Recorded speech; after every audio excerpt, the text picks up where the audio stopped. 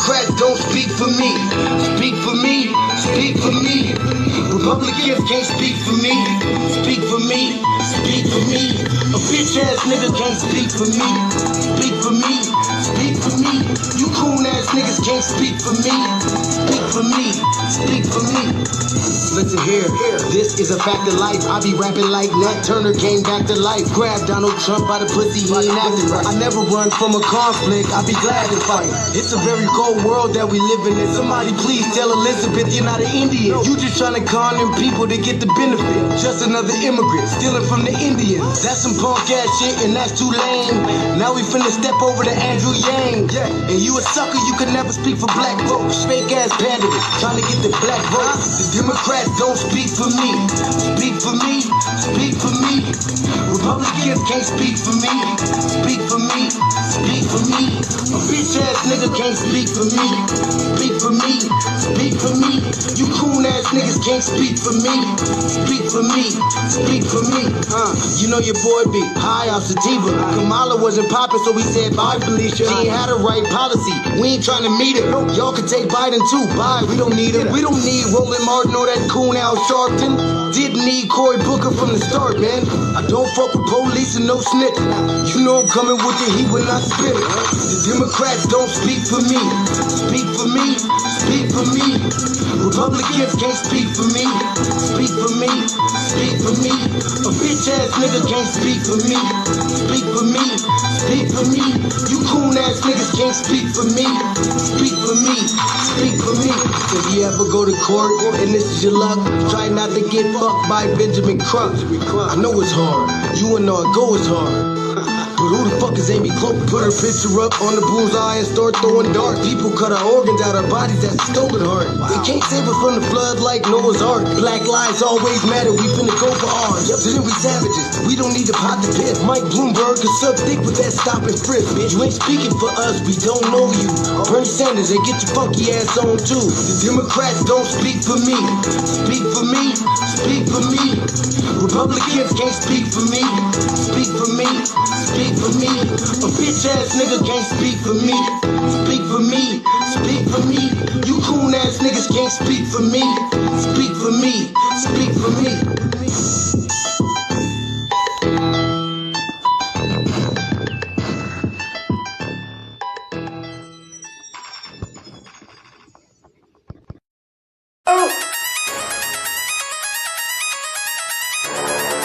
I'm talking about shout it going crazy.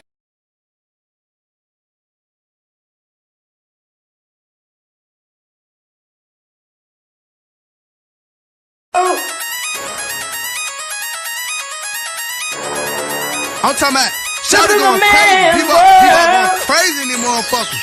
Run that shit back, man. But it's nothing. Nothing. Got a woman on the bed.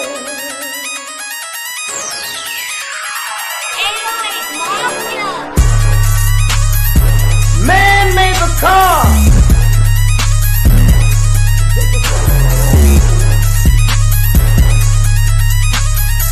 Man made the train to carry the heavy load.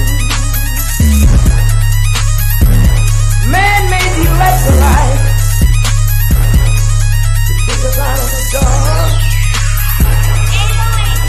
Man made the boat for the water like the 7-no-meter. Man thinks about a little bit of baby girl and a baby boy. And man makes them happy because man makes them joy. But after man make everything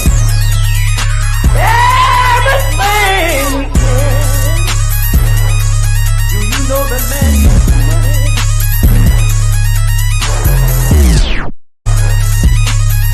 To buy from other men. This is a man's world. But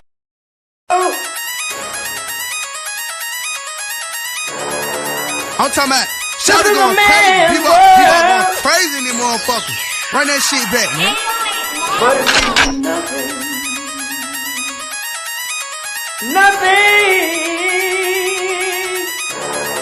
without a woman all day.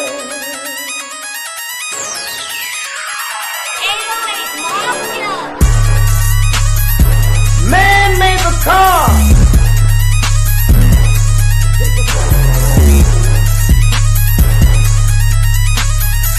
Man made the train to carry the heavy load. Man made the electrolyte to take us out of the dark. Man made the boat for the water. Like the seven no meter. Man thinks about a little bit of baby girl and a baby boy. And man makes them happy because man makes them strong. But after man make everything we can, do you know that man makes money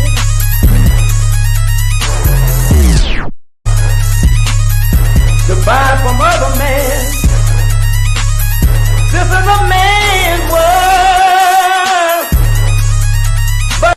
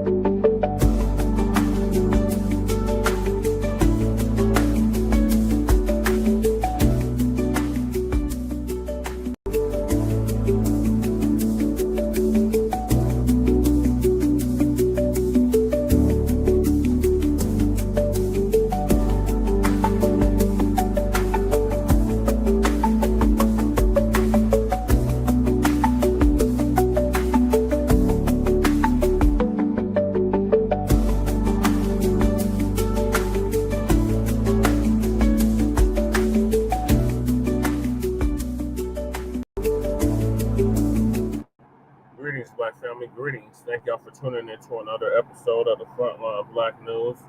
I'm your host, Chain Chroma, aka Jesse Paris.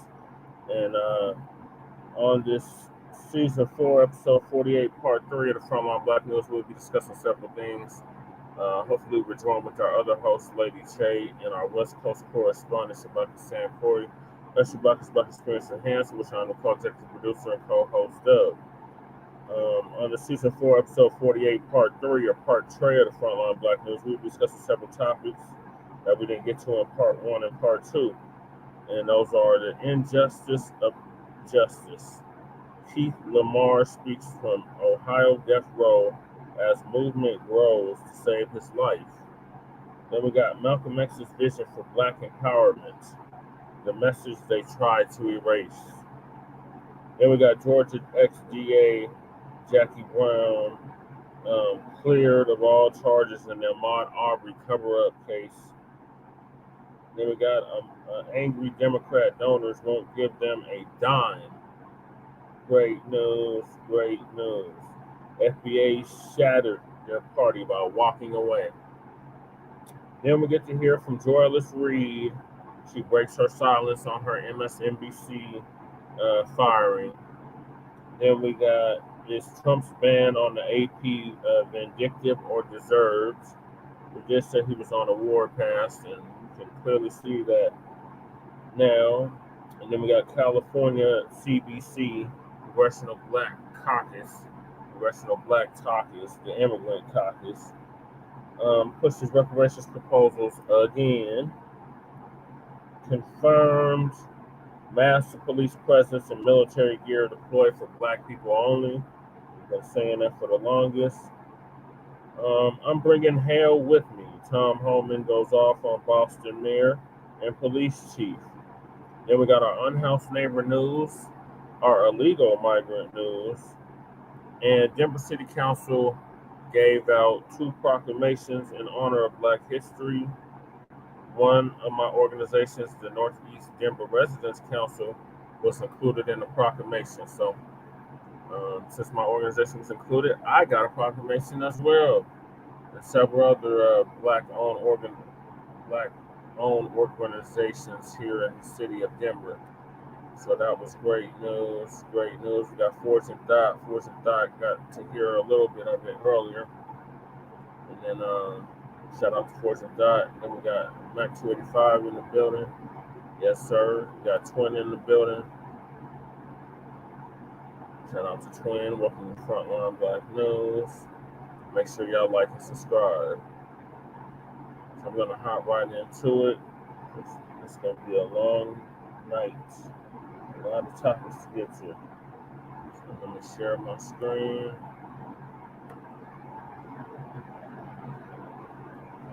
Hop right into it. So the first topic is gonna come from Democracy Now!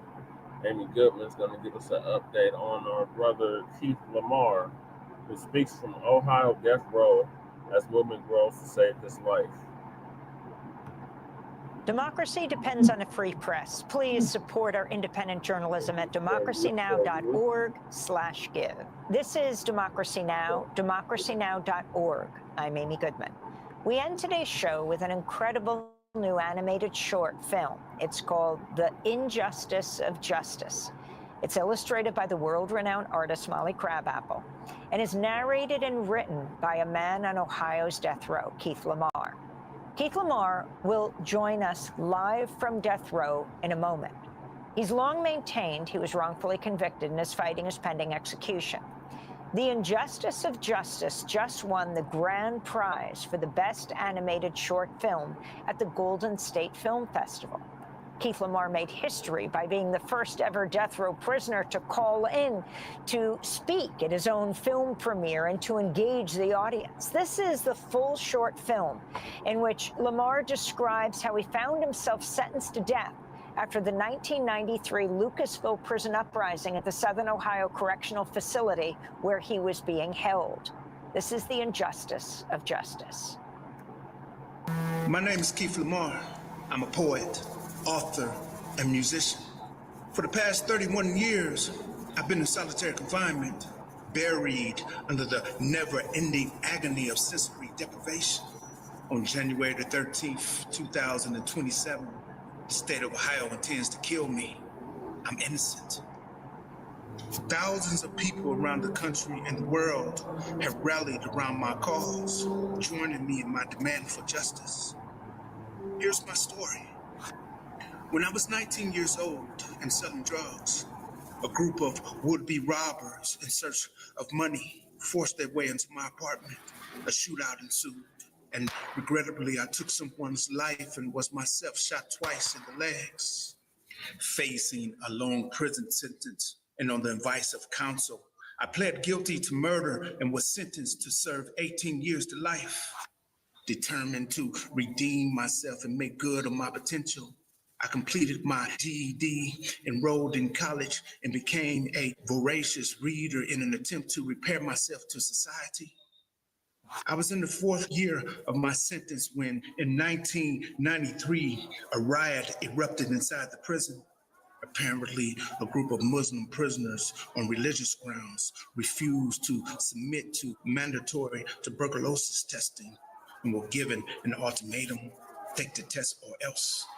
Amid rumors of a forced inoculation, the Muslims took over the prison in protest, releasing some 400 prisoners from their cells and setting into motion an 11-day standoff that would ultimately claim the lives of one guard and 9 prisoners. I was on the recreation yard when it all began. A guard came running out of the building with blood streaming down his face, followed by a masked prisoner who was carrying a weapon and yelling, "We taking over." Against my better judgment, I went inside to check on my personal belongings. A fatal mistake. It was complete chaos. When I made it to my assigned location, I discovered that it was being used as a holding area for hostages, both guards and prisoners. I was thereafter approached by a masked prisoner who gave me the option to either participate or leave. I chose to leave. Hundreds Those of us guys, gathered Arbery. on the yard, waiting as the National Guard and Highway Patrol took up watch outside the perimeter fence. Later, when dead bodies were dumped into the yard, they stood by and did nothing. It was as if I was trapped inside a nightmare. Around 2 a.m. the following morning, we were rounded up and herded into the gymnasium, where we were stripped naked and then violently forced in random groups of 10 into cells meant for one person. Stressed and stretched to the limit, a fight broke out over food. Tragically, I stood back and watched as a man named Dennis Weaver was held down by 3 prisoners and choked to death. It was a cowardly thing to do, and I can now see and admit that. But at the time, I was worried about my own life. When I was later questioned by authorities, I claimed to have been asleep. It was my way of telling them that I didn't want to be involved. But it was too late. Because I had gone into the hostage area without wearing a mask, my name would be mentioned among a vast array of potential suspects. Even though the state concedes that I was never affiliated with any of the gangs said to have presided over the riot, the fact that I was already serving time for murder would play a big part in their decision to indict me. Ultimately, I was charged with 9 counts of aggravated murder. I couldn't believe it. Mind you, it was never expected that I would actually demand a trial. He copped out once, he'll cop out again, was the prevailing belief. In fact, no sooner than I was indicted, I was offered a deal. Plead guilty and we'll run the time concurrent with the time you're already serving. In other words, I would have gotten off easier had I actually killed someone. But why me? Why was I singled out for this undeserved retribution? It's a good question, one that I've spent the better part of 3 decades trying to explain. Here's what I can tell you. When the riot came to an end, overzealous officials rushed into the prison without first securing the massive crime scene, rendering inadmissible some 22,000 pieces of evidence. So there was absolutely no evidence to link anyone to crimes. This meant the state had to rely solely on the uncorroborated testimony of jailhouse informants, the most unreliable witnesses of all. What to do? Well, the first thing the state did was enlist the help and expertise of the Hamilton County Prosecutor's Office. This was not a random selection. Hamilton County has the dubious distinction of convicting and executing more than half of all death row prisoners in the United States. And how have they been so successful? The answer is simple and deadly. Through the impaneling of all-white juries, the use of paid jailhouse informants, and the intentional withholding of exculpatory evidence. I have now in my possession the statement of an actual perpetrator who admitted to murdering someone for whom I was sentenced to death. And this is only the tip of the iceberg. They withheld so much more. It's over 3 decades later now, and I'm still in solitary confinement, being tortured because I refused to plead guilty to something I didn't do. I'm innocent. Look, we kid ourselves when we speak of justice. Until we have a process that holds everyone equally accountable for their actions, this system will remain what it has always been, a punishment system. And as we all know, those who don't have the capital get the punishment. That's the new award-winning short film, The Injustice of Justice, illustrated by the world-renowned artist Molly Crabapple, narrated and written by Keith LaMar, who's fighting to raise awareness about his case and death row. He faces execution January of 2027. The film, The Injustice of Justice, just won the grand prize for the best animated short film at the Golden State Film Festival. Keith LaMar has been held in prison for 36 years, 32 years in solitary confinement, 30 years on death row. His self-published memoir is Condemned, the whole story. He's joining us now live from death row. at Ohio State Penitentiary. Welcome to Democracy Now!, Keith LaMar. How are you? It's such an honor and pleasure. I can tell you, not just speaking for myself, but for so many people who are inside. We, have been listening to you for decades, and so it's quite an honor. Quite an honor. Thanks so much. Can you talk about the making of this film, explaining your case and what you're hoping to accomplish right now? You have made this film, you do live concerts that are performed around the world remarkably, where you're joining from death row. You have book clubs where your own book is read, but where you also lead in discussion of other books as well with high schools and other places. Talk about your message, Keith. Well, I from the very beginning, just wanted to stand on my innocence. It was never really a matter of me not wanting to speak out, to stand up for myself. That was the whole point of me demanding a trial.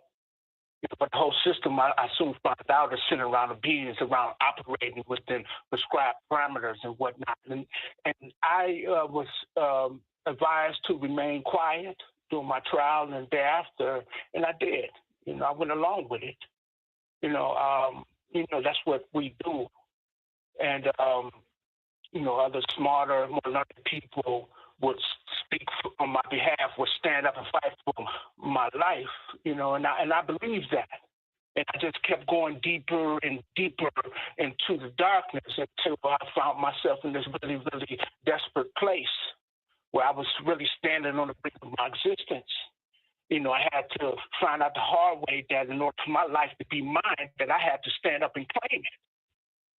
So that was really the thing that was the catalyst that pushed me to start speaking up and reaching to utilize my own agency. And all of these things that you just mentioned is a product of that general thrust, that thing that just coming to the conclusion that if I don't stand up right now, then I might lose my life. And so that was the thing that kind of started the movie. I first started, I wrote the book that you mentioned, Condemned, and that was over 200 pages. And not long after that, a dear friend of mine, Lloyd Swain, and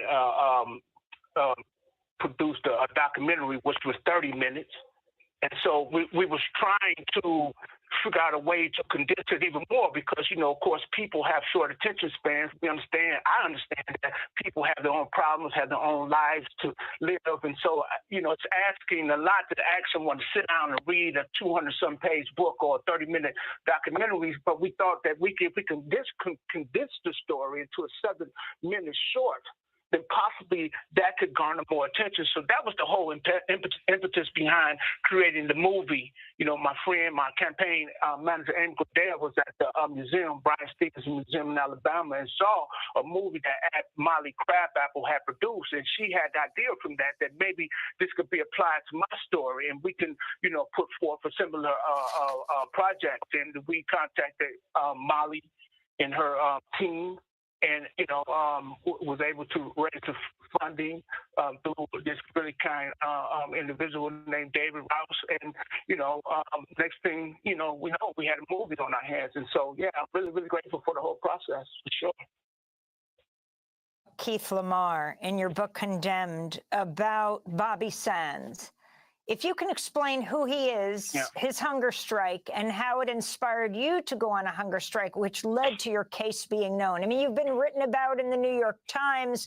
You have jazz greats playing with you, supporting your cause. Yeah, one of my friends who I think you might know, named Stoughton Lynn, was a famous historian, social activist. He, in the beginning, when I was first sentenced to death row, he somehow found his way into my life. And he sent me that book by Bobby Sands, Nothing But an Unfinished Song, written by Dennis O'Hearn, who has since become a very close friend of mine. He sent me that book. And as I was reading it, it felt as if I was being sent a message. know, I had been pleading with these people. It's going on 18 years. And a civil suit was 8 years, all to no avail. And, you know, I was reading this book, and it was almost a last-ditch effort before I was about to give up.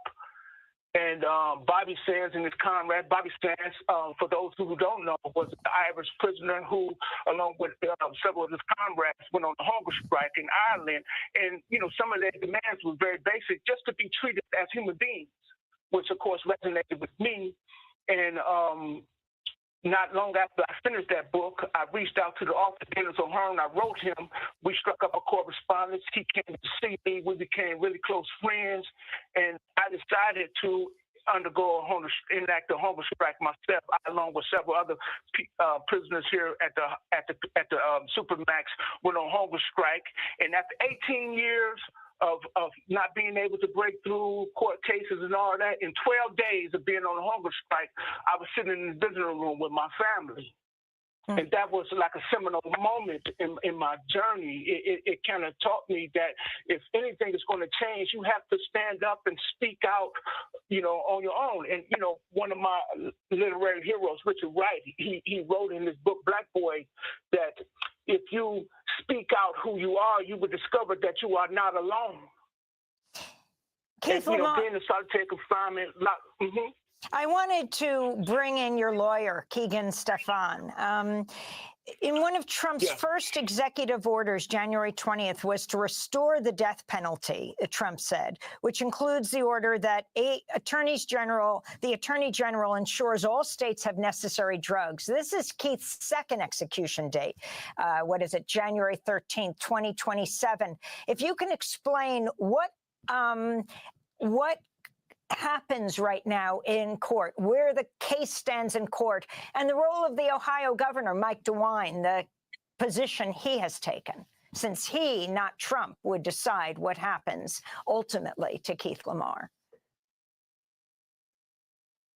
Yes. Hi, Amy, and thanks for elevating Keith's case. You know, Keith, unfortunately, exhausted his direct appeals long ago. The state courts and federal courts looked at his trial and determined incorrectly that there were no constitutional deficiencies and upheld his conviction and his death sentence. I do think that any fair-minded jurist looking at his trial now would deem it unconstitutional and overturn his convictions. Unfortunately, the only way back into court is to find newly discovered evidence. So me and a team of attorneys have been reviewing all the records in his case and talking to witnesses for the last 2 years, trying to turn up newly discovered evidence. We have discovered a lot of new evidence supporting Keith's innocence. You know, I started as a skeptic. I'm a prison abolitionist, definitely an abolitionist of the death penalty. It doesn't matter to me if he's guilty, he shouldn't be put to death. But I can tell you, after looking at the record, talking to witnesses, there is no doubt in my mind that he is actually innocent. And we are working to put together a motion based on the new evidence to get back into court so that we can prove his innocence before his execution date. Unfortunately, you know, there is very little justice in the justice system, as Keith has noted. So it's going to take much more than just litigation. We need a mass movements of people, you know, speaking out, acting out, and pushing the governor to pause his execution once again while we litigate. Let me give the last word to Keith LaMar. Keith, you're scheduled to die January 13th, 2027, second execution date. First was for lack of drugs to inject into you. Your final message as what is it? May 31st, they're expected to have a concert at Joe's Pub here. It's your 56th birthday then. Yes, that's right. You know, I've been living under the threat of death, as you noted at the outset, for over 3 decades. So it's not dying. You know, I've already made peace with the fact that I'm going to die at some point and someday. All of us are. But the thing that really drives me is I'm here. How can I live? You know, you reference all the things that I've accomplished since being on death row, and all those things come from a desire just to live because I'm alive.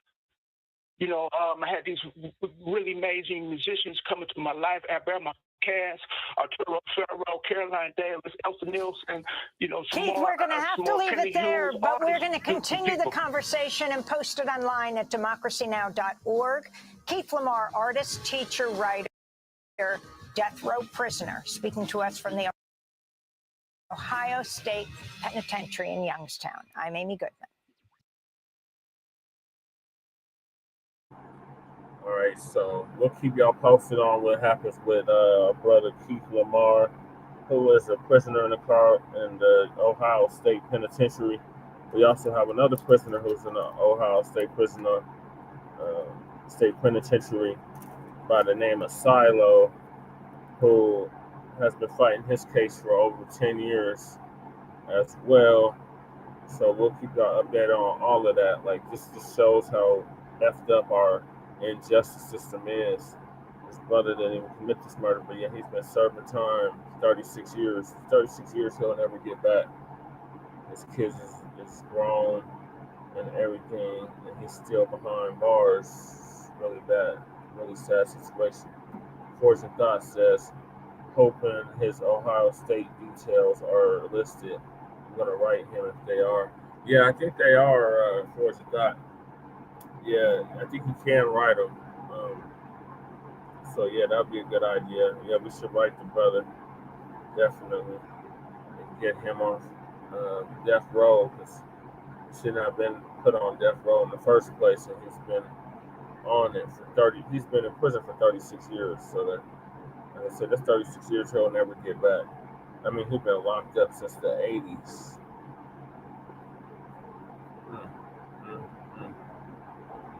So hopefully the Innocent Project is in on this, and they can get him out immediately. All right, moving along, since it is Black History Month, even though Black History is 365 days a year, 366 in a leap year. I'm gonna play this clip from Malcolm X vision for Black empowerment, the message they tried to erase.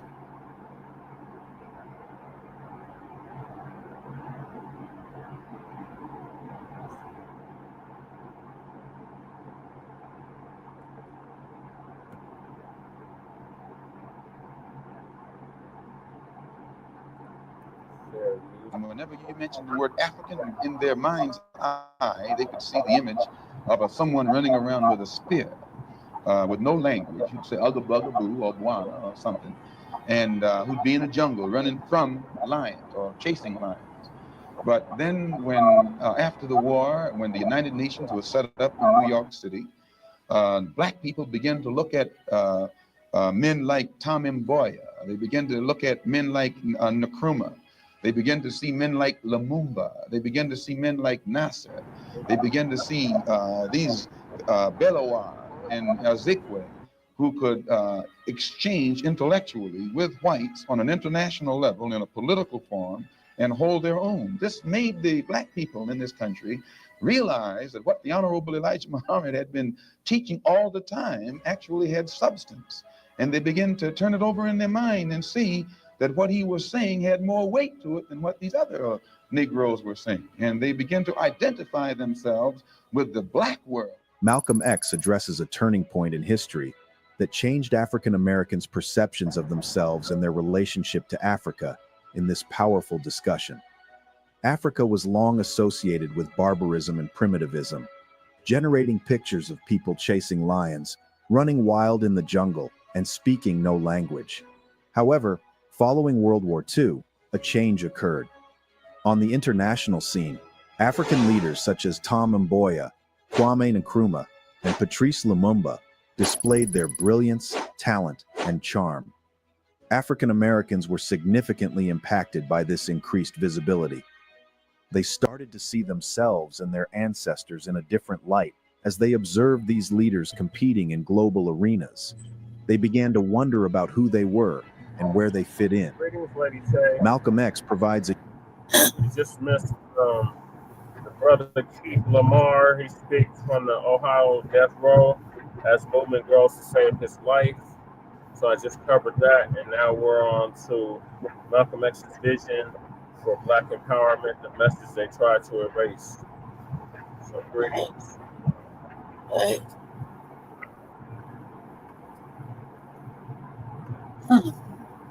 A unique perspective on the complicated relationships at work with his observations on this specific moment in time. He discusses the significance of this change and its current implications for African Americans in this video. I'm not familiar with the Freedom Now Party. I'm not too familiar with politics, period. Only that in the sense that white politicians have usually been very hypocritical where the so-called Negroes are concerned.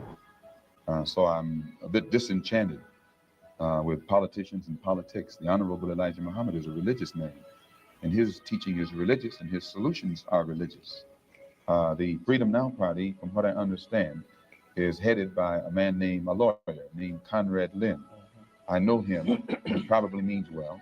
Before passing an opinion on what it is he's trying to do, I would like to analyze it and see who's subsidizing him, see who his friends are, especially who his white friends are. And after a careful analysis, if I could conclude that there was no white support, I would be inclined to have confidence in him. But if I saw him leaning too heavily upon his white liberal friends for support, then I'd be suspicious of that too. The Muslims, in my opinion, represent an all-black party. And the Honorable Elijah Muhammad pointed out at before 10,000 in Philadelphia on September the 29th at a rally that we were having, that in 1964, the black people should band together and do something about selecting and electing representatives, black representatives, politically, who have the rights and the best interests of the black people at heart. And that we should also unite together and sweep out of office all of the black political puppets who are used by the white power structure to continue white supremacy in our communities. In that regard, would you include Congressman Dawson, for example, from Chicago, and some of the people who represent him on the Chicago City Council? In what regard? In the area of acting as a puppet. I don't know what Mr. Muhammad's opinion is of Congressman Dawson. They both live right there in the city of Chicago together. I don't know what his opinion is of Congressman Dawson.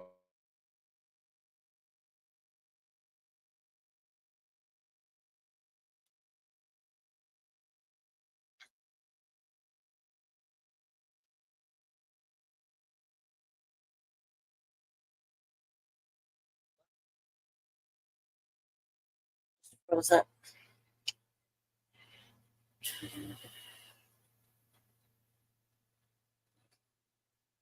He must have froze up. He's at his house today. Guess we'll just wait here a second or two.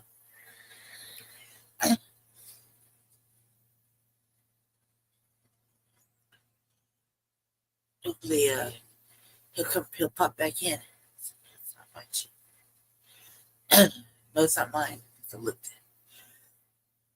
Well, yeah, it's Monday, almost Tuesday. I didn't do anything today.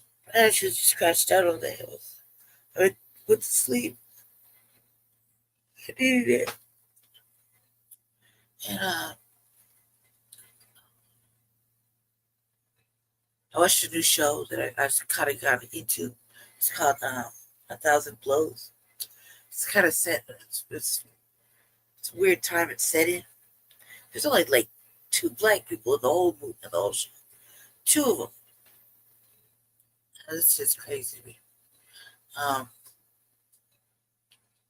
think they're the star of the shows, though. I think they're the star. Sorry, I got disconnected. I'm back. Okay. Yeah, it's so cold out here. Man, it actually was warm today. So. Yeah. Structure to continue white supremacy in our communities. Yeah. Well, it's kind of 50 degrees right now.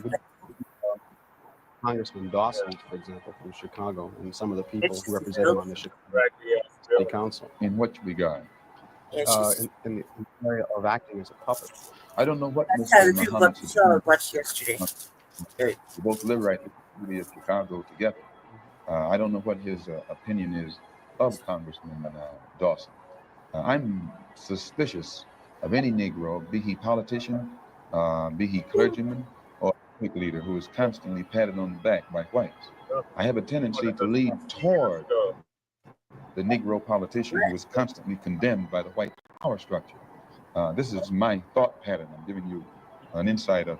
Now, I'm wondering if you didn't make a contradictory statement in Muslim terms by using white and friend in the same phrase. That is I to use say, friend in quotes.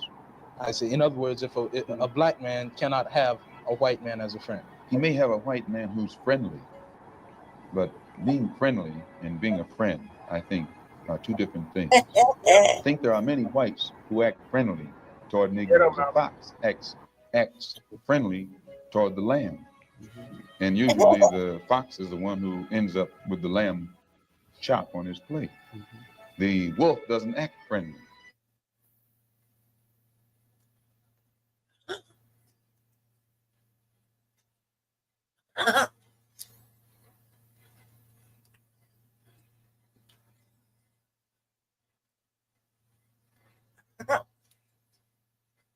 He said they could be friendly.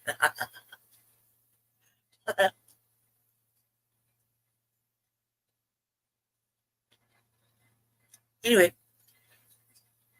so it's they're like bare knuckle boxers, and the black dudes are from Jamaica, but they seem to be led around by some white lady that's kind of, I don't know, a thief. She's kind of roguish, and one of them seems to be like fascinated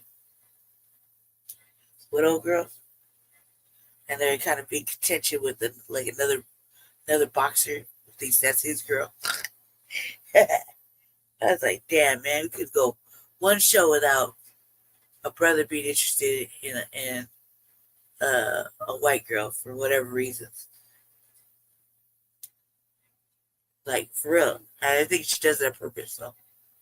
I was like, man, this shit. Not too many boxing scenes, though, for it being about that. Not too many. A lot of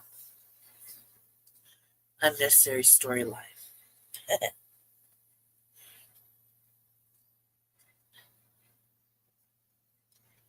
Since when this dude is allegedly trying to come from Jamaica, he's trying to be a lion tamer, but nowhere in the show so far in 6 episodes is he taming any motherfucking lions. Go ahead, Jesse. All right, thanks for holding it down, Lady Che. We're having technical difficulties with the internet. Shabaka will be joining us in about 10 minutes, y'all. I think there are many whites who act friendly toward Negroes. A fox acts friendly toward the lamb. And usually the fox is the one who ends up with the lamb chop on his plate. The wolf doesn't act friendly, and therefore the wolf has more difficulty in getting the lamb chop in his plate. I say that because it is usually if you study the structure of the Negro community, economically, politically, civically, psychologically, and otherwise, it's controlled by the white liberal, who usually poses as the friend of the Negro, who actually differs from the white conservative in the same way that the fox differs from the wolf. Their appetite is the same. Their motives are the same. It's only their mannerisms and methods that differ. First time I met Herbert Hill personally was when they were picketing to stop the working on the Harlem Hospital in Harlem. Negroes for 10 years had to fight the city to get an annex built on the Harlem Hospital. Because in Harlem, we need a hospital more so than anything else. Our people are sick. Plus, we do a lot of cutting and shooting of each other, though we profess to be nonviolent. And Herbert Hill brought his forces out and stopped the working on that site. This is the first time I ever saw him. Then when work was brought to a halt on a hospital in Harlem, the same Negroes tried to stop the work at the Downstate Medical Center in Brooklyn, which is predominantly white. They were out there for 3 months during the summer, couldn't stop anything. And I never saw Herbert Hill out there one time. Now, whenever it takes a stoppage of something that's going to affect the white man, you find the white liberal absent. But when it involves something that primarily will affect the best interests of black people and black people only, then that white liberal is present. Herbert Hill is the labor secretary for the NAACP. And if he was interested in black people, he would prepare a black man with the type of knowledge and understanding of the labor troubles involving black people that would enable a black man to sit in the same position as Secretary of Labor or Labor Secretary in the NAACP. I'm suspicious of whites who join Negroes and always have to be in the lead, who always have to be the head, who always have to be at the top in Negro organizations. Those whites who really have the interest of blacks at heart, let them give some advice to some Negroes and stand on the sideline. But don't join the organization and then get at the head of it and pose as a friend of Negroes. Today, you could point to a large number of Negro leaders who have consistently betrayed Negroes in a whole host of areas. They aren't really Negro leaders. These are puppets that have been put in front of the Negro community by white liberals.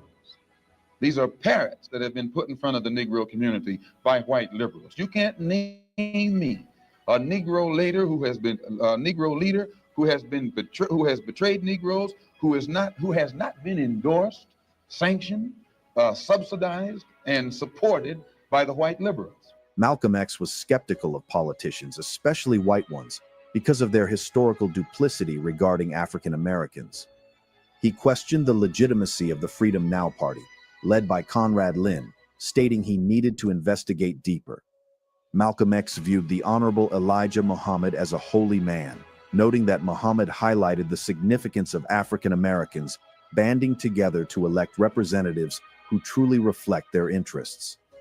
He also emphasized the complexity of interracial relationships, stating that he was wary of whites who joined African American organizations and insisted on holding leadership roles.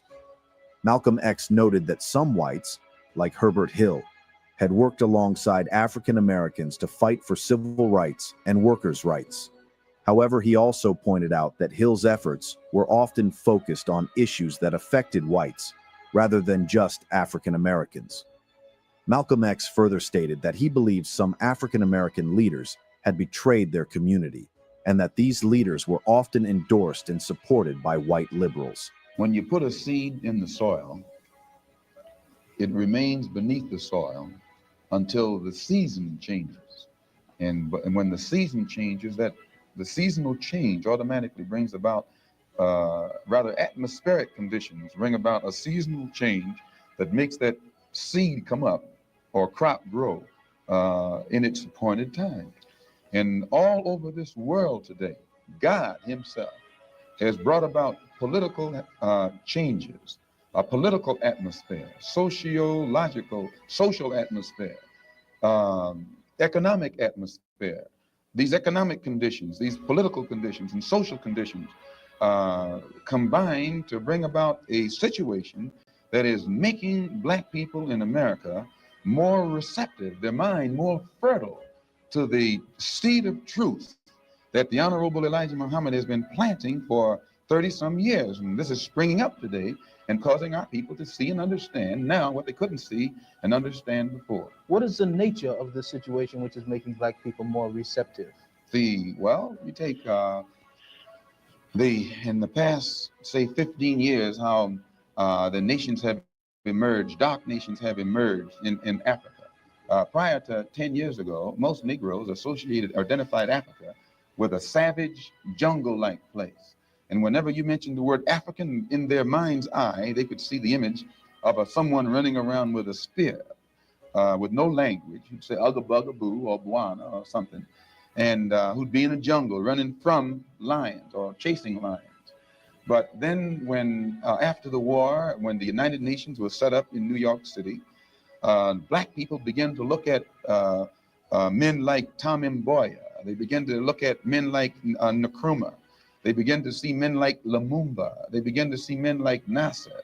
They began to see these Belawa and Azikwe, who could exchange intellectually with whites on an international level in a political forum and hold their own. This made the black people in this country realize that what the Honorable Elijah Muhammad had been teaching all the time actually had substance.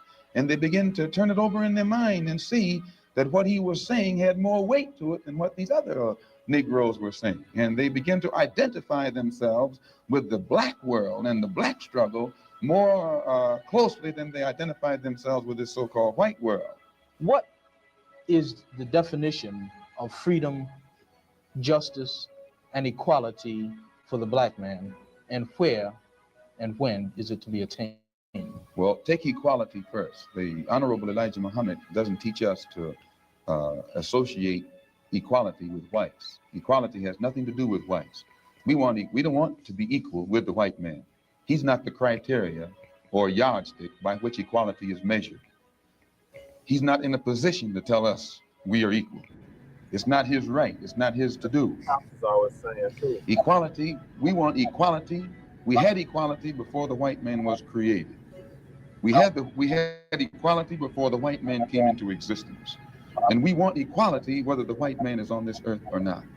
Equality means the opportunity to develop all of our dormant potential, all of our dormant capability.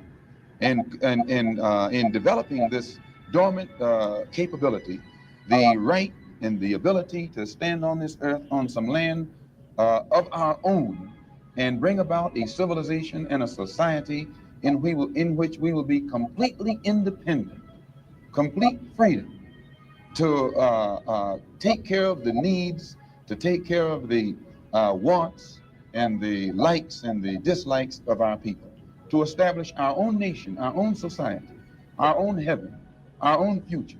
This is what we mean by freedom, by equality. And justice means as you sow, so shall you reap. If you do wrong, you'll get wrong in return. And if you do right, you'll get right in return. When you're in your own nation, in your own land, you're in a position to get justice. But when you're in another man's country, in another man's land, under another man's flag, and under another man's government, and under another man's court system, you have to look to that other man for justice, and you'll never get it. And Negroes in this country probably are authorities on that. And all of the world powers got together, the white world powers, I should say, got together and helped all of these white Jews to establish a separate state in the heart of dark-skinned people's territory. And if white people can get together and let other whites, help other whites to establish an independent nation right in the midst of dark-skinned people, and then we don't see where white people should be so much against the Honorable Elijah Muhammad's solution, not of setting up an independent dark nation in a white people's property, but he's asking the opportunity to set up an independent nation on our own country. Let us leave America and go back home among our own people on our own land and set up our own independent society. But all he says is that this government, which made us slaves, should supply the transportation for us to get back home and give us all of the machinery and the tools necessary for us to till the soil and establish our own agricultural system to feed and clothe our people, our own economy, and in some way become an independent people among our own people on our own continent. This is intelligent, and Zionists should never criticize us. Malcolm X discussed the complexity of racial politics in America, expressing doubts about politicians, particularly white ones, because of their historical duplicity toward African Americans. He questioned the legitimacy of Conrad Lynn's Freedom Now party, highlighting the importance of investigating the party's support and ties, particularly its relationships with white supporters. He regarded the Honorable Elijah Muhammad as a religious leader who focused on unifying African Americans to elect leaders who truly reflected their interests. This, he argued, was critical to bringing about significant change. Muhammad's speech underlined the significance of African Americans taking charge of their fate rather than relying on outside forces. Malcolm X expressed concern about whites joining African American organizations only to take on leadership roles. This, he believed, exemplified the same patriarchal attitudes that had long afflicted African American communities. He maintained that true allies would offer assistance without attempting to dominate or control. Malcolm X also recognized the efforts of people like Herbert Hill, who worked with African Americans to fight for civil and labor rights. However, he pointed out that Hill's efforts frequently concentrated on issues that affected whites rather than African Americans. This, according to Malcolm X, pointed out the need for African Americans to identify and prioritize their own goals. Malcolm showed concerns about African American leaders who, he felt, had betrayed their community. He contended that these leaders frequently obtained endorsements and backing from white liberals, which simply helped to reinforce the current power dynamics. Malcolm X's statements emphasized the necessity for African Americans to question their leaders and demand meaningful representation. Malcolm X advocated the value of self-determination and independence among African Americans. He contended that freedom, justice, and equality could only be realized if African Americans had authority over their land, institutions, and destiny. This, he believed, was the key to achieving true empowerment and self-reliance. Malcolm X's vision for African American freedom was one of self-reliance and autonomy, rather than dependency on outside forces. Malcolm X also identified connections between the African American battle for independence and the Zionist movement. He remarked that Zionists acknowledged the necessity for a distinct state to achieve justice and independence, and advocated that African Americans should have the same opportunity. How do you think Malcolm X's message of self-empowerment and independence for African Americans remains relevant today? Please drop your thoughts in the comments below, share this video, and hit your thumbs on the like button. Thanks for watching. Don't forget to subscribe. Yes, that's fine.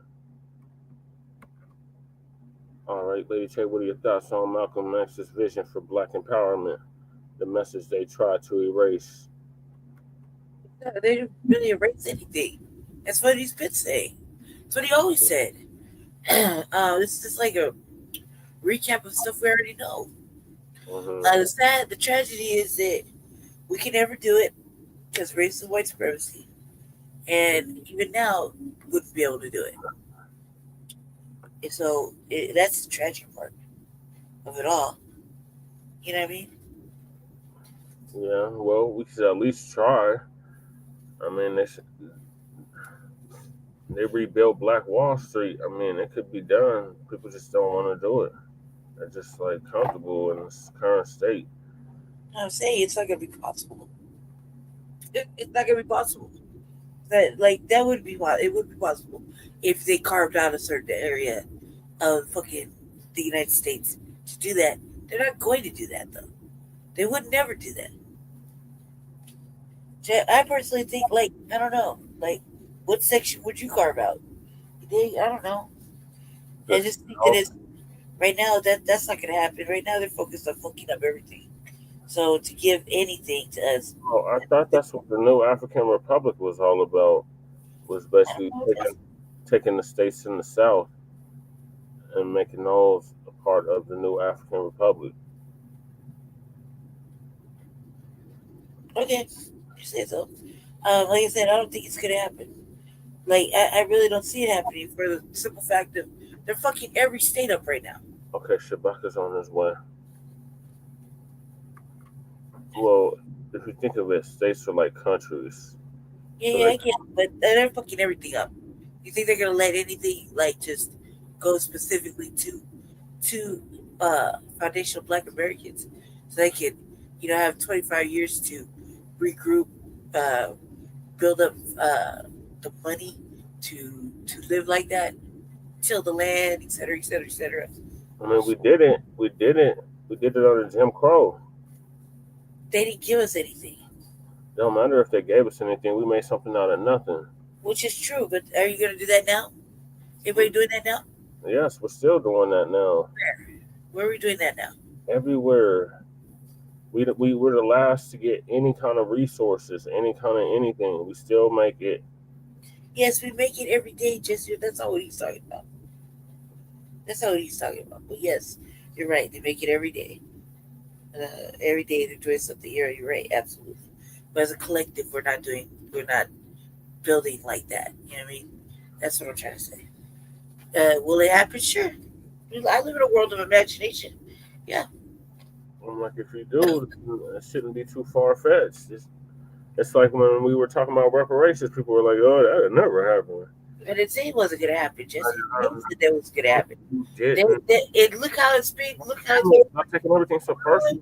Wait. Look how it's being so tore apart, picked that. They put their shit up there. They put the shit that we wanted up. You see what I'm saying? So they'll put their shit up there before they'll look at the stuff we've been working on. You know? Yeah, especially these damn Democrats. Right. And nothing smartest about them too. Yeah, so that's what I'm saying. That's all I'm saying. All right, I thought the message was very empowering. I did too. That's What good. we saying, like we chased that for the longest. So it was basically a refresher course on what we had already learned and already knew about. Yeah. Nonetheless, there's some people that got to hear it, I guess. Yeah. I mean, you live by those standards. Standards. It's not like a. Dude, I saw a picture of I'm topic. I saw a picture of Joy Reid crying. Oh, we about to get to her.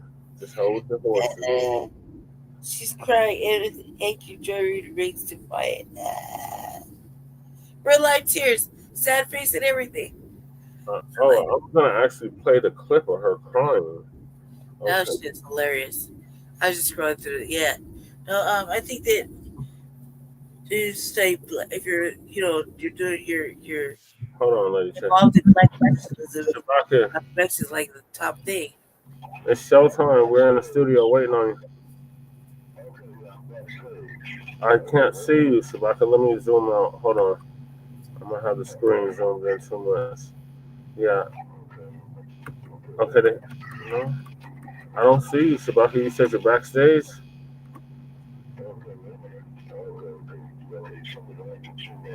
Yep. I think Ray, you say African American because back then they didn't have the nuance that we got now. They weren't even African American. Didn't come around till 88. Yeah, so they have like the foundational part. Okay.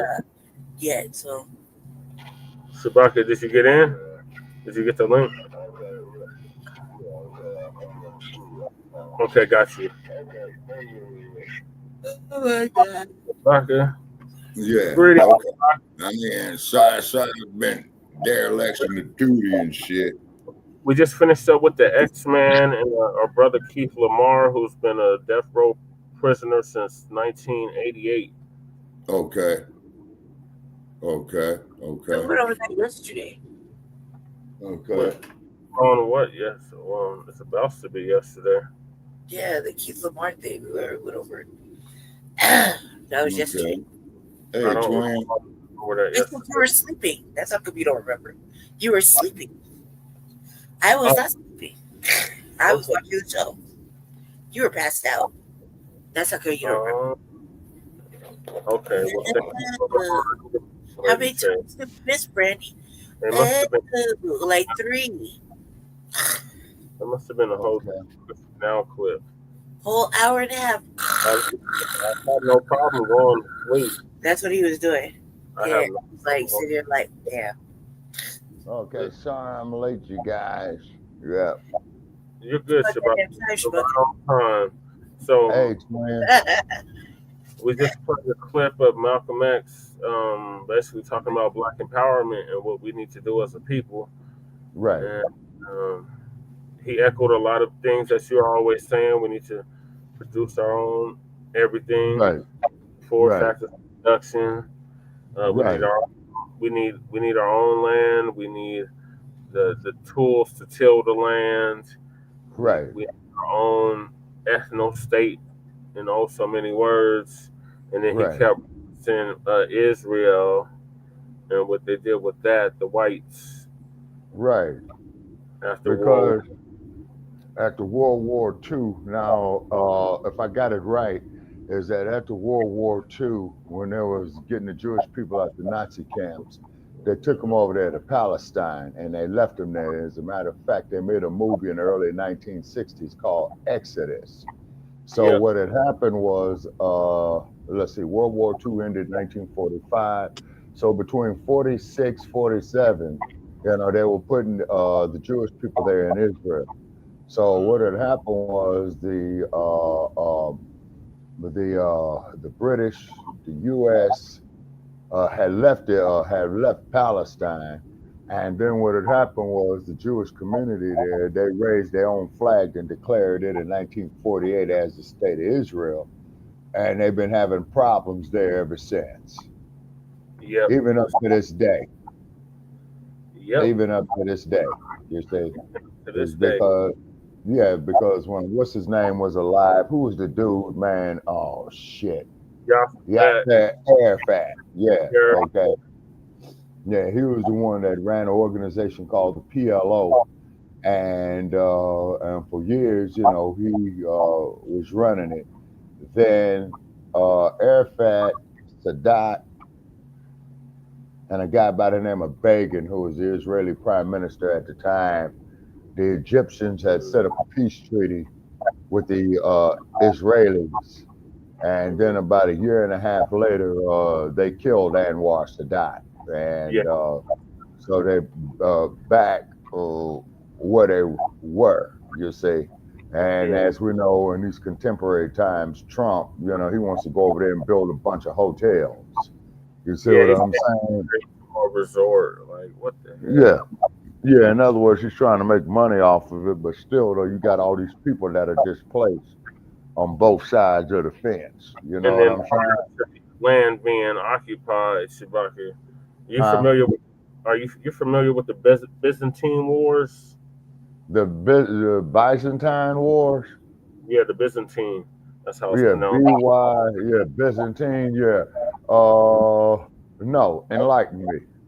So during the Byzantine Wars, the Kushites and the Phoenicians occupied that land for hundreds, if not thousands, of years, and then the Ottoman Empire came in during the Byzantine Wars and stole that land from them, the Kushites and the Philistines. If history serves me correct. So they're occupying land that was already being occupied prior to their arrival, the so-called Palestinians.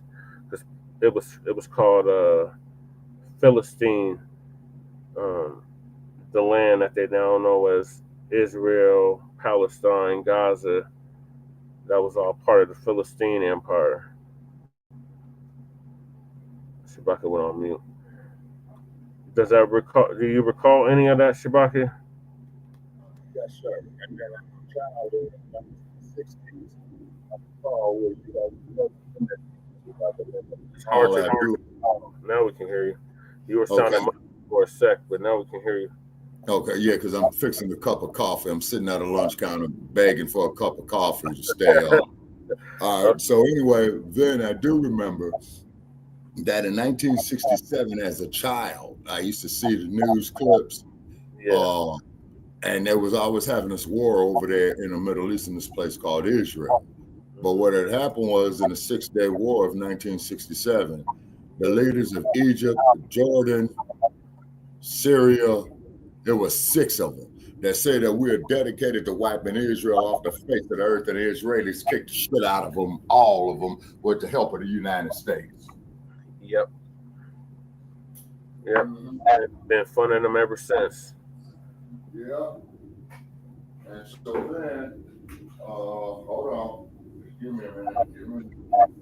Then you had Desert Storm in 91. Is that the U.S. had backed Israel, right? This is what pissed off Yasser Arafat. Okay. Yeah. Go ahead. And then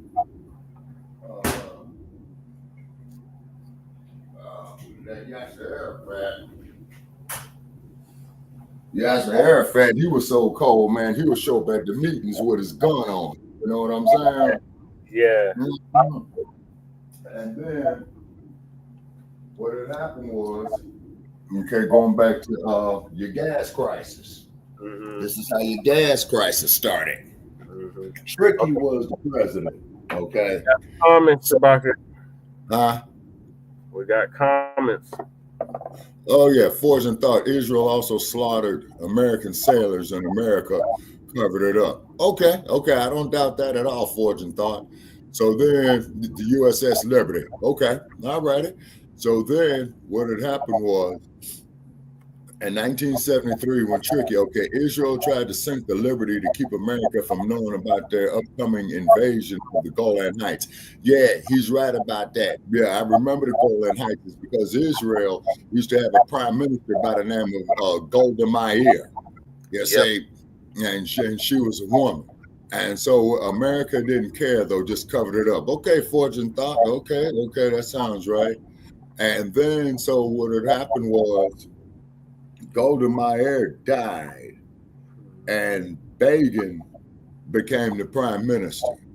Okay, so then in 1973, the United Arab Emirates, Egypt, they all got together and said that we're going to wipe Israel off the face of the earth. Richard Nixon, who was the president at the time, said that he's backing the Israelis. And the Arabs told Nixon, well, if you do that, man, we're going to fuck your oil prices. Nixon said they wouldn't dare. So then they did, and then I'll never forget where they had daylight savings time in the winter of 73 going into 74 to save energy. Motherfuckers was upset because the price of gas had went from 25 cents a gallon to $1. Then what had happened is that Anwar Sadat's brother had got killed in the war, in the Yom Kippur War, as they call it. This is 1973, October. So then he lost his brother. Then he had started negotiations with the Israelis that took about 5-6 years, you see. Well, then they started making these cars to be more fuel efficient, and this is why he's still living to this day. This is why you got the damn price of gas at $4, $5 a gallon in some places. Back then, the damn gas was only like 56 cents a gallon, and then when they raised it up to $1.25, people was raising hell, just to show you about inflation. So then after that, that's when the Vietnam conflict had started winding down. And then they declared the Vietnam conflict officially over April 30th, 1975. Now, keep in mind, in heavyweight boxing at this time in history, you guys, there was some loudmouth dude from Louisville talking about he whooping everybody's ass.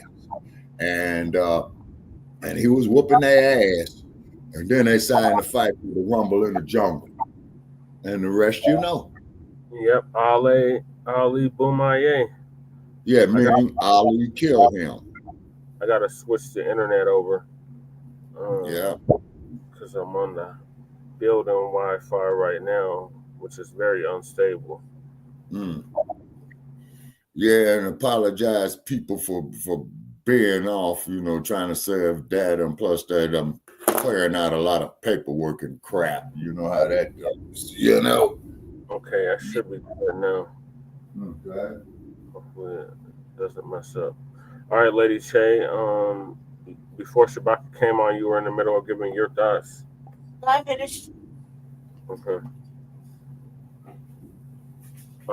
Fortune Thought said I panicked. Yeah. Hey, where's crew at? Crew's want to argue with the crew? He's in here. No, good. Oh man, that's gonna be. I'll just go. Fortune Thought says, shit, the week I got my license is the week gas hit $2 a gallon. If we only knew. Yeah, Fortune Thought, yeah, people was in the gas lines. You remember the gas lines, Fortune Thought, where people was having rumbles in the gas lines and shit. Shit was crazy as hell, man. Yeah, I think he's just barely old enough to remember that. Remember, we're all young about here. Okay, I'm right. Okay, he said he got his license the week gas at damn Fortune Thought. You an old motherfucker like me. You got your license before I did. I got mine way back in 75. Hey, crew, What's happening? South Side. What's going on? Outside and Other side. Yep. Okay. So therefore, another thing too that you have to remember is that this here started what they had called the energy crisis, right? And I think Carter was the wait a minute.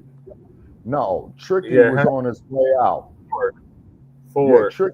Yeah, Tricky was on his way out. And then wait a minute. No, Ford was the president at this wait a minute. Tricky resigned in 1974. Okay. And then Ford became the president. So then Anwar Sadat had lost his brother in the Yom Kippur War of 1973. And then that's when he started to have the negotiations with the Israelis. You see what I mean? Okay. And that pissed off Muammar Gaddafi. I know that. Muammar Gaddafi was mad as hell about that. All right. Thank you for sharing the history, Shabaka. I got to move us to the next topic. Okay, Lisa Cabrera. Lisa, she's going to give us an update on the Georgia ex-DA, Jackie Brown, who was cleared of all charges in the Ahmaud Arbery cover-up case. Oh, man. She was the district attorney at the time, the McMichaels, and their Murdered friend him. murdered him. Mm-hmm. And then the cold part about it is that there was a Panther brother, man, who showed the clip. But at least our man there, Ahmaud, you know, he did go out like a soldier, man, because he did fight with them bastards. And then they met him. And the cold part about it is those bastards have went there and videotaped that shit. And what it is with them videotaping it, right? Okay, it was the public display of buck breaking. Okay, forging thoughts as a big part of the Middle East turmoil is Israel wanted to keep a monopoly on nuclear power in the region. That all started during Kennedy. Oh, okay. I didn't know that, Fortune thought. I just learned something. Yeah. I just learned something. And you want to know something, Fortune thought, just to prove your point, during Kennedy's time is when they started making the James Bond series, man, in 1962, which was the first Bond movie called Dr. No, and that's what it was about. Nuclear power or atomic power at that time. Yep. Mm-hmm. And I believe that there's the birth of what they would call the Cold War. Yeah, crew. Yeah, we're talking about the Cold War, crew. Now, that's before my time, and I know it's before your time, crew. Yeah. All right, so Lisa going to give us an update on this. Okay. Oh, it was the friend that was recording this, Shabaka. Huh? The McMichael's friend, he had recorded it. Oh, yeah, see, and what I'm glad you brought that recording up, is because what he was doing was high-tech buck breaking, and what I mean by that is that they would have a public display of when they would kill a slave, castrate a slave, and what have you, except he did it with the video recording. You see what I mean? Yeah. So the DA that was responsible for trying to get them off just got off. Okay, so the district attorney who was trying to get them off, he got charged with a case, and he's saying that he beat the rap, right? She, her name Jackie Brown, and yes. Damn. So give us an update. She literally obstructed the police from arresting them, and therefore they were free for about 3 days. That was in charge back during 2020 when Ahmaud Arbery was straight up murdered out there in Brunswick, Georgia. Yeah. She has been cleared of all charges.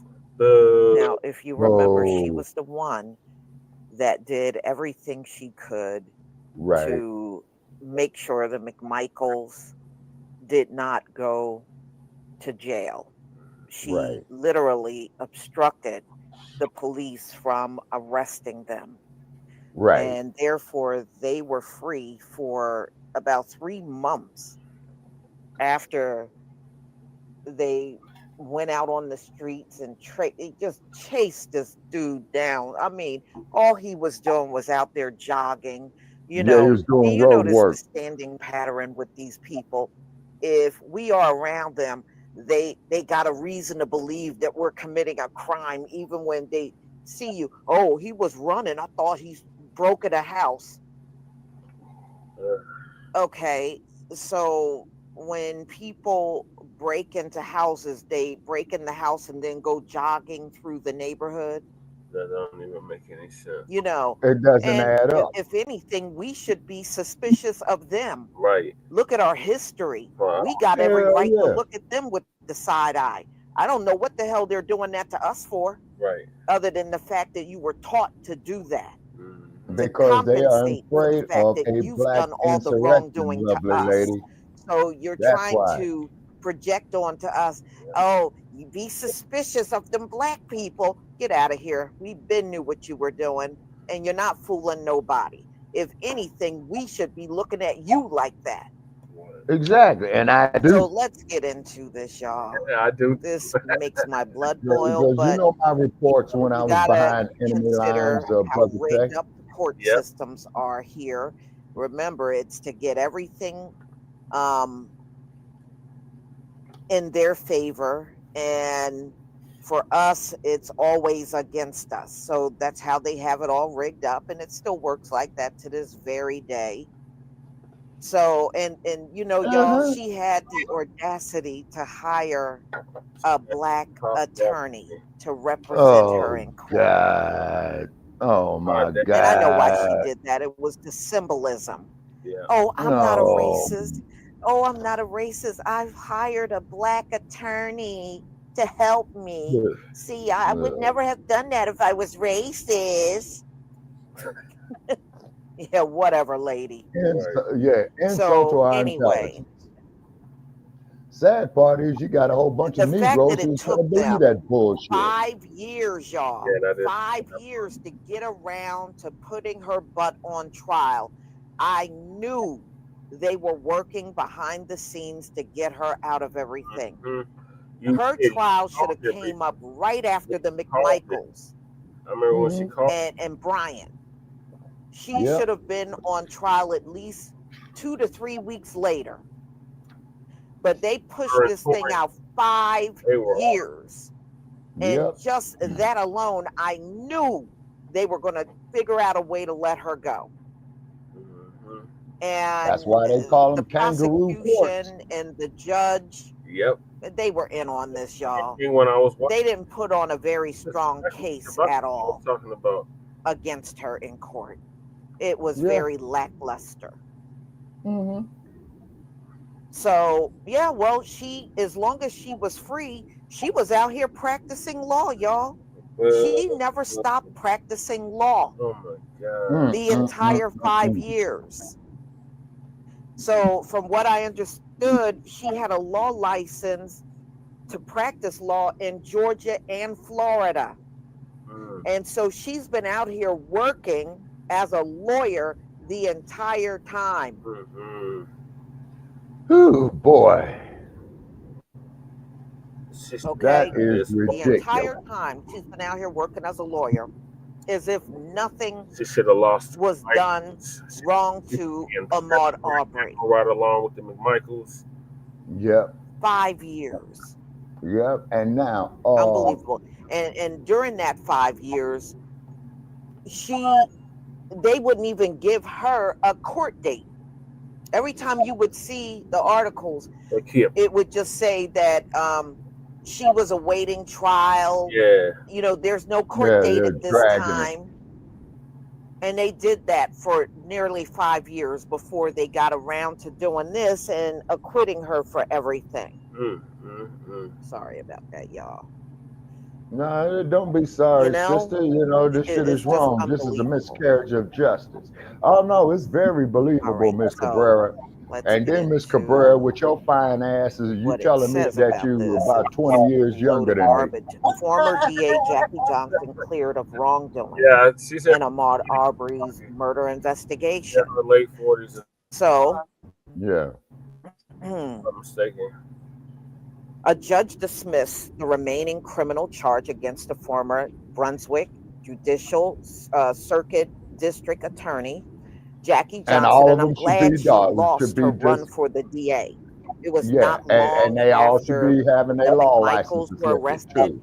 She was still running for office, and she lost, and I'm glad she lost. I'm glad she lost too. Clearing her of legal wrongdoing in the investigation of Ahmaud Arbery. Senior Judge John Turner, and you know everybody that got her out of it looked just like her. Mm-hmm. Is that Right. that shouldn't be shocking to anyone? No. Right. Throughout the felony charge, violating oath of office, agreeing with the motion made earlier by her defense. The move came before closing arguments before jury deliberation because of the technical error in the Technical indictment. error. No, they did that How on convenient. purpose. Yeah, that's what I mean. How The ruling convenient. ended the trial, Technicality. and it came 2 days after Turner dismissed the second charge against Johnson because of insufficient evidence by prosecutors. Y'all, the prosecutors really handed this to her. Oh yeah. They didn't go after her hard at all. Not prosecutors, prostituters. And that's why I believe this whole thing was planned out during the 5 years they were coming together to figure out a way to get her out of the whole thing. I really, truly believe That's about right. Yeah. Yeah. The 2021 indictment brought by Attorney General Chris Carr against Johnson, widespread community and national outcry about criminal justice and public safety in Glenn County after Arbery's death. A black jogger who was hunted and killed by 3 white men. Yep. But it took more than 2 months for the arrest to be made. Yeah, because Johnson was obstructing the police Fixed the air and he filed the charges. Oh, hell yeah. If judge knew of Johnson, a non-sufficient evidence, why who even had have the served trial? as a DA Just for to a put decade, double jeopardy, had but been the feds accused could of still get her. interfering with Yeah, Crew the is right about that. investigation because of one of the people later convicted was her former investigator, and we know that was Greg McMichael. The 3 men, Greg McMichael, his son Travis, and their neighbor William Roddy Bryan, were convicted of Arbery's murder in 2022, and that's when Jackie Johnson should have went on trial. In 2022, said Jackie Brown, but Johnson faced 2 charges at trial: that she violated her oath of office by handpicking a friendly DA to investigate Arbery's murder. And you know what that DA did? He threw everything on Ahmaud Arbery and said he caused the whole thing. How the hell does a man jogging through the neighborhood and get hunted down like an animal cause the whole thing? But that's what the DA she gave it to did. And she knew he was going to do that. The DA sound like a straight up racist. Yep. But he tried to come back and said there was no wrongdoing and Ahmaud Arbery caused the whole thing. Down in Great State, Georgia. After that, that's when the DOJ had to get involved, because they saw between Jackie Johnson and the DA she handed this off to, which she knew was going to get her buddy Greg McMichael out of it. They saw they weren't going to do nothing. That's why the DOJ had to step in and do their own investigation. But y'all, this is an example of how it's been for our people when any wrongdoing is done to us. I don't know if you heard, Shabaka, but Roberta Flack died. Yeah, I put that up on the wall this morning. She was 88 years old. Yeah. Yeah, I remember Roberta Flack. Yeah, that there is what I put up there earlier today on this Flack. That's who Lauryn Hill sampled for that "Killing Me Softly" song. Yeah, exactly. I remember when Roberta Flack had the song out called "Killing Me Softly," and that there was in 1973 during the gas crisis. Wow. Yeah. Yeah, see, this is what happens, man. They come When you're an together. old bastard, you becoming a library, you know, but my memory ain't what it used to be. That's why I got all these notes and shit around here. Hey, Crew, yeah, okay, now Crew is saying we filed the charge. Now, take the case in a federal court. Now, also, too, take that goddamn DA in there and take that motherfucking judge in there, too, and hit them with the same goddamn cases. Conspiracy. Yep, conspiracy. Yep. That's what, in a perfect world, that's what they would do. Yeah, to quote you, Brother Che, yeah. And of course, we do know that this is not a perfect world. No. But it can be, but it's not currently. Okay, so this is why we got to stand on our own square, regardless of we're going to be diasporic Africans or what do you say, FBAs or whatever. So thinking about it today in my sleep, right? Okay, we're still, okay, you just got to look at it that one is the left hand and the other one is the right hand. But it's still all part of the same body. Because to quote the words of Minister Malcolm X, they're not killing us because we're Christians. They're not killing us because we're Muslims. They're not killing us because we're non-denominational. They're killing us because we are Black people. They'll say, you see what I mean? That's why they're killing us. So I think Lisa had a little bit more to say, and then I'm going to... Yeah, right. Okay, let me put myself on mute to hear Lisa.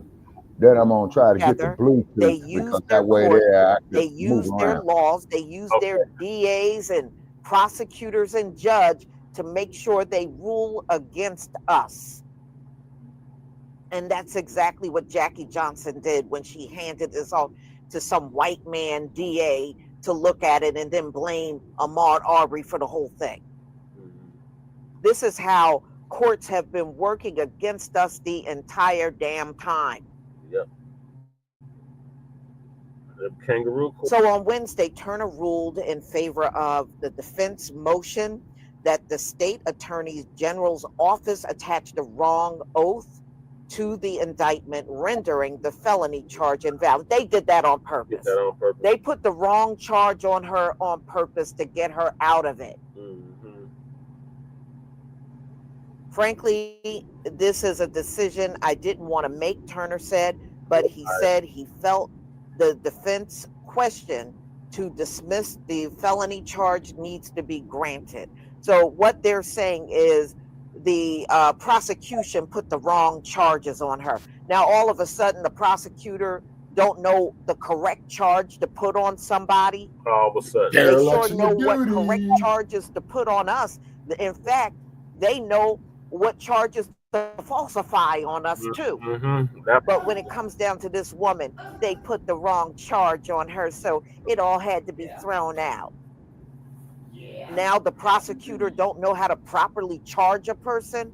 You see how phony these people are? Yeah. This is fake. Yep. This ain't no mistake. It's a CEO. Turner expressed sympathy for Arbery's family. Nah, if you want to show sympathy, then you would have done something, right? And you would have punished this woman. The fact that you didn't, who the hell needs a judge that didn't do their job to feel sorry for them? Right. And it's called conspiracy, honey. It's called conspiracy. I'm listening to the testimony and will never understand why these people were never arrested, the judge said. Arbery's killer. So he said he don't understand why there was a delay in arresting them. Jackie Johnson was the reason why it was that delay. Right. Yeah, because remember, she refused to charge him. Johnson did not speak to reporters after the judge's decision, which her lawyer said leaves her clear of any professional taint. So Jackie Johnson literally can go out here. Hey, crew, they can recharge her in state court then. If she never committed a single crime. Not for right thing. Royal. Hey, win, lose. Did you hear what I read in the article? How long were you here? I've been here the whole time. The prosecution put the wrong charge on her. Yeah, that's how they invalidated everything, which got the case dismissed. Now, all of a sudden, the prosecutor don't know what charges to put on a person. This sounds like a complete setup. Yeah, That's yeah. exactly I have been what it is. following the case day one, and I knew because the judge had I think like 3 days into it had dropped one of the charges, and I said, "Oh, they're gonna get ready to get rid of." Well, they all dropped that charge. They dropped that charge because they said the prosecution office did not put the right charge on her, so it invalidated that charge. Okay, yeah, the office of the prostitution. That's right. The Lady office Chase. of the prostitution. Did you say something? I couldn't hear you. Say she's doing commentary now? Yes, shit. Yes, she's been doing commentary with guests. No, I mean, right now, this is what we're doing. We're giving people an update on the Georgia situation with the ex-DA that got cleared of all charges in the Ahmaud Arbery cover-up case. Yeah. And it got thrown out. Yeah, yeah. And the thing is, we all know when you have 5 years to prepare for anything in life, you're not going to miss anything. You're going to analyze it, reanalyze it. And this isn't a prime example because Trump's administration want to talk about merit base, that this system is still rigged in their favor. Right. At the end of the day, and all. And it doesn't take a rocket science. Okay. Most of us have seen the footage after he done got shot. The cops arrived. All of a sudden, nobody knows how to do their damn job. All of a sudden, and they let them go home while this man is rotting on the street, dying, and all. And then the part that was so insulting is when Ahmaud Arbery's mother is, trying to seek justice for her deceased son, and how this bitch right here, I'm not gonna hold my words back. They got blood on her hands. No, you said it right, sister. Later for that big sucking ass tramp. Excuse my language, ladies. Doors. They do what they usually do. She's passing the buck from DA to DA, and they just shutting doors. Now, what I mean about 3 times she got blood on her hands. In that little town, there was a white woman on a high-speed chase. She slammed into something. The cops was pissed with her. They shot that car up and killed that white woman. Yeah, they did. Okay, those cops got away with that. Then it was another cop on the force. His wife divorced him. Now, this DA got involved in all this. So he can't accept down there in Great State, Georgia. Of course, she done moved on with her life. He's terrorizing his wife and her new boyfriend. He kills them. This woman got blood on her hands. She been doing dirt for the longest. So I'm gonna say what I usually say. And she deserves to go right straight to fucking jail. Living is hard. Dying is easy. And this woman ain't got away with nothing. I'm just as angry as anybody else, but she didn't get away with anything. But I did keep up with this case. This woman got on the witness stand, boo-hooed and cried, put on a whole performance. Yep, she sure did too. And all. And then she ran, and then another thing, she ran to Black attorneys to get her off. This is a common pattern with these racist ass people. Yeah, you know what? Kim is right. Listen, y'all. I was watching a case where the Ku Klux Klan was on trial. I must have been a teenager.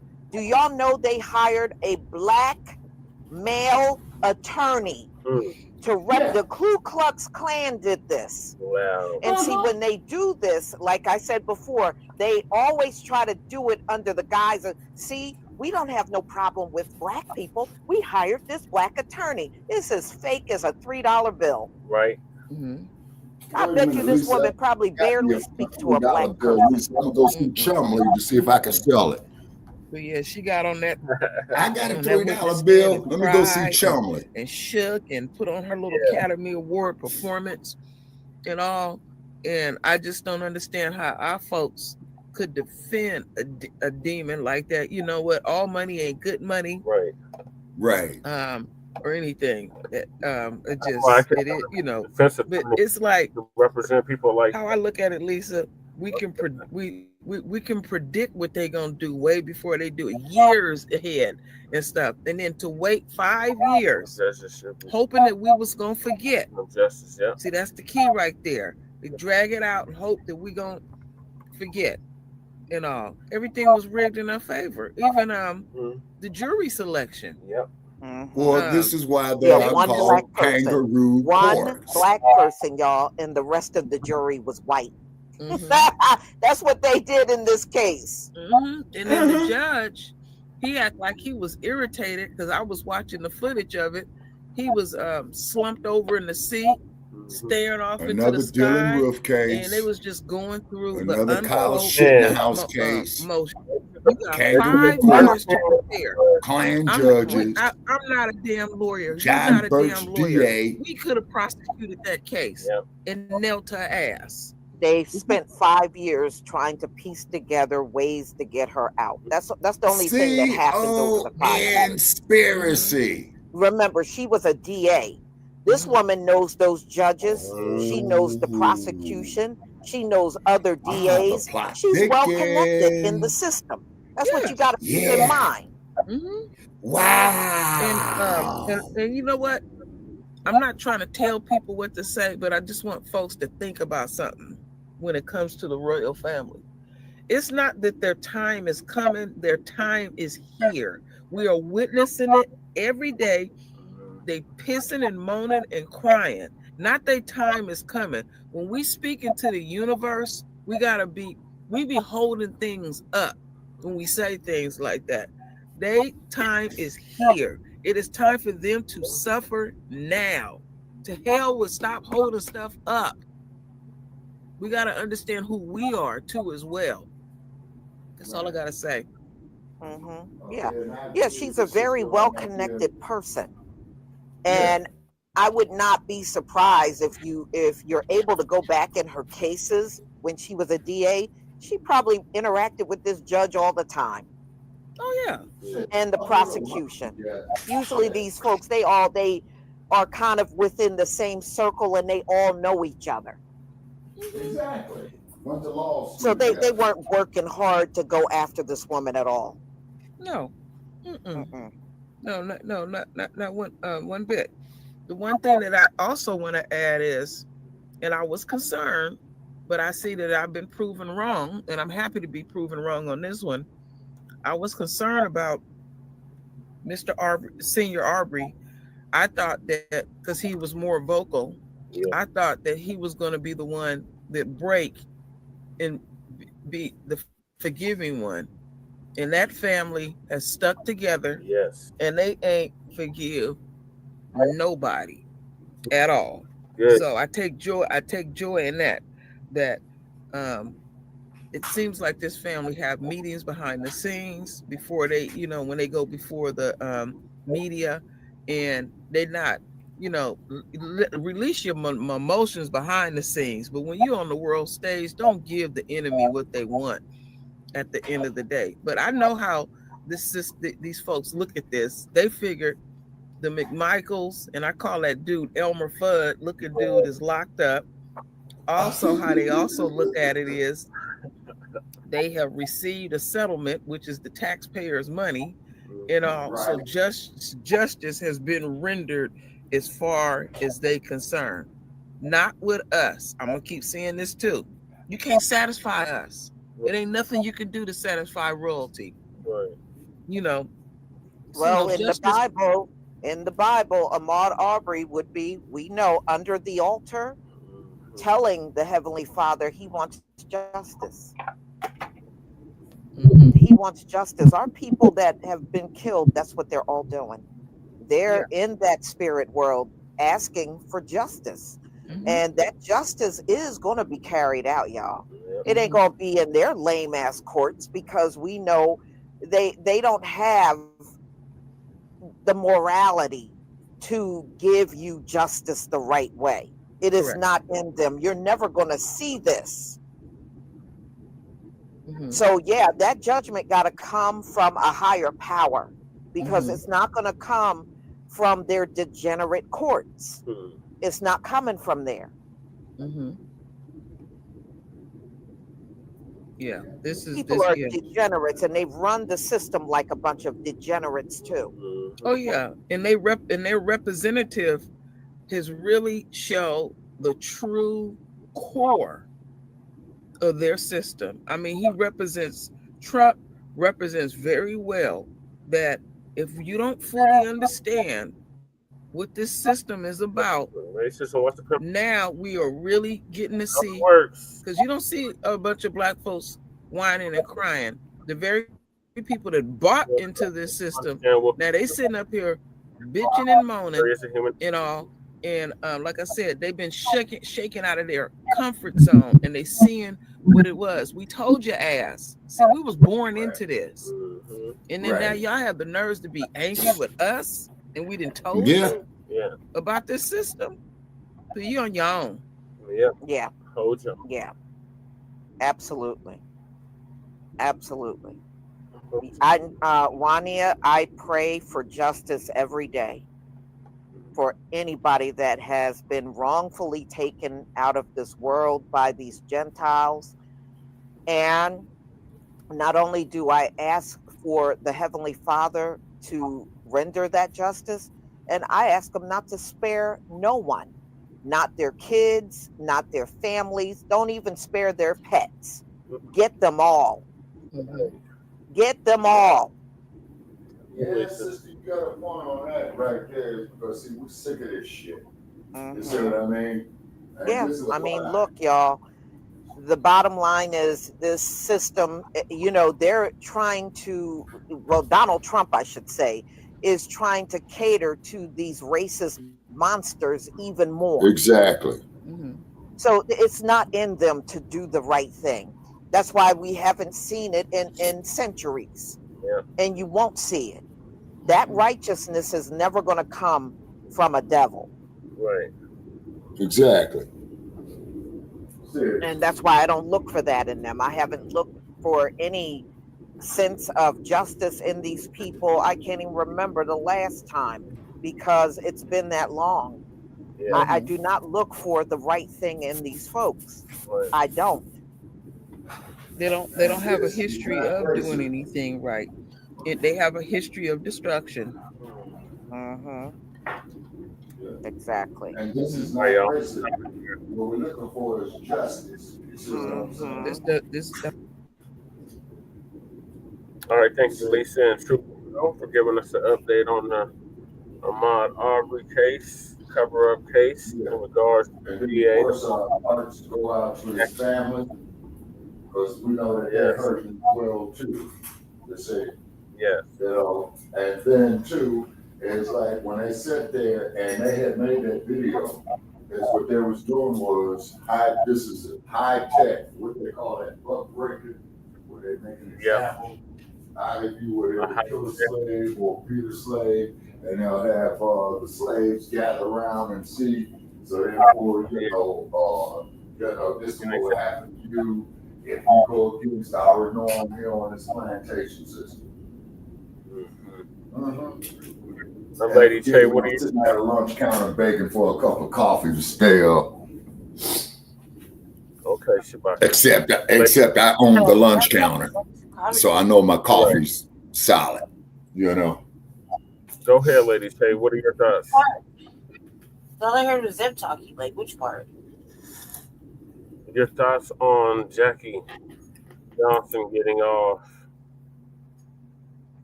Yeah, it sucks. He shouldn't have got off. None of that should have happened. They should all be in jail. Even the ones that try to reappeal should have been in jail.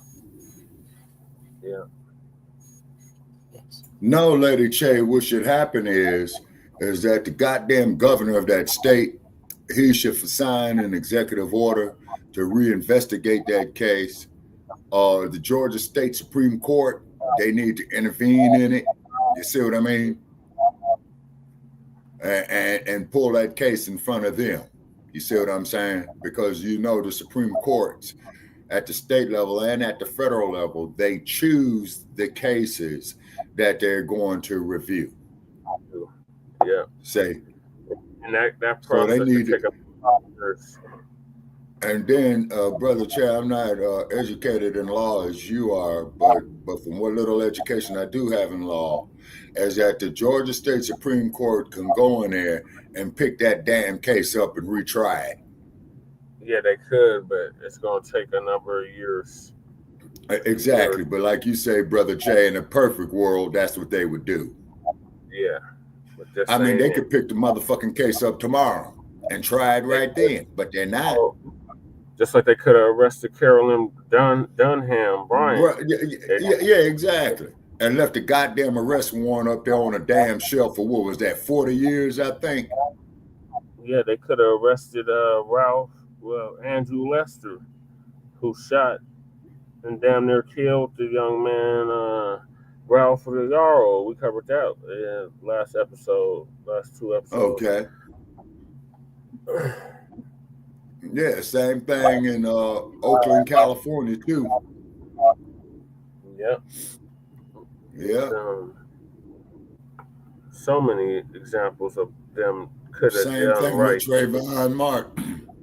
Same thing with Mike Brown. We'll be Same here all thing night, with the brother who got killed over the cigarettes, Eric Garner. Yeah, like I said, Shabaka, we'll be here all night naming people that they should have, the killer shouldn't have got off. Right. How we need an attorney like Johnny Cochran today. Yeah, we do.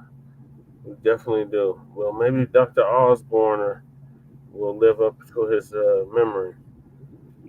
Yeah, and then of course the brother who took over his law firm, Douglas, I believe was his name. What was that? What was Cochran's assistant's name in the OJ case? You would know better than me, Shabaka. I was 7. I do know his last name was Douglas, but I forgot his first name. Michael?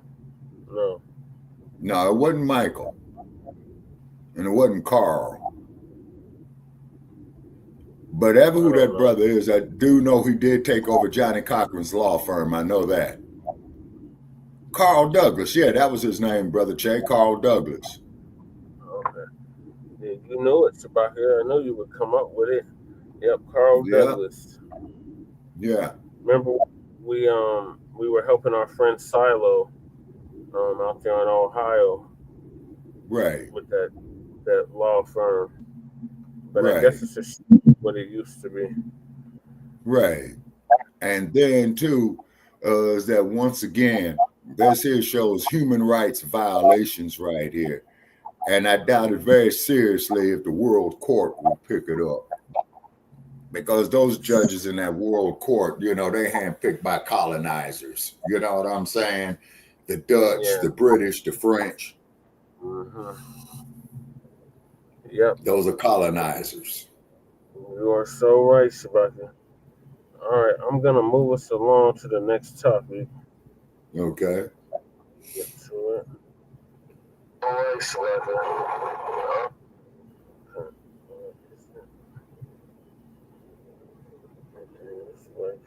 And, you know, just like they did in the Dylan Roof case, just like they did with the Kyle Shit in the House case. Yes, motherfucker talking about, man, I'm going from Illinois to Wisconsin. I'm going to protect property. Yes, Shabaka. He wasn't protecting property. He was looking for black people to kill. Yep. So moving along, Shabaka, we got Democrat donors won't give them a dime. FBAs shattered their party by walking away. Great news. Great news. Oh, that's better than when the donkeys lose. No, it's better when the Raiders lose, and they always lose. So. Yeah, they need work, man. You know, I've suspended my support of the Raiders for 3 seasons. Wow. Because that takes about how long it takes to rebuild a team. Yeah. Now, unless, of course, they do something drastic, you know what I'm saying? Yeah, I don't see that happening in this lifetime. All right, so moving along, we got angry Democrat donors. Uncle Phil's going to give us an update on the angry Democrat donors who won't give them a dime. And FBA shattered their party by walking away. That's great donors news. are very upset. They are still pissed off about how much money they lost with Vice President Kamala Harris.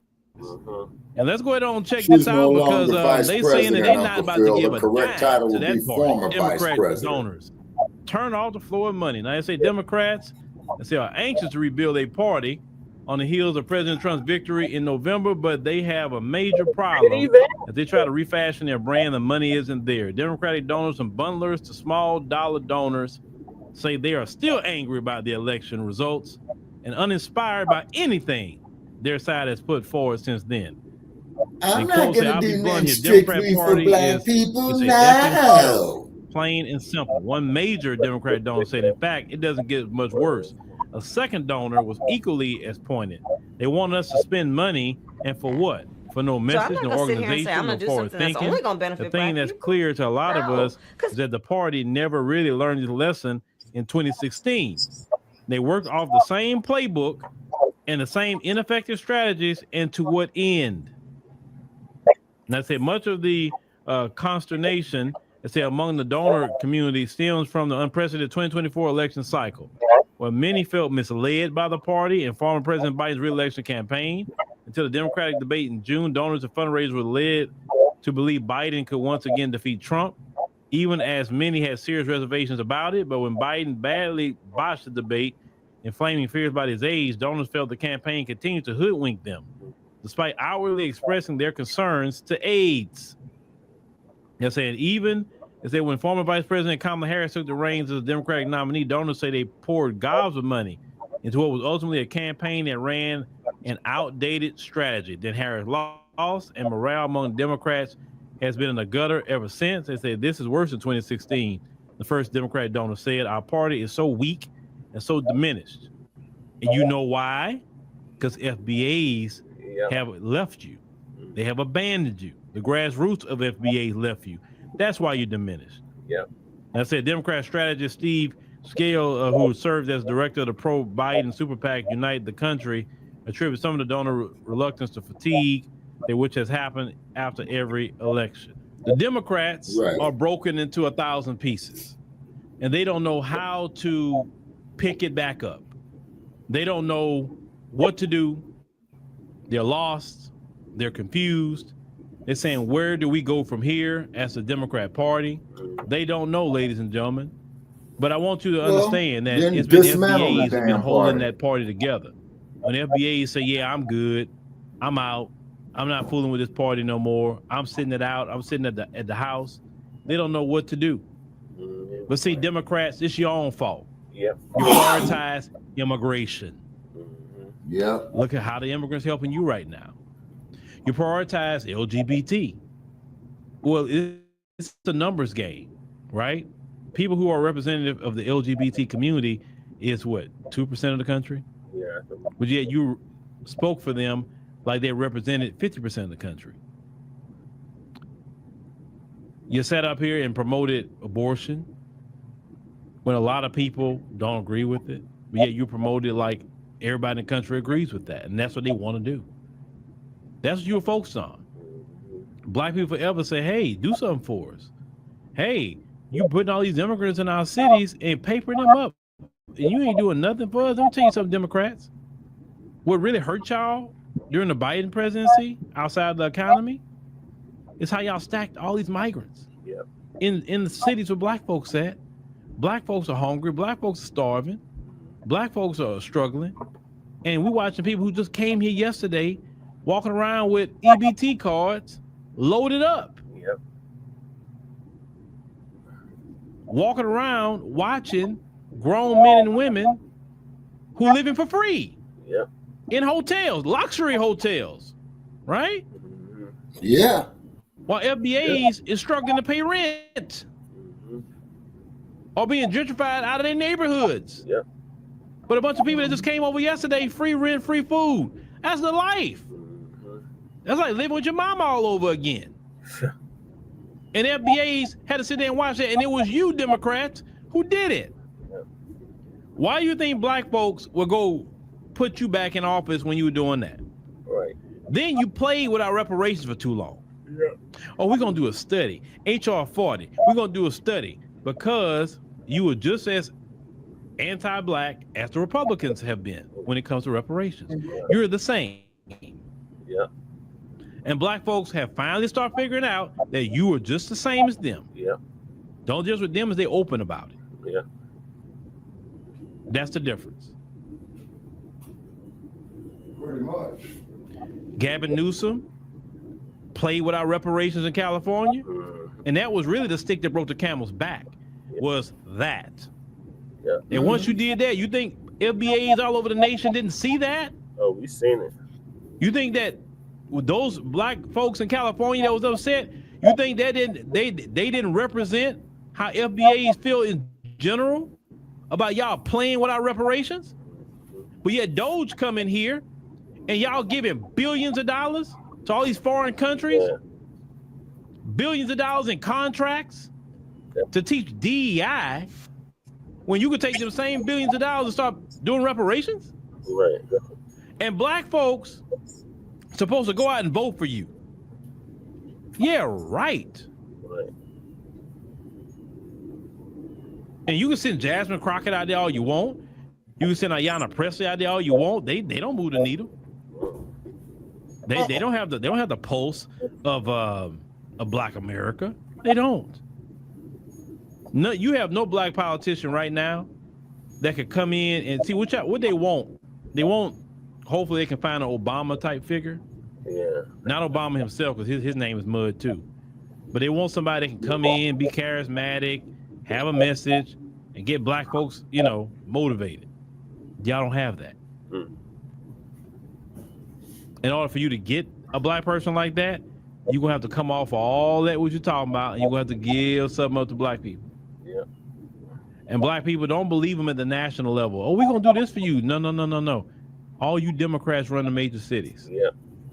You start doing reparations in the cities. Yeah. Let black folks see that's your platform from the national level all the way down to the local level. Yep. And you enacting reparations, not studies, but payments. Right. Cash payments. I'm the reparations camp. Some people say, what about land? Why would you want land when they could eminent domain you? Right. And they give you some land. Oh, there's a pipeline we want to put here. We're going to take your land. Oh, we want to put a railroad over here. Take your land. No. No way you could give me land. It has to be exempt from eminent domain. And they're not going to do that. So no, give me the cash. And if I want something, I'll do it on my own. You understand? I'm saying Uncle Phil. Land would be the biggest finesse out of black people. Cut the goddamn check. Give me some land. No. And then what's the point of having land? You have no money to work it. Right. That's what I've been saying, Uncle Phil. No, give me the money, and if I want land, I'll buy it, and I'll do anything I need to do, but I got to have the money. With the donors, that's what they have to understand. Yeah. FBAs are checked out. See, the civil rights generation, a lot of them are very, very up in age right now in their 70s, 80s. A lot of them have passed away. A lot of them are passing away every year. And that's who was mostly the base for the Democrats with the civil rights generation. Now you have our generation, Gen X, millennials, and Gen Z. Yep. We don't think like the civil rights generation. No, we don't. We like, no, you're going to give me something. Right. If you're not going to give me nothing, don't worry about it. Right. Don't worry about it. We'll be good on our own. We don't care about anything crashing and burning. We don't care. We ain't getting nothing no way. Right. So, right. Saying now. Democrat donors, that's really what it is. Tell the party to give black people just due, you start winning the election. Yep, that's the only way, Democrats. All right, Shabaka, what's your thoughts? Well, as I stated all along, from frontline black news to Shabaka's Black Experience Enhanced, we need to control the 4 factors of production, which is land, labor, capital, and risk management. You see what I mean? That's the key right there. That's a basic economical principle. This is why they try so much to prop up these damn fake ass integrationists, your Obamas, house niggas, you know what I'm saying? Clarence Thomases, you say, and we got to make it known publicly, worldwide, that these Negroes do not speak for us diasporic Africans. You see what I mean? The intro states, Shabaka, the Democrats don't speak for me. Exactly. They don't speak for me. Speak for me. And the rest. Right. Right. And we know the rest. And then on top of it as well, too, is say if we had some of these people, these black music moguls, to show up the revenue there, they could reinvest. You see what I'm saying? Then you go with the black athlete. They say then you go with the black business executives. You see what I'm saying? A lot of those black athletes, unfortunately, Shabaka, are $40 million slaves.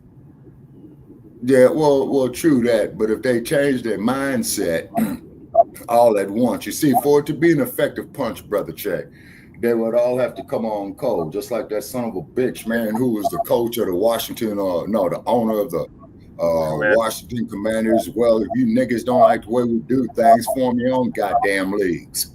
Let's take him up on it. Let's take him up on it. And I bet you, is that if we do that within 5 years, is that we will pull the general public's attention away from the NBA, from the NFL, because everybody wants to go see that black talent. You see what I mean? And then, go ahead. We've already done it. We already have the XFL, we have the UFL, and we have the Big Three.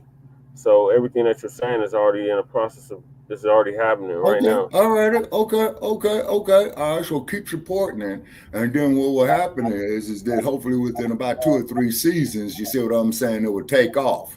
It says is what it would be what they would call a long-term investment as opposed to a short-term investment. Right. So shout out to Ice Cube and shout out to the brothers that came up with the UFL and the XFL. Now you got to get some black media to control it, to televise their games. Fuck BET, because BET is not black owned, it's owned by Paramount. Yep, it's owned by Viacom. Oh, okay, there you go. Yeah, it's been owned by Viacom since 2000, so the past 25 years since Bob Johnson sold it to him. Yeah, and look at all the wealth that they had accumulated, Brother Che. Hey, Jay Militant. Okay. All right. Black first salute always. And you see, so this is what we got to do. And then we also, too, we got to control our own forms of the internet. You see what I'm saying? Well, we got to invest more into the computer tech and the cyber world. Right. And of course the AI, because the AI, we got to get control of the AI. Oh yeah, sure. AI is dangerous, and whatever you do, do not do no financial transactions with AI. Yeah. So moving along, unless Lady Che has something to add. I think he's right about the reparations claims. Everybody acting like we forgot about what happened in California with Gavin Newsom standing in the way. Yeah, they need to recall his ass.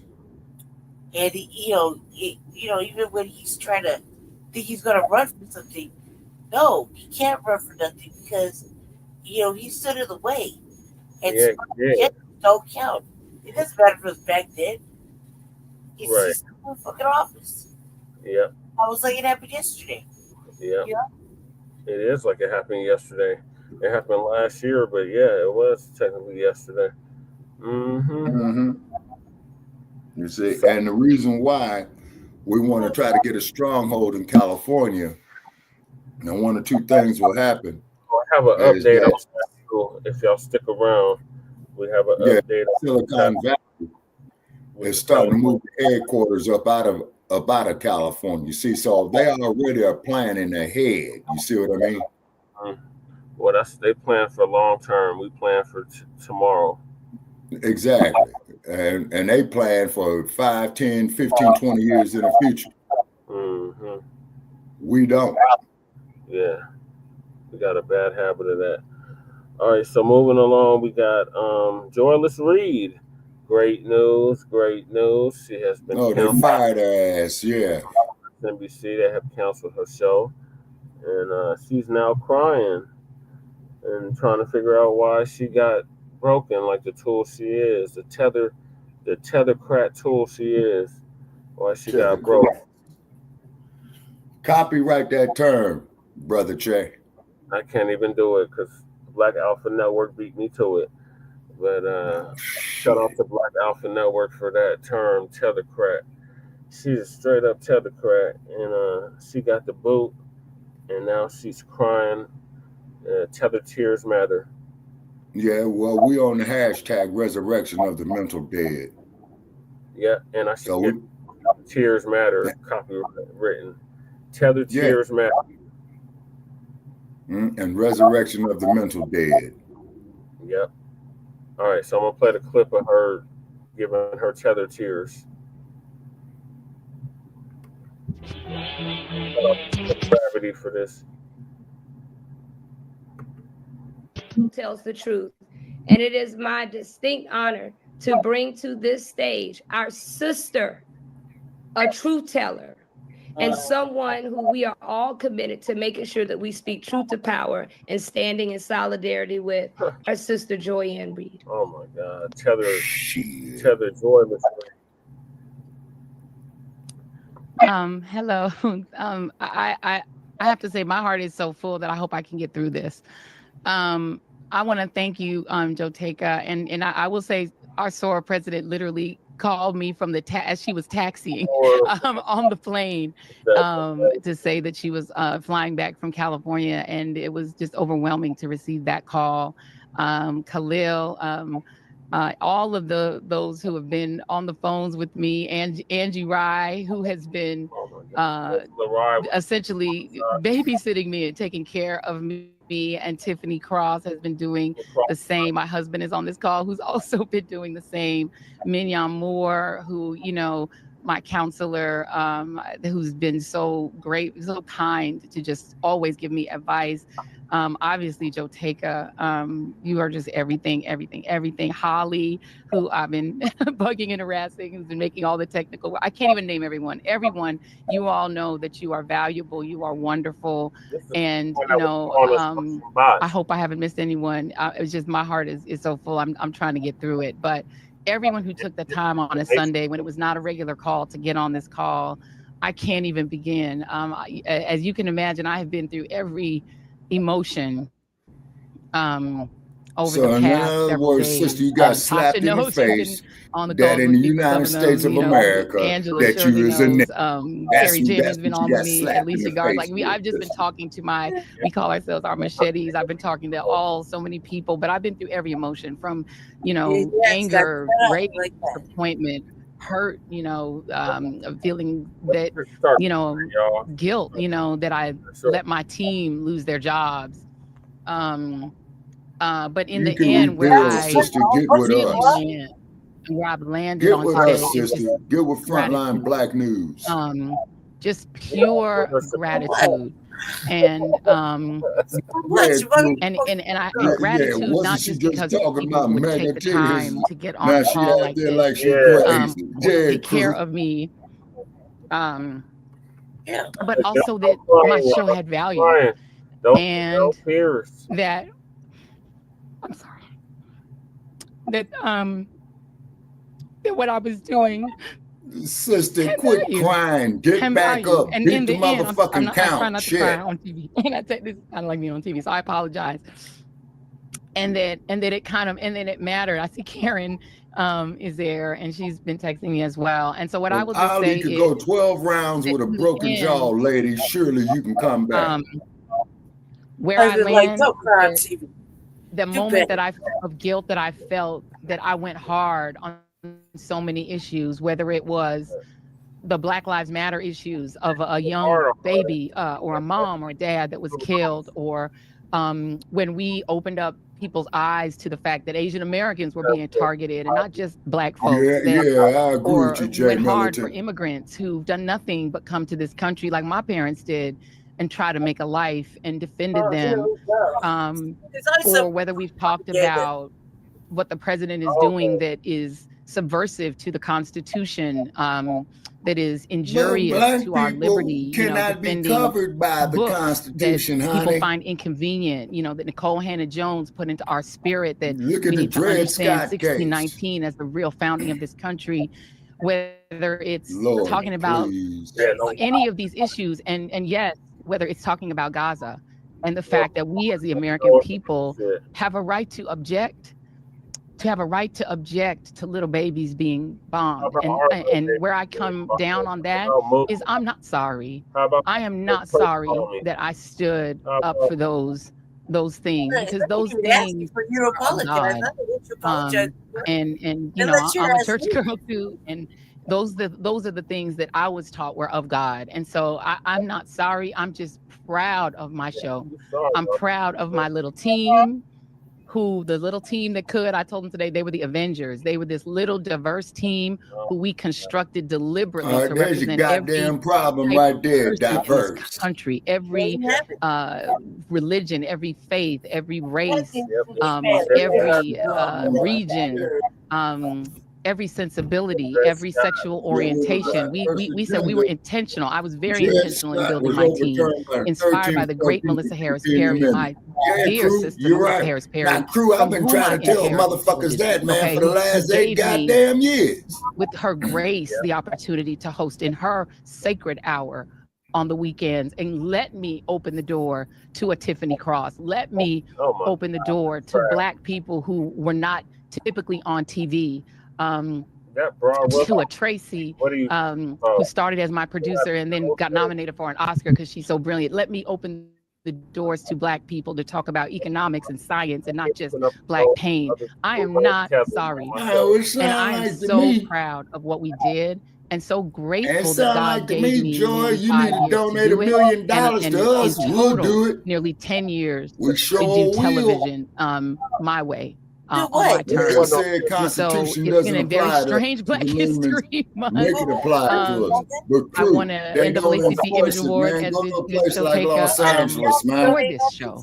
And I'm proud that it was specifically for our interview with Brittany Griner, who so many of the people on this call fought for her, believed in the cause of her freedom. Y'all fought for that. I just channeled it on television, and the NAACP Image Awards saw fit to award us for it. So I just want to thank all of you. God. I'm so deep in gratitude.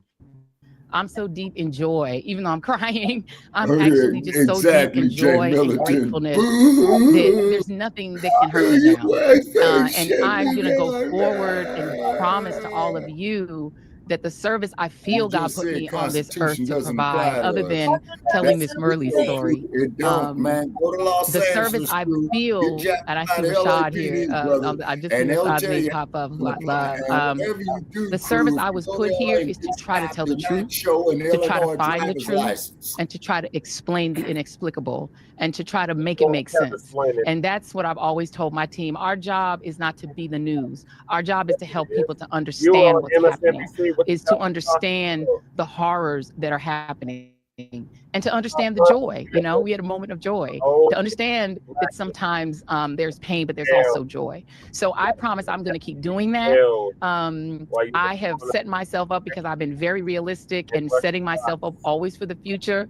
I'm always planning for the future. And so there is a future for my voice, and if you all are so kind to support it, I will be even more grateful if that is even possible than I am right now. So I'm going to stop because I have composed myself again, and I just want to thank you all for coming here tonight. For me, I cannot. My heart is bursting with just absolute gratitude. You just said Constitution. Well, we have gratitude for you. She happy, but she crying. We have gratitude for you. You keep speaking truth to power.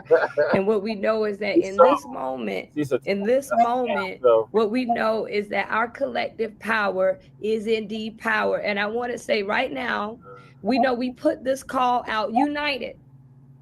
United, Win with Black Men, Win with Black Women, other organizations, NCNW, all of our Divine Nine, Power Rising. I see our sister leaders, Bishop Leah Daughtry and Mignon Moore, co-founders and leaders of Power Rising on this call tonight. Sisters Lead, Sisters Vote. So many have put out the call, and individuals have put out the call. And I believe it was an hour and a half. We have 10,000 because that's the max that we have on the Zoom. But right now there's 10,000 people watching in our overflow on YouTube, and it is growing.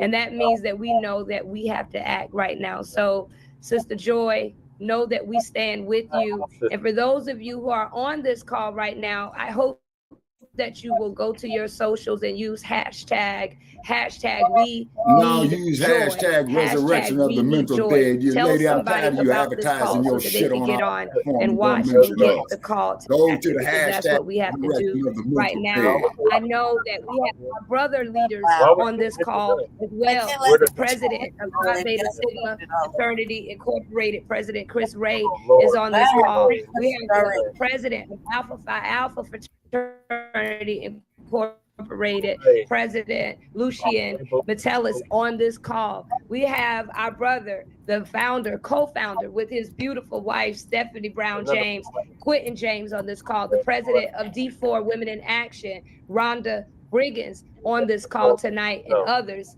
Political maven, Yolanda Caraway, on this call tonight. Judge Glenda Hatchett just texted me. She's on this call tonight. Y'all, we got to go to action. I'm about to call up 3 warriors who's always been on the battlefield. Our sister who always rings the alarm. Oh, you talking about? It calls us into action. Sister Angela Ryan, our brother Rashad Robinson, who is no stranger to campaigns and strategy, and our sister Tiffany Cross, who is another truth teller and someone who has been on the front lines for us over and over again. Over to you, my brothers and sisters. Shabaka Sankor been on the front lines for you too for the last 20 fucking years. For your service and the fact that can't nobody stop you. I'm gonna give us Joy. You should get off the camera. Good. Joy gets off the camera now because I want her to not be as my remarks. So here's what I need you all to know. Gwen Moore said on the House floor 2 weeks ago, the House is on fire. It's not just the House that's on fire, it's the Senate that's on fire. It's not just the Senate that's on fire, it's the White House that's on fire. And as a result, the country... We don't need no water, let the motherfucker burn. Burn, motherfucker, burn. And she got burnt off the MSNBC, and the rest of the clowns burnt off the cable news networks. I ain't got no pity for broken tools. Yeah, broken tools is what they are, to quote the professor. Yep, the boule enemies of the black people, yep. Yeah, crew, you right about that. You right about that, crew. It does sound like a bunch of NAACP garbage. Yep.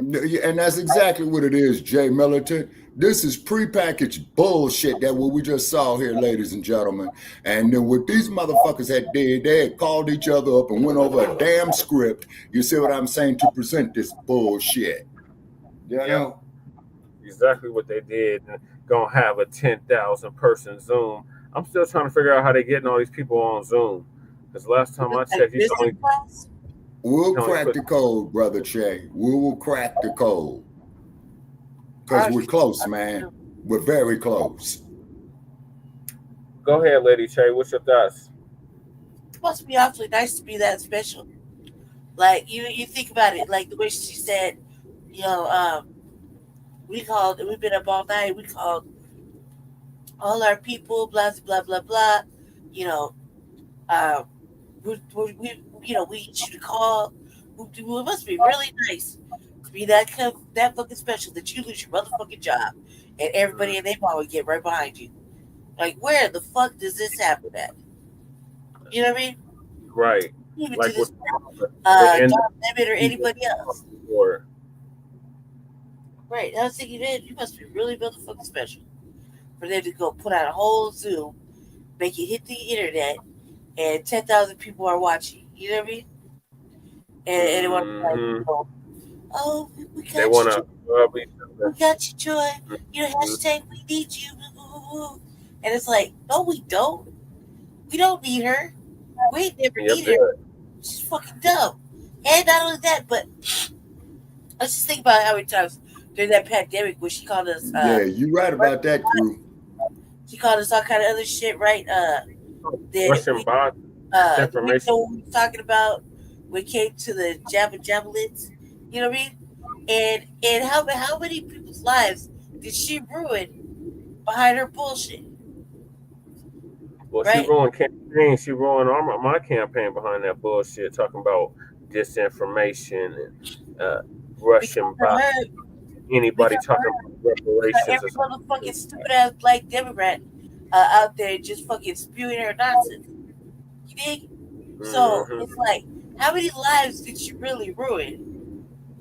And for her to be this celebrated, like she, oh, we can get behind you, we'll find you something else. Oh, let's handhold. It's okay. No, it's not. Bitch, you ruined lives. Right. You ruined lives. That's what nobody wanted to say anything about. You ruined fucking lives when you took that Democratic stance on everything. When you went against your own fucking people, not once but millions of fucking times. For 11 years. Lives. She did when it came down to the jab, to fucking disinformation, to we must vote for a black woman, that type of shit. I mean, like, how many fucking lives did she ruin? And then you got Democrats here, black Democrats here, that spew her nonsense like it's the holy gospel. Yep. Well, now your queen has been dethroned. That's what you gotta say. They all crickets. They all crickets. They can't believe it because they tools too. They just don't know when they're gonna get broken. That's it. Yeah. We talking reparations. That's what that was. Yeah, crew. If we talking reparations, we Russian bots. Joy Reid. Yeah, thank you for the enlightenment on that, crew. Correction, Lady Chase. She's not our people. Not one iota. Nah, I can dig it. I can dig what he's saying. What I'm saying is that since we've been following the whole thing, with the Democrats and whatnot, she was the main participant in ruining black people's lives. When it came to the jab, spreading disinformation, calling us disinformationists, shit like that. Which in our own state, when during election seasons and shit, we had the hardest time. Yeah. Because you try to get these fucking Democrats over here on code. They don't want to be on code. They want to be under Reid stress. Yep. She's not black. Congolese. Yeah, she's not black. She's Congolese. The auction block. Yeah, but she was still qualified for the auction block. What I'm saying is that she tried to get us to vote for that for the auction. It's not getting in no more. That's what I was trying to say. I was just saying when she tried to get us to vote for Kamala, guys. Everybody stay with me. Don't lose it. That's what I'm talking about. Yeah, I know. And that was a motherfucking mistake in itself. Should we backtrack and think about what would happen if Kamala was in office right now, currently? No, can't think about it. Can't even think about it. You know what I mean? Thank God she ain't in office. Next thing you know, they'll be having all these confused motherfuckers shoving ketchup up their ass, talking about they menstruate. Oh, here we go. That ridiculous. Qualified for selling us at the auction block. She descends from the sellers, not the slaves, but that's just it, though, crew.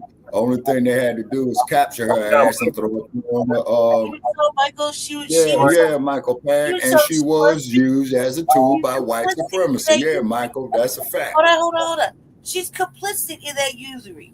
After so long, you can't be a victim anymore. You are the outright motherfucking the villain. Yeah. She's not a victim anymore. But she's a teller, and she came to undermine us. Doesn't matter. She's jobless. Let's talk about that. No matter. Okay, but Lady Che, this is why we created the hashtag Resurrection of the Mental Dead, and we had the Facebook group by the same name, just for these reasons. Just like with Kamala, just like with old Sambo. You see what I'm saying? These brain dead ass Negroes And she was the one doing the capturing. What I'm saying, Crew. that's Off the research that I done, man, the ones that got captured were thrown in the hall of the slave ship too. What I'm saying is this: is that how good and everything, but she lost her job just like the others before her. You know, there's not really a real good reason why her numbers were down. Whatever. I was surprised they made it this long after the election. I was really surprised. More surprised that Roland Martin's still on. You know, just all that. And then you see Reverend L. Sharpton. These are like fuck Al Sharpton. You talking about bobblehead? Fuck him. He can go stick a banana back in his mouth and wave his gay pride flag. That's fuck not what I'm talking bobblehead. about. That's not what I'm talking about. What I'm talking about is that after the Democratic swore fucking loss, normally these people would not be having the show anymore. Yeah. Say?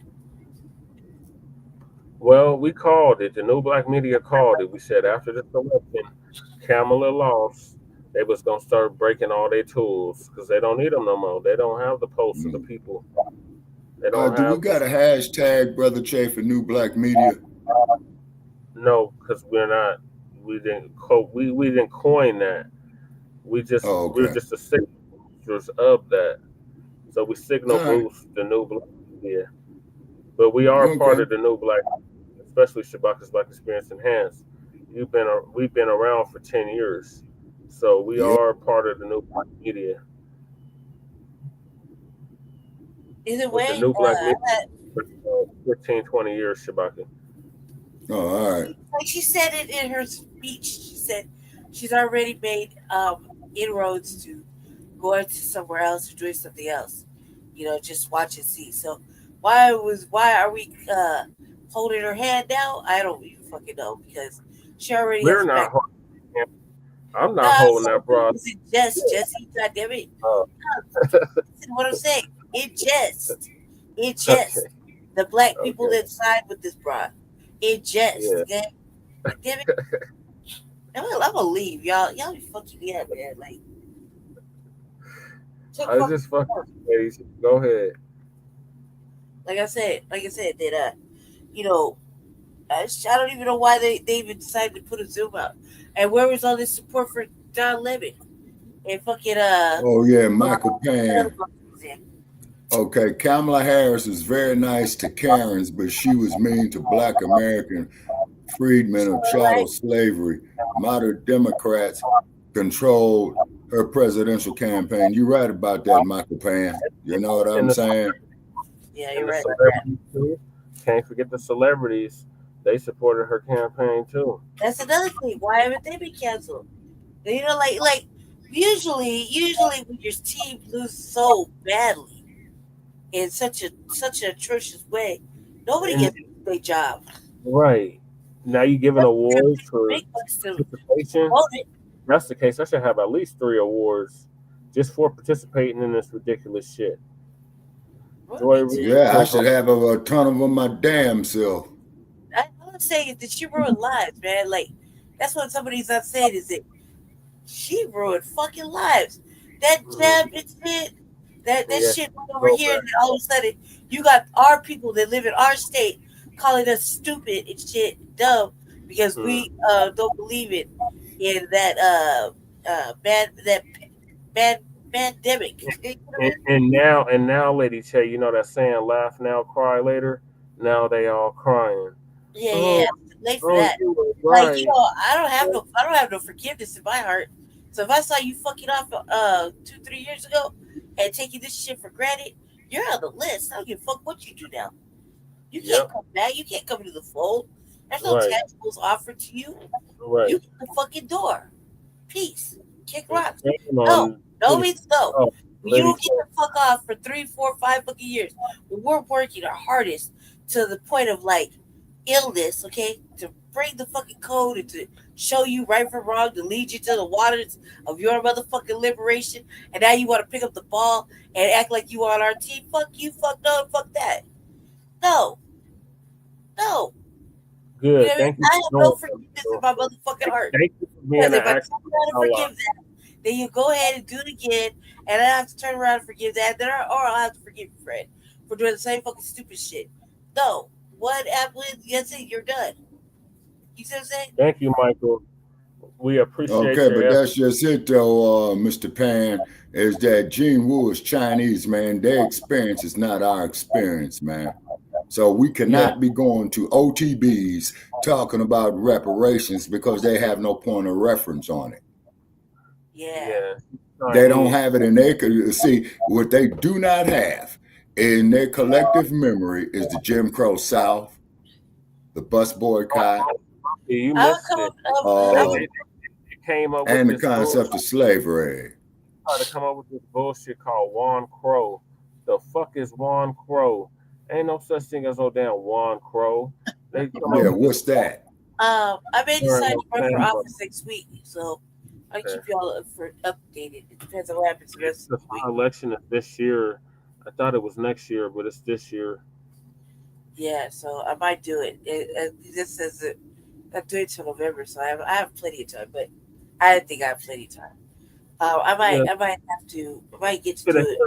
You should have hit her with. Weren't your people compensated for the wrongs that were brought against them? Like, why are you pushing back? Gene Wu. I followed up with Gene Wu's staff to put cash reparations for a floor vote. Okay, Mr. Pan, I appreciate that. But what it is that what we got to do is shore up our own economical resources. I mean, the classic example for us to follow, Black family, is the Montgomery bus boycott of 1955 because they broke the Montgomery bus boycott. And then that's when that frog-faced bastard that came up there talking about segregation yesterday, segregation day, and segregation tomorrow. You say? I wish sometimes, some days, I wish it was 1960, whatever. We're not in that time no more. We don't have that cohesiveness that we did back then. We don't even. That's what's really sad. Is the lack of cohesiveness that we have, which is really sad. Back then, we had no choice but to do that because we were in close proximity of each other, and we had our own businesses, we had our own communities, we had our own cities, we had our own just about everything. Yeah, our own Black Wall Streets as well too. You see. So back then that worked, but now we can't even get much to boycott stupid ass Target behind them and in the DEI program.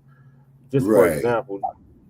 But the flip side of them ending the DEI program, Brother Chad, then that means that we could set up our own Black businesses and we don't have to hire anybody else. We could hire our own. See, so that's what I would call a spillover benefit.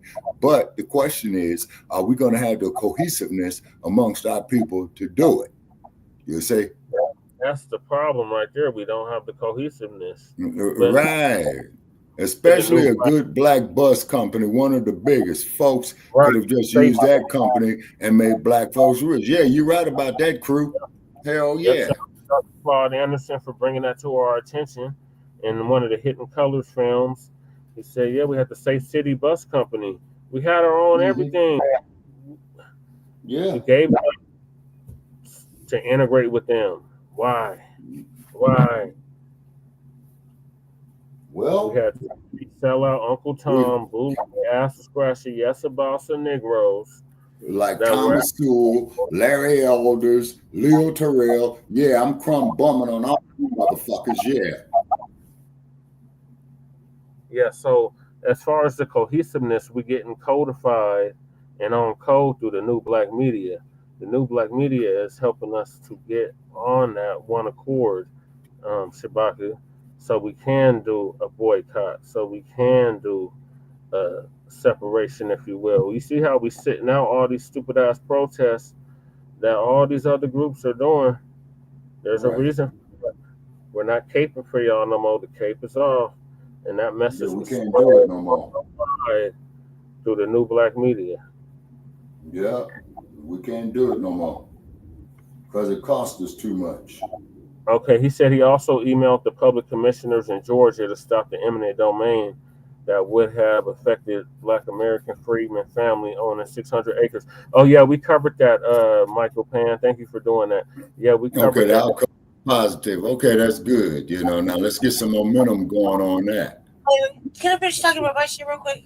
Yes, go ahead, Lady J. Sorry. I was gonna say that I'm probably gonna file the paperwork next week, Monday or Tuesday, to do it. I just have to wait to see what's going to go on the rest of this week, and on our move stuff and what we're doing with that.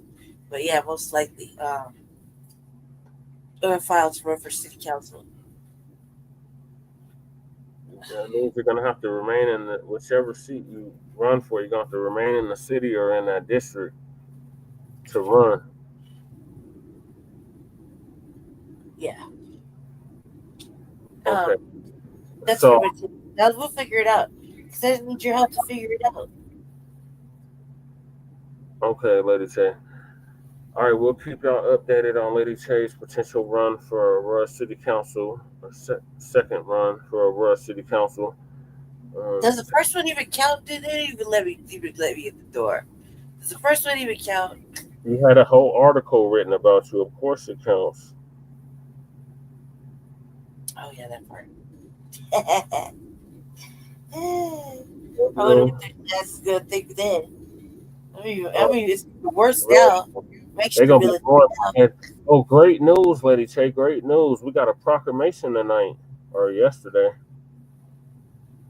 A proclamation from who? From Denver City Council. What? Okay, what does the proclamation say? What's it proclaiming? It was 2 proclamations. The second one was to honor Black History Month and our fight for, let me see, I got it written down. And our fight for freedom and our fight for freedom. All right. What does that got to do with us? Uplifting Black History Month and unwavering fight for freedom. Because we're the resistance. That's what it has to do with us. Oh, so one of the organizations that we're involved with, the Northeast Denver Residents Council, was added in along with Jeff and Tay and that Meridian chick and some other Boule Black organizations. Like, they must have named at least 20 organizations.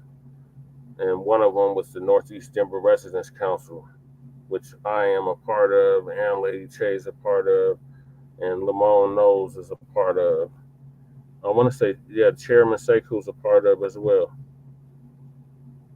So the whole East Side basically got an award today, or a proclamation. Okay, that's good. That's good. And then they honored the Cardwells. I'll play it later, but yeah, basically everybody that's prominent on the East Side got an award tonight. Yeah, and one more thing about this, right? I gotta go. I had built myself a website for the campaign. I gotta find it because me and Jesse decided we were gonna take this time and take a break so we can focus on our movie, right? Mm-hmm. And so we've just been like taking a break because the last couple of years have been really heavy and it's been like emotionally stressing the relationship out, right? Like he said, he's gonna support you for running. Yeah, you got a letter of endorsement right here, lady. So the more I was thinking about it, I was sitting here listening to what we're talking about now. I'm like, oh shit, let me tell the people real quick, before I forget. I'm almost positive I'm gonna do it. I just want to wait till the end of the weekend because I make sure I got on my cruise. I need Jesse to move my room back to where I can use my desk so I can actually go get it, Lady Che. Lady Che on the city council in the sundown town. Yeah. Oh no, this they might as well call me Miss Aurora. This is my neighborhood. Like, I know I do the back of my head like all day long. Plus, there's a couple of places that I want to go that require another person I can't go into. You know, like I literally cannot go into just because I'm like, I'm I'm keep you guys posted from but Move staff is the about thing is, advancing they're cash focused on a lot payment of stupid shit. reparations. Hold on. They're focused on a lot of stupid shit, but I want to make sure that they understand that immigration is all to the good with me. I'm all for it. Secondly, we are not in a sanctuary city. That's Denver. I also want to be like the mass deportation. sidewalks narrow or need adjusted, and they need something else because right where I'm at, it's a major traffic spot where there's all kinds of accidents. And to be honest, I don't even know why there's so many accidents on this corner. It's a dangerous. Hey, you know what I mean? Because Mr. Baca St. Croix won an election for dog catcher. That was just super random, but I wouldn't see why not. I will keep you guys posted after all the Stafford about domestic cash period. Yeah, he wants details, Lady Che. You need to provide. Hey, Michael Pan, you can make a donation to us for Frontline Black News too. No, Jesus Christ, Shabaka. I have to set that up, Michael. Let me tell you what it is. That I don't believe in taking money for running a campaign for a reason, because I feel like if you like how Jesse told me one day, you don't use it, you have to give it back, right? And if I work really hard to get donations and stuff like that, you know, that God damn it, Shabaka. If like if I work really hard, I don't think that I should have to give you anything back, because if really they want the state to give it back or whatever. How does it go, Jesse? If you don't use your donations, what? You're supposed to give them back. Lady Che, you would have to itemize what you're doing with the money. Well, yeah, no, I don't know that. And so, like for me, I could break down like $200 and make it work for advertisements, things like that, because I've been living poorly for a long time. So I believe that too. That, and I don't trust anybody. Like for example, like okay, Michael, yeah, that's cool, great. But let's say hypothetically somebody else said that they were on a super PAC or something like that. They wanted to donate. I couldn't trust that money be clean money. Yeah, dark money. Answer for it, or somebody accused me of taking dark money, and you know me, I'm like, shit, I'm money, good money. What you talking about? You know, okay, see, Lady Che, that's why you would itemize what you're spending the money on. You see what I'm saying? I ran 3 campaigns, shit. I did 3 campaigns. I know exactly what we're talking about. I'm just saying that for me, you know, as grassroots people, like too. Also, I'm not very good at galvanizing. You know what I mean? Like, yeah, we need your support, Mr. Pan. Well, you can support us right now. Let me put the cash out, not the cash out, the PayPal up.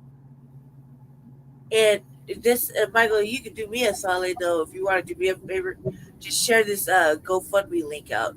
Because we're planning, just share it out. Okay, because the more people see it, the more that somebody might be able to help us out. We're moving, so that's another thing. Jesse's moving. Jesse's definitely moving. So, I'm right after Jesse though. Like I was saying, I feel like the grassroots is my where I'm supposed to be. Plus, like we've seen pandering. You know what pandering is? Yep. When Jesse was running for office, he was running up against a whole bunch of hoes. I like to call them hoes. Yeah, right? A whole 20 plus of 20 plus hoes, just hoes, right? So as they were running, as these individuals were, you know, pandering themselves out to everybody, I was big on this. We can't let white people into our black spaces. Right. And I'd be going off on it, like we can't do nothing for black people. No. I don't want to hear this white bitch tell me about smoking menthols. You did? Right. And I be intentionally an asshole. I love menthols. I'm smoking a menthol right now. You think? Because fucking the or they come into our shit, they like, this our Selma. Remember that time? Yeah, I remember that bullshit. And come March 1st, we won't be able to get no flavored tobacco. So I see California started that trend and Colorado picked it up.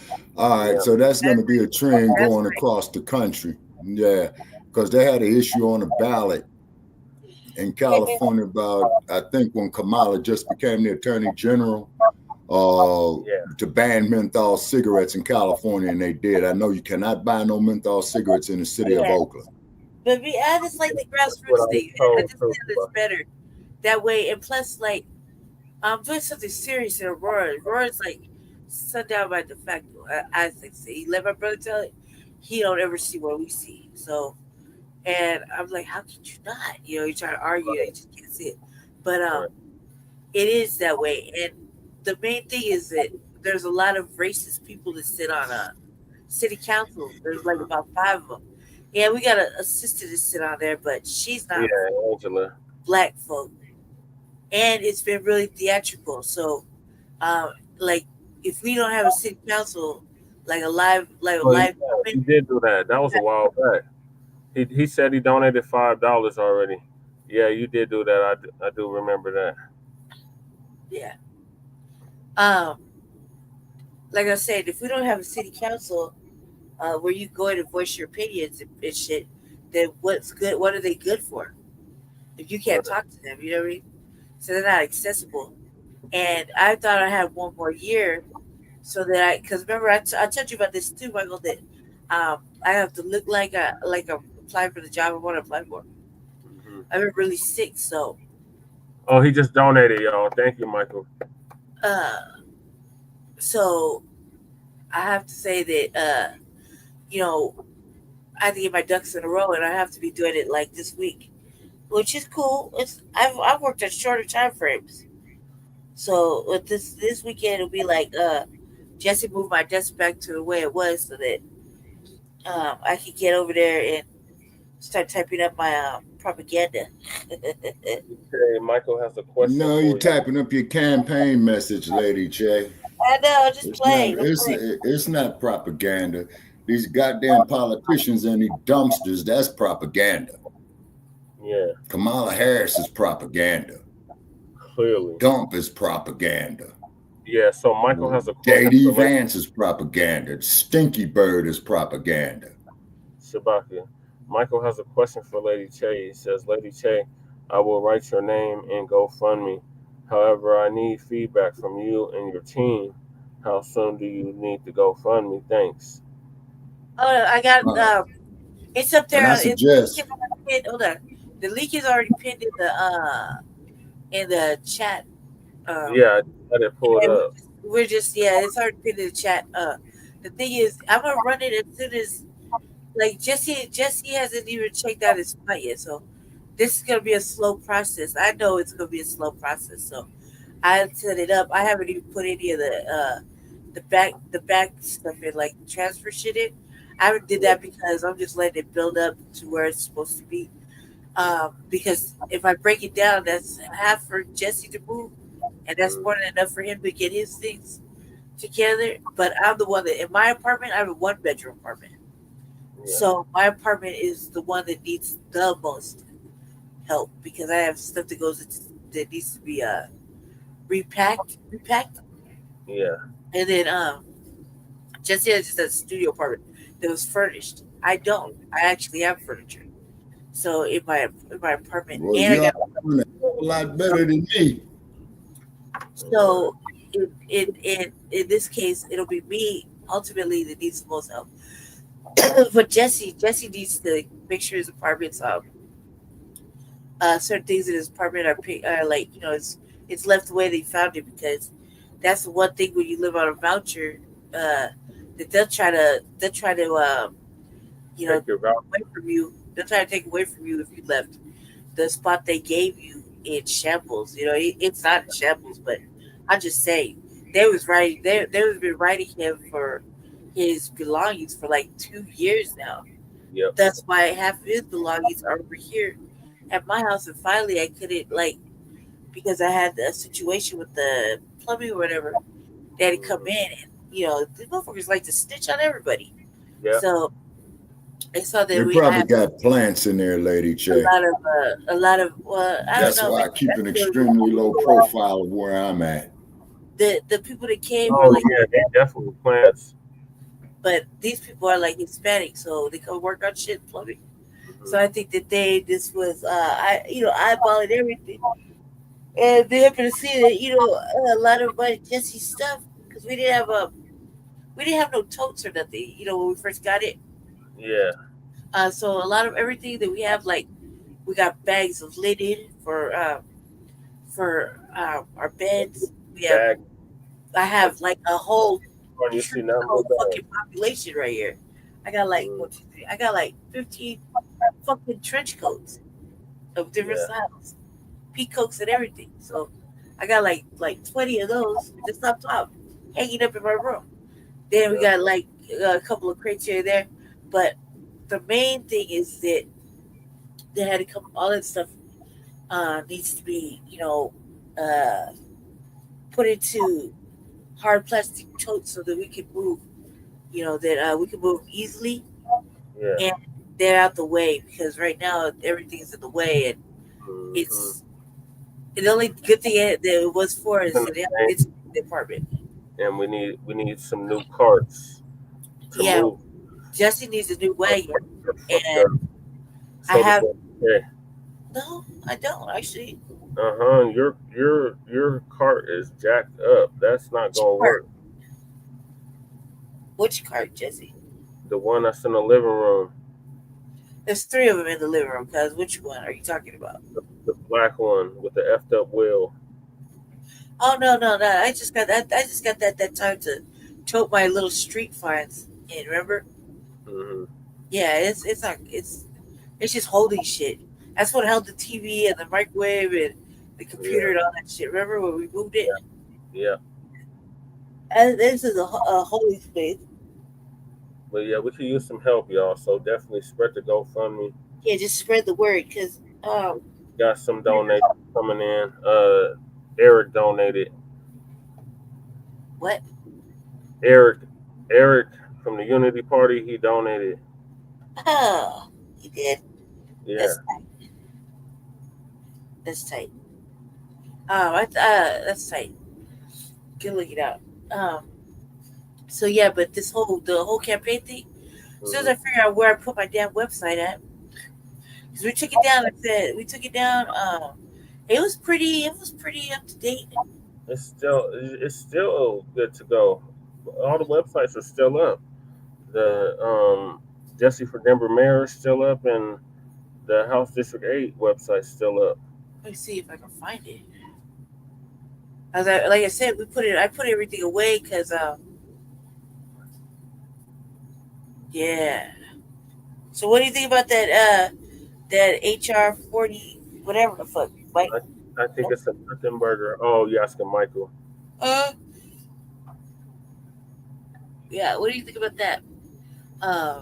Go ahead. Just let me see if I can find it because I don't remember where I put it at. Yesterday, a Hispanic man asked me to participate in the DEI movement. I gave him a history lesson and emphasized cash payment reparations for Black American freedmen of chattel slavery. That's right, Michael. And what was his response, Michael? Yeah, also on reparations for unity to encourage people to meet with their members of Congress and Trump to issue cash payment reparations for Black American freedmen of chattel slavery. He did that day, April 29th, 2025. Actually, that day would be the 33rd anniversary of the rebellion in Los Angeles. Yeah, that's in the future. So he's saying that he's going to do it. Okay, that's good. Keep up the good work, Michael. Appreciate your allyship. All right. I'm going to move us along to the next topic unless Lady Spade was done. We're not done. Yeah. No, I am. I try to find it right now, but yeah, go ahead. So, the dump, as in human shit, and we want to make that perfectly clear, is on a war, and he's going after the Aryan Press, otherwise known as the Associated Press. Okay. Article read about him, I believe, during campaign season. So he's going after them about that. So it's Trump's ban on, he wants to ban the Associated Press, otherwise known as the Aryan Press. Okay, now just to show you how hypocritical the Constitution is, it's supposed to say free speech and freedom of the press. See, so they playing politics. Family and fellow soldiers, I'm the professor. Shabaka, the Bill of Rights don't apply to us. Well, that's true. That's why they had to make amendments, which is additions to the Constitution, because in its initial format, it did not apply to us.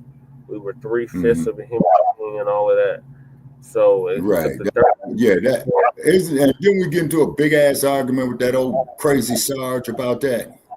Yes, we did. We got into several arguments with Sarge about that. I wish we could get his ass back on for Shabaka's experience. Yeah, he gave us a bogus email, the lousy motherfucker. So the professor's going to give us an update on this. Trump's ban on the AP, vindictive or deserved? If you ask me, it's deserved. Okay. All right, this is the moment of truth. Just last night, we were discussing how MSNBC got Joy Reid a special gift for Black History Month, the gift of free time. Emphasis on the free part because they're not paying her a penny for it. Well, the reason they did it was because they're trying to get in good with the orange man. Not to mention revenues are down. Turns out most of their so-called primetime talent had to take a pay cut, including Rachel Maddow. And recent news has made it clear that Trump is serious about bringing the white media to heel, so everyone's trying to get in line as early as possible. The Associated Press, however, apparently didn't get the memo. They're upset that Trump has banned them from White House events because they refuse to call the Gulf of Mexico the Gulf of America, which is the name that he wants to have used. And as a result, we've had a few people, not a lot, but a few people in the white media who have been saying this is the beginning of the takeover of the media. This is just like Viktor Orban's Hungary. It's like Nazi Germany. Trump's going to take over the media. Not really, but they want people to feel threatened by Trump deciding that he's going to be yanking the AP out of one or two White House events. Apparently, we're supposed to all start quaking on our boots and say, this is the beginning of the end of the Bill of Rights. The First Amendment has just been killed because the Associated Press didn't get their engraved invitation to one or two White House events. So let me ask you something. Now, is this the same Associated Press whom, after the murder of Trayvon Martin, they were trying to find out whether or not he had some sort of juvenile record? They were calling themselves filing suit and making legal moves to try to find out, was there any dirt under this kid's fingernails, anything that we could use to justify the murder of a child? Is this the same Associated Press that Donald Trump doesn't want in his White House? By the way, it was after the Associated Press pulled that stunt that I started calling them the Aryan propagandists. The same AP who couldn't wait to repeat and push any asinine rhetorical defense they could for killers like George Zimmerman and Daniel Pantaleo. Is this the same Associated Press that I'm supposed to be feeling all sorry and sympathetic for? I'm supposed to be scared of what happens to them? They were furious when they saw police finally being arrested and held to account. The AP is the main global news service, quote unquote, that so much of the white media relies on for their propaganda. I've pointed out to you repeatedly that if you look at a number of so-called news stories that you read either on aggregator sites like Yahoo or your own local newspapers or TV station websites, you'll notice that a lot of those stories, if not a majority of them, have an AP byline. Practically all the white media outlets license the right to copy and paste AP stories on their own websites. That's how the AP makes their money. And why are these white media outlets so scared of not being invited to some event or another? It's because they see themselves as being in a private club. That's why the so-called White House Correspondents' Dinner is so important to them. They see themselves as basically celebrities and myth makers, modern-day sorcerers who can conjure magic from thin air and make people believe their illusions. That's why they hate and resent that Black people did what we did when we pushed back hard. As the white media sees it, they're the ones who decide what's real and what's not. And if they ignore you, well, you don't exist. Well, what happened was the Black grassroots flipped the script on that one. We choose not to believe them, and they don't exist. That's a fact. And Black people made it clear we don't believe them. As the white media, their job is to protect white power. They're the mouthpiece for it. So when they were openly justifying and viciously defending the murders of Black people, their goal was to outlast us, to get us to throw up our hands and accept it. Only we didn't. We proved that the white media's magic was ultimately impotent and that they didn't have anywhere near as much power of persuasion as they thought they did. Oh yeah, they tried to dig in their heels, make a last stand backing all of these racist DAs, many of them Democrats. And yet the black masses trampled them all. The police weren't the only ones who took a huge L. The white media did too. When the white right was violating laws and inventing racial extremist measures masquerading as law, like the Stop Woke Act and others, the Democrats didn't say boo. The white media reported on all of these blatant anti-black measures as if they were totally normal. They were trying to normalize it because the white left doesn't look at us any differently than the white right.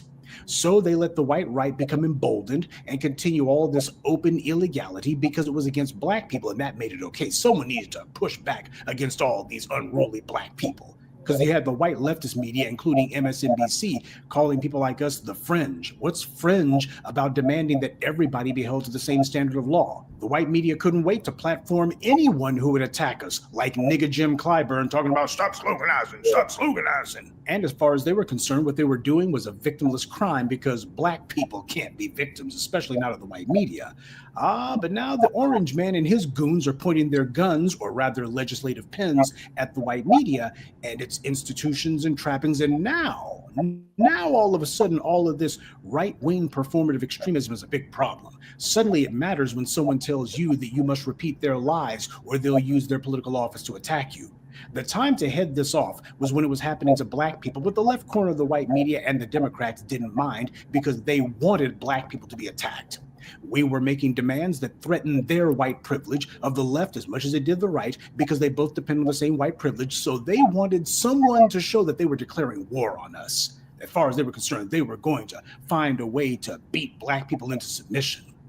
Instead of treating the threat as the open war on the law that it was, they did everything they could to normalize it, to report on it as if it was just a small local story and not that big of a deal. And now their chickens have come home to roost. What's happening to them is considered to be no big deal. They're reaping what they sowed. They spent years allowing these racist operatives like Chris Rufo and Ed Blum to push unconstitutional rulings and laws and ridiculous illegal measures. They allowed the white right to front load the courts with Federalist Society flunkies, judicial activists who would pretend that all this unconstitutional message legislation was somehow legal, and they would simply legislate from the bench. They let that happen.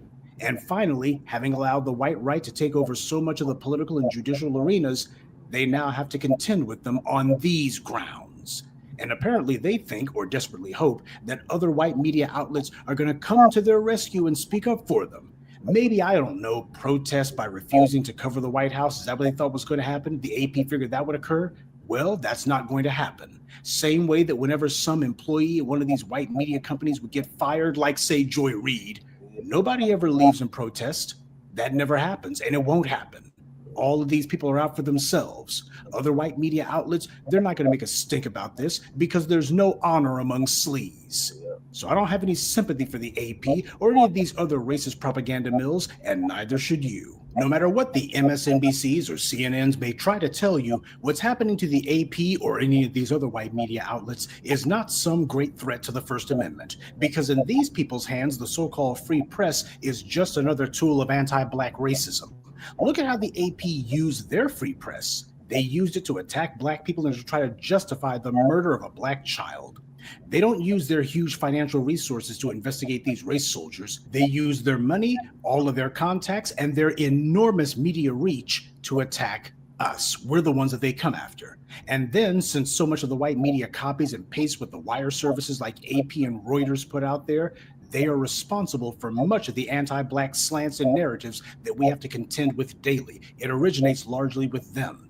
So make no mistake, the reason the Democrats/white left are so upset isn't because they've seen the error of their ways. They're upset because they're being attacked by the same dogs that they thought would only be attacking us. And even while they're protesting Trump slapping them around a little bit, they simply want him to call the dogs off. They don't want the dogs to get put down.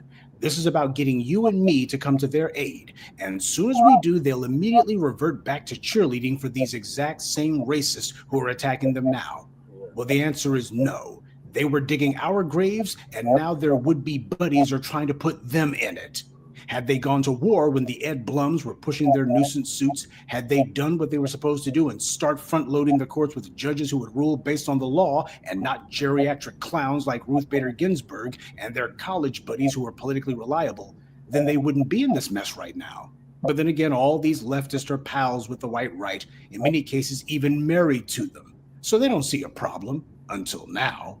This is them replaying the 2020 playbook, and I need you to hear it because they've seen people, black people in specific, abandoning the usual be scared narrative. Sure, there's a threat, but it's not new. They had no problem with it when it was us catching the business end of all of these attacks from the white right, and now they'll have to do what they should have done from the beginning.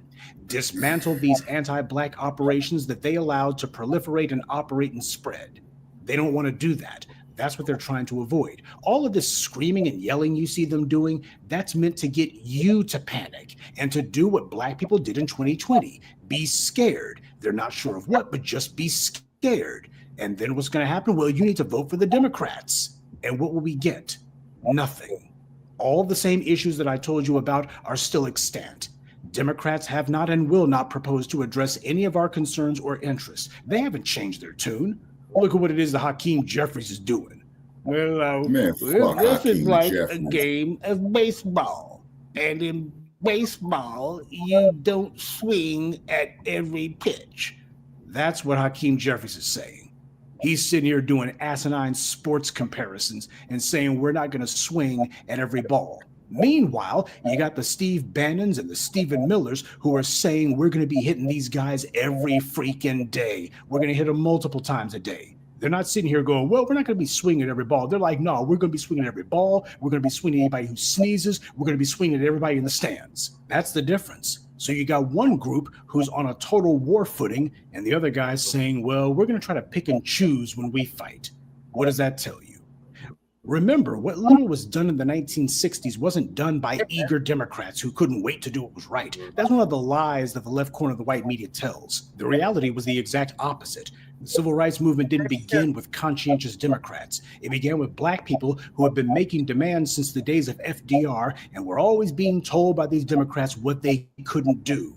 Robert Kennedy was allowing J. Edgar Hoover to spy on the civil rights movement, and President Kennedy didn't pass one bit of civil rights legislation. It was only with the mounting political pressure put on Democrats since the end of World War II up until the Johnson administration and the various black leaders who arose during that period that things finally came to a head. But even afterwards, Democrats were tripping over themselves to repeat the same lie that the white right had been saying since 1865. Haven't we done enough for these people? Remember, when Joe Biden first got into politics back in the late 1960s, he was mentored by Southern segregationists, and he was proud of that and still remains proud of it to this day. There's a reason why the Northern Democrats had no problem with all of those racist Southern Republicans, because they all had one thing in common. They were in lockstep and solidarity against black people.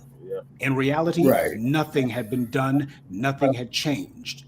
Democrats know what they have to do. But as I've always told you, the white right serves an important purpose under white supremacy.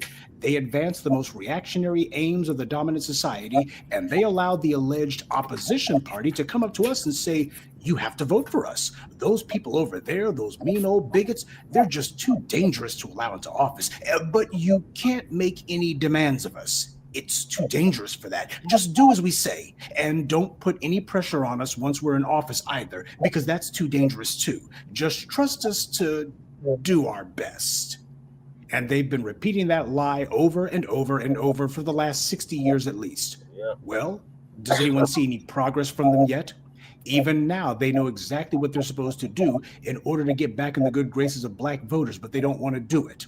The last time that we saw progress on policy was in 2020, and that was because black people took to the streets and declared that they would handle things themselves. While black people were in the streets fighting for change and producing justice, there was not, and to this day, there is not a single Democrat who's been doing anything about qualified immunity or declaring that the police must be punished for their crimes. They didn't do that. The examples that you have of police finally being held accountable, that came from the people, not from the Democrats. When Joe Biden was campaigning in 2020, he said that he was going to divert COVID funds to the police, And when he became president, that's exactly what he did. Meanwhile, he was telling black people, well, that White House level Police Accountability Commission, I don't have time for it. Oh, there's supposed to be a George Floyd Policing Act. I ain't got time for that either. Well, we were supposed to be having some sort of legislation about the police. I tried, but what can I do? Democrats did not and still have not passed any laws at the national or even state levels regarding qualified immunity, and they're not going to. What changes there have been were because of black citizen revolts. So understand that, family. This is the Democrats' game that they're playing, the game of lie and deny. And the current game is to scare you into obedience. Is the threat real? Yes, there is a real threat, but it's not new. That's the point that the black media has been trying to make to you. We've been on the receiving end of the white rights legislative attacks for decades now. Everything that the Democrats tell you to be scared is going to happen to the white media and all of these white institutions, we've been suffering all of those attacks and nobody's been bothered at all. When New Bern, Alabama was forced to have corrupt white leaders and illegally and unconstitutionally kept these people in office, Democrats never even mentioned it, not even once. This has been going on since at least the 60s. But the Democrats decided out of sight, out of mind. And you know who else didn't want to talk about it? The white media. The only reason that anybody was talking about New Bern, Alabama is because the black people out there started making how the hell is it you got all of these so-called liberal reporters, we're told, and these people, they never want to set the standard of, you know how you get yourself a Pulitzer? You do it by making sure you report on all this racist stuff against black people. As far as they're concerned, that's what they're trying not to do. No matter how much kvetching and hysterics they're going into about Donald Trump slapping around the AP, the reality happens to be these white supremacists always eventually make nice with each other. No matter how much they may seem as if they're at each other's throats at the moment, and this isn't even them at each other's throats. This is just them having one of their little tiny tiffs with each other. But they want black folks to think that there's something substantive about it. No, there's not. These guys will go ahead and have their little squabble, and then before you know it, they'll be making nice with each other as they do one of their little backroom deals, and then they'll all be united against us. One big united anti-black front. That's how it always works out. So you really want to be sympathetic for that? You really want to support them for that? Because you know that's how this is going to turn out, because it always does. So let's make sure we understand that. These people here, they could go out of business tomorrow, and that's okay because they're not sticking up for black people, and they don't want to. As they see it, black people are the enemy. Trump, he's merely throwing a temper tantrum, and they don't like it, but they're not about to decide that this guy is the enemy first. We're the enemy. He's just a momentary inconvenience. I want you to think about that the next time you got some leftist blowhard who's talking about fascists seizing office, about fascists who are going to ignore the courts and just stay in office regardless of the elections. Well, as black people, we've endured that for decades through both Republican and Democrat administrations. I'd like to know where any of this outrage about democracy being toppled was then, when it was black people who were watching as these unelected white people were in office and nobody was doing a damn thing about it. You talk about the fall of democracy, this country's never had it, certainly never where black people are concerned. So they're going to have to learn to put black people's concerns first before we even look in their direction. Their goal is not to stop the right wing's rampage. It's merely to shore up and protect their own position. Well, that's not our goal. Our goal is justice and empowerment. And as for these little white media organizations like the AP, who have decided that they would use their position to attack ours, far as I'm concerned, the only thing the Associated Press is all the lies that are fit to print. Good day, and be one. I'd like to take a moment to mention some of our contributors. Joseph Shorter, Elisa Boutte, Mark Jefferson, Morris Bodden, and Jimmy Whitfield. Salute to them and thank you to everyone for listening, liking, and sharing this message. Black empowerment only exists because of you. All right, y'all. What's your thoughts? Shabaka, go ahead. Okay, well, the professor once again laying down the truth. You know what I'm saying? And only a fucking idiot would argue with undisputed truth. You know? Okay, Lady Che, what are your thoughts? I wish Shabaka on that. I wish Shabaka on the same thing because, yeah, I'm with him on it. Yeah. All right. I'm in alignment with both of you. So I'm gonna move us along. Okay, Father, he already kind of shut it down. It was like whole mic drop moment. What can you really say? Right, he's on a war path. Yeah. All right, so moving along, California. What is happening in California, y'all, in regards to reparations? Well, Oh they yeah, call Newsom, man, it's bullshit. Yeah. monkey wrench in the game, second time around with this madness. So, Lisa's gonna give us an update on what's happening in California with the reparations. All right.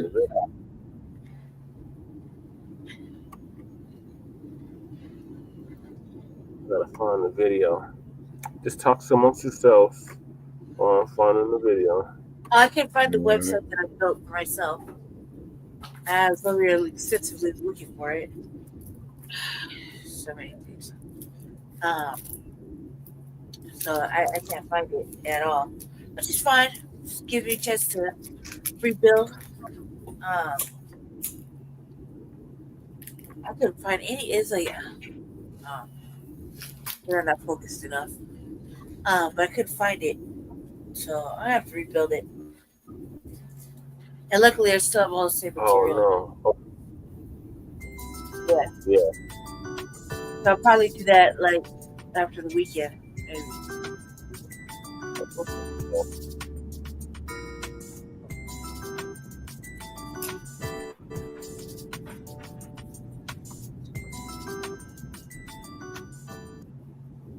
Yeah, that's right.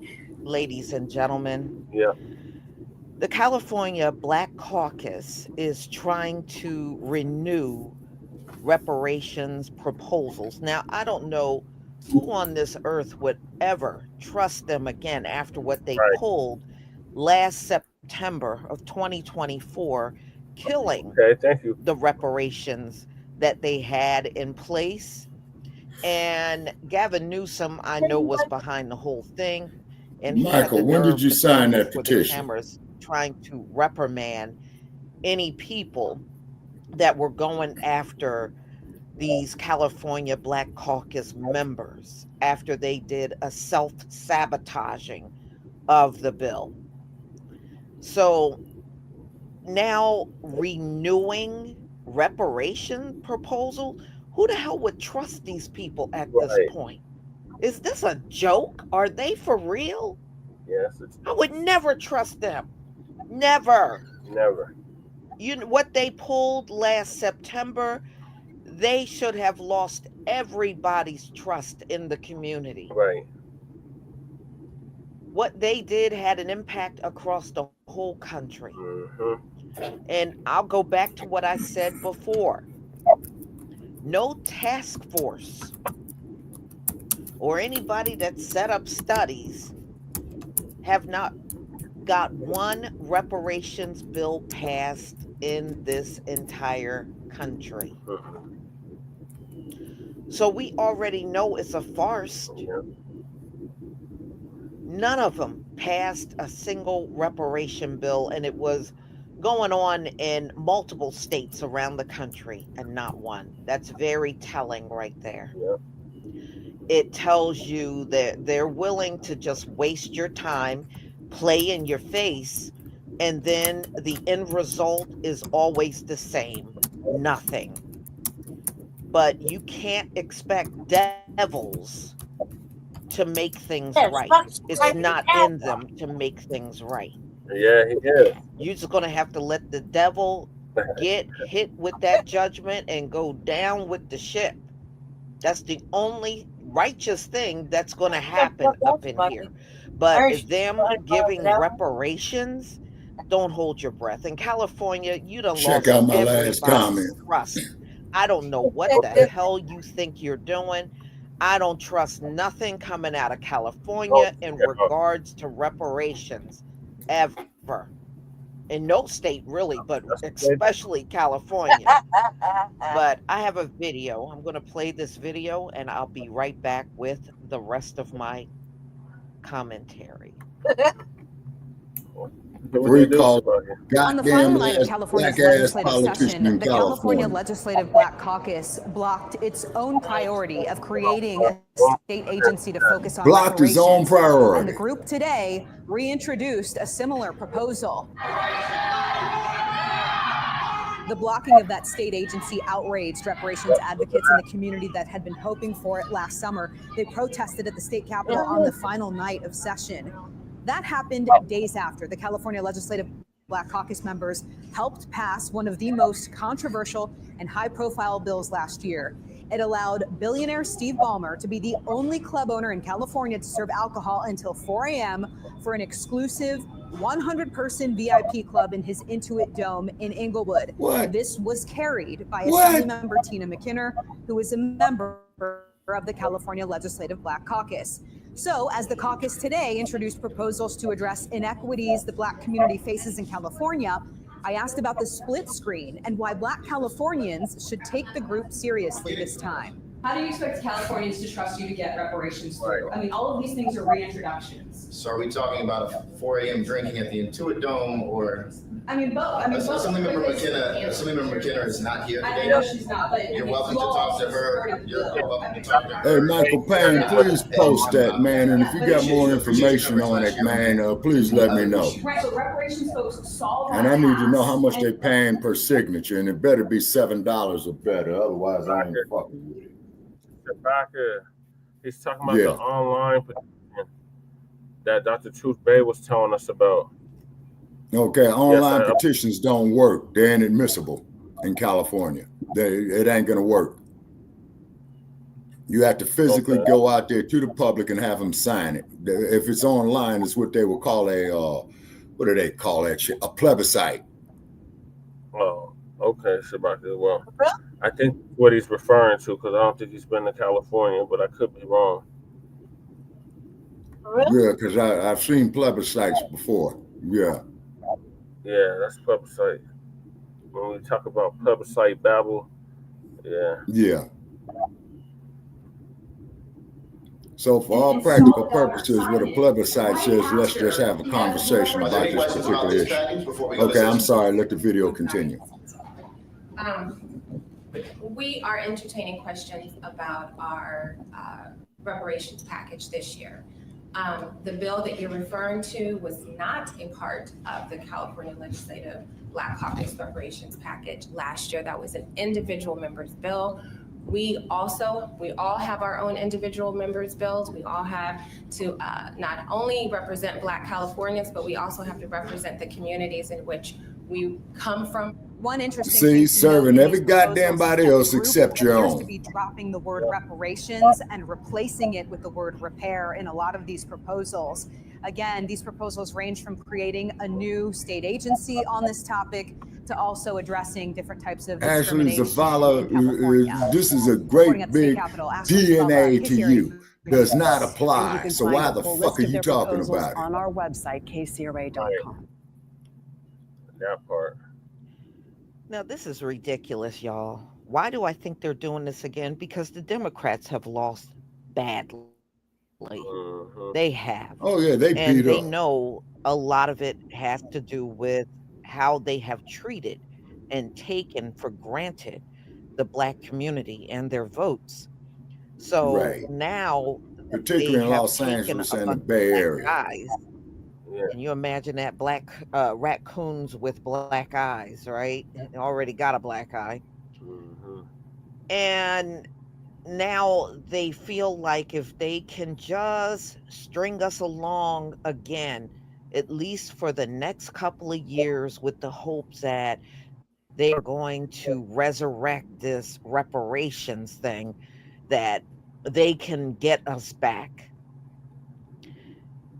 They're not going to get the community back by playing tricks and stringing people along. And I guess they think nobody has learned their lesson yet. You know, as far as these studies are concerned, nobody's going to pay attention to your studies anymore.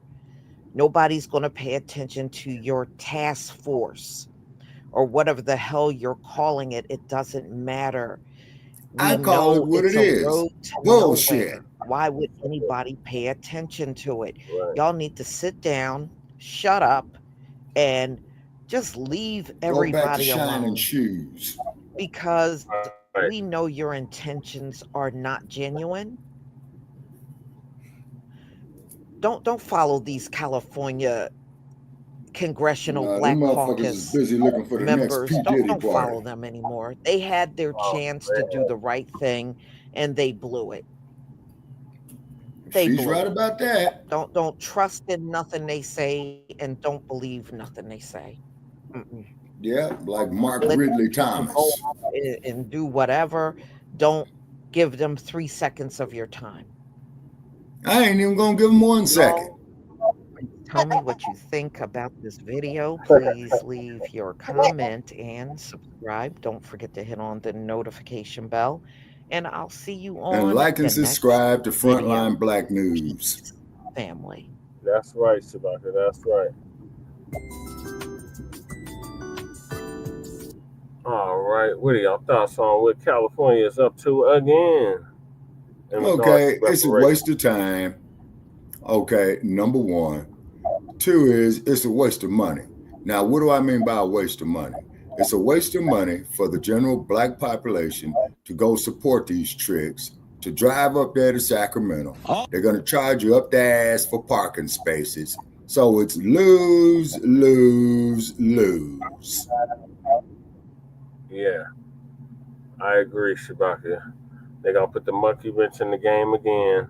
That's why we're trying to avoid a similar situation in Colorado, because they got the same shit they're doing here in Colorado, and we cannot afford to have a repeat of what happened in California happen here.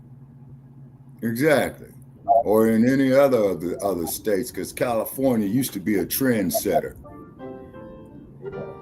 They need to all go get in Google cars and go around in circles. Oh my God, somebody brought the Google cars up earlier. I think it was Mac 285.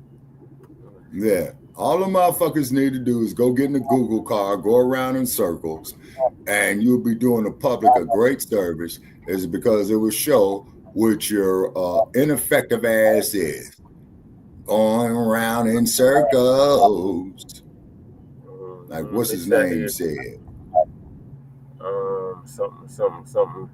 Oh, he talking about this dude that was just on the screen, Isaac Jackson. He said he's very sneaky. That's a safe bet, Michael.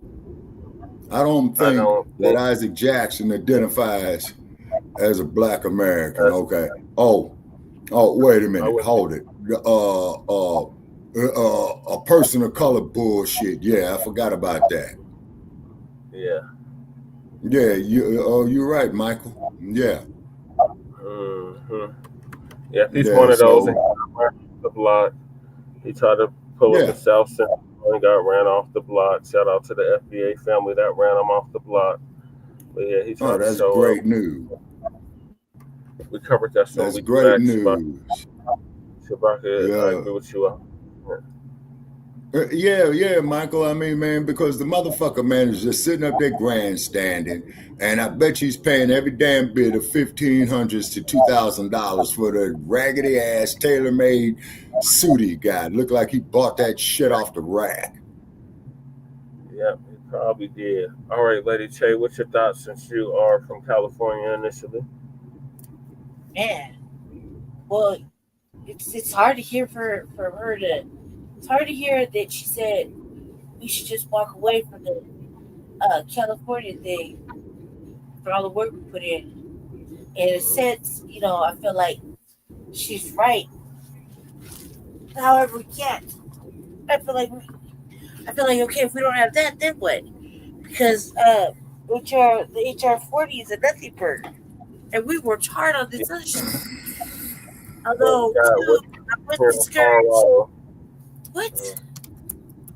We got what's happening in Colorado and what's happening in New York. What? New York, Colorado, and Washington State are both looking at reparations. Studies. They're looking at studies. Well, they keep saying you're going to have the study in order to get the compensation. I know cannot justify. Let me finish my statement. Study doesn't mean anything. It's just fucking time wasted, and that's what they're doing. I would think in our case though, you need to kind of make sure that they got the Blacc was in here all the typing you're doing. Damn, you hear me typing? Damn. Yeah, like 100 miles an hour, Chewbacca. I feel like this. Like we put in all this work. I would hate to see it all go to the wayside. However, when we saw old girl from the California reparations task force next to, hold on, man, shit. Speaking next to speaking with them when they discussed the HR 40, whatever the fuck, I felt like that was a slap in the face. Like all the work that we've done, it is a slap in the face. And that really don't feel like walking away and then restarting again. I feel like they need some straightening or some get right. No, Michael, I don't do the South. I do. Yeah, we've thought about it, Michael. I don't do the South. I went down there, man. I just heard too many of the screams of my ancestors in Alabama.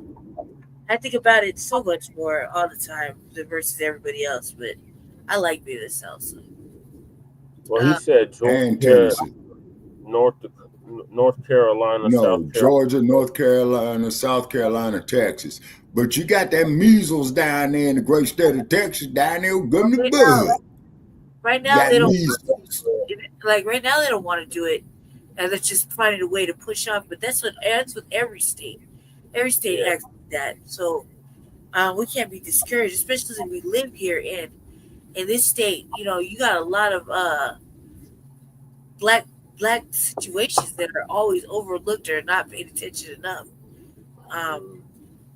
Too, I say that some of the black Democrats over here pick and choose what they want to participate in, just like the mayor. They pick and choose what black plight, what part of the black plight or black condition that they want to tokenize, which is the sad part about it. And I think that that's the most atrocious shit. And when I'm in office, that won't happen under my watch. Well, see, you gotta. I'll be like, there be none of that. Get the fuck up out of here. I'm just kidding. Well, okay, and if you could put my last comment up there, Brother Che. Okay, yeah, see, Michael, down there in Georgia, North Carolina, South Carolina, see, y'all got too many floods, man. Y'all got too many reptiles down there with them floods. I'll take the earthquakes because I know what to do in an earthquake. I don't know what to do in a hurricane. I don't know what to do in a massive flood. But I know what to do in an earthquake. You're right. Yeah, that's right about that. Maybe 20 years ago, man, when I had youth on my side, I might consider it. But I'm too old. Because they don't reciprocate. In fact, they'll do everything to add commas or be like, and brown, and yellow, and red, violent Indians, and Germans, and whatever. You think so? It won't just be foundational Black Americans situation. If they do that, sorry, and if they do that, then it'll be a black and brown or black and LGBTQ subject. So yeah, right. That alphabetized agenda. Yeah. And none of that, but you got like what I think too is that we talk all this shit, but do we really know what goes on? But outside of once you get into elected office, like we don't. Like really, we're like, is there pandering and not pandering, bullying or some sort of ugly shit that happens that they don't want to tell us about or talk to us about because 1 minute you're the strongest pro-black person in there, and the next thing you know, they done slipped off the cracker and are now eating at the master's table. You understand what I'm saying? So it's like. Where you man, you missing going on there. They only show strength in small in the community of like 50, 60 people. Now, could you put my last comment up there, Brother Che? Because it just flashed.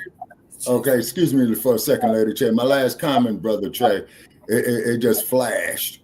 Yeah, there you go. Exactly. Yeah, we Thank agree. you. I agree with that. I said that when you were in the private chat.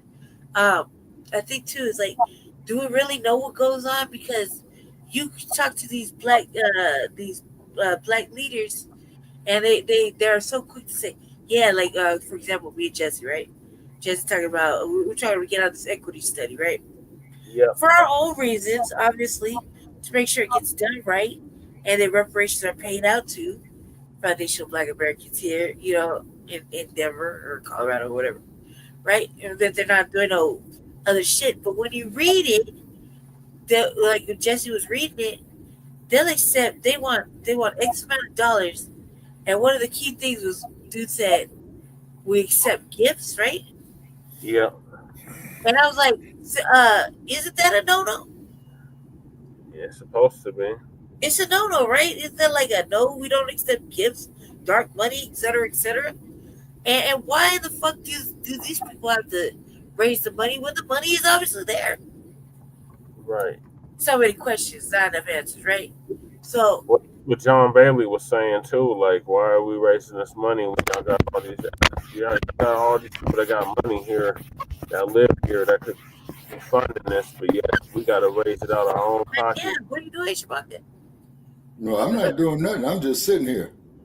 Who is this? Somebody like rubbed the mic on their titty right there. I think it was Brother Che. Computer. I felt it. I felt the titty rub happen. Oh, yeah. Now back to what I was saying is that he's right though. Like, well, we said it first. Yeah. They're just catching up. But I was like, why do you gotta raise this money, Senator Coleman? Mm-hmm. Like that, remember? Yeah. Because I felt like, nah, fuck all that. Now you're gonna charge us to do this fucking study. Does that go on your tab of reparations? Look at this shit, y'all. I have to pull it up for y'all to see what we're talking about. Questions. And I want answers. You know what I mean? So no, Lady Che, what they should do is go to Silicon Valley and tax them motherfuckers for the goddamn reparations. Them is trillionaires. We don't have a Silicon Valley here. We have money because the mayor just got a lawyer. He texted $2 million for a fucking attorney. So we got money here. Why the fuck we gotta raise the money? Yeah, we're gonna get to that later. So this is the equity study that Lady Che is talking about, Senate Bill 24. That we've been trying to get on now for almost a year and a half. Okay? Yeah. And they keep pushing us back on it. So well, I asked about it at the John Bailey event. Yeah, Jesse's gonna ask about it every time we see him until we get some answers. So I didn't go to the event. So yeah, but I was there in spirit. Yes, you were, and your spirit was definitely alive and well. Because I was in spirit. So this racial equity study concerning an evaluation of racial equity for Black Coloradans. Yeah, Mike. This session right now, subject state government bill summary. The act establishes the Black Coloradan Racial Equity Commission in the legislative department to conduct a study to determine and make recommendations related to any historical and ongoing effects of slavery, subsequent systematic racism on Black Coloradans that may have attributed to Colorado state practices, systems, and policies.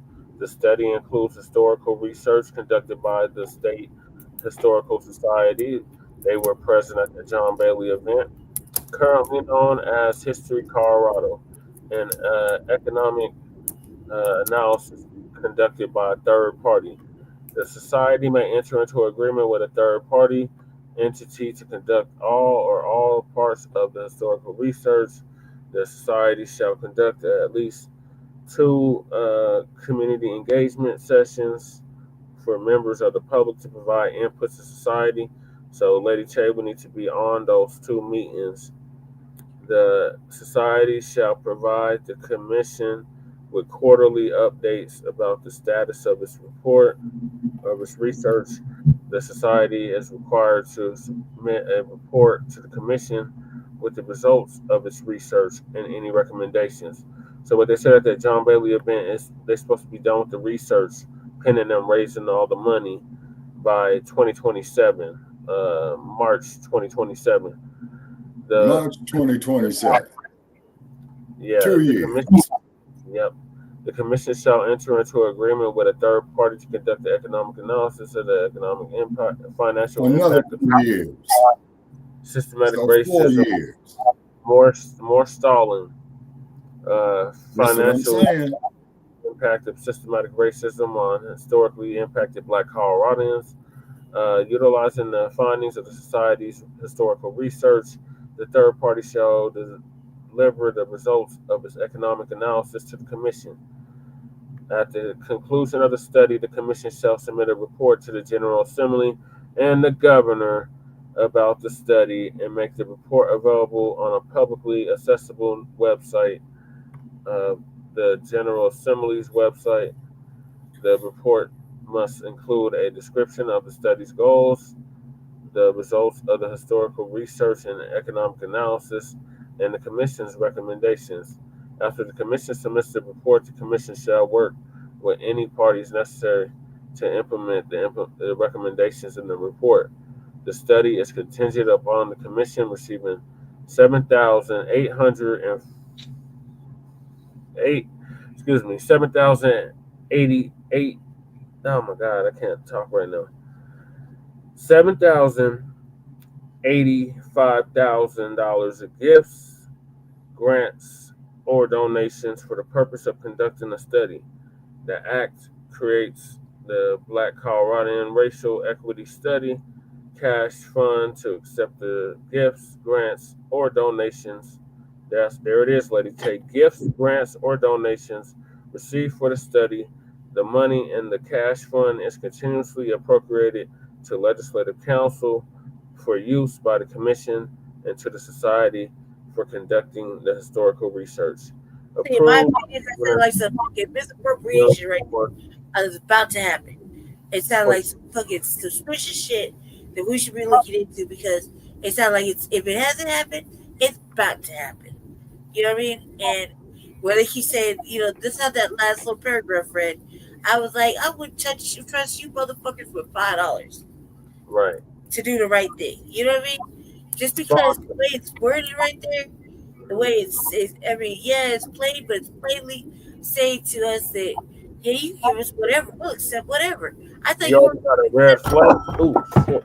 You already got a red flag. That's a red flag right there. And I think I was like, nah. Like, this is one of those things where want to get involved, but then at the same time, you're like, don't want to get involved because it sounds like some sketchy, shiesty ass shit that's gonna bring us down, bring me and Jesse down.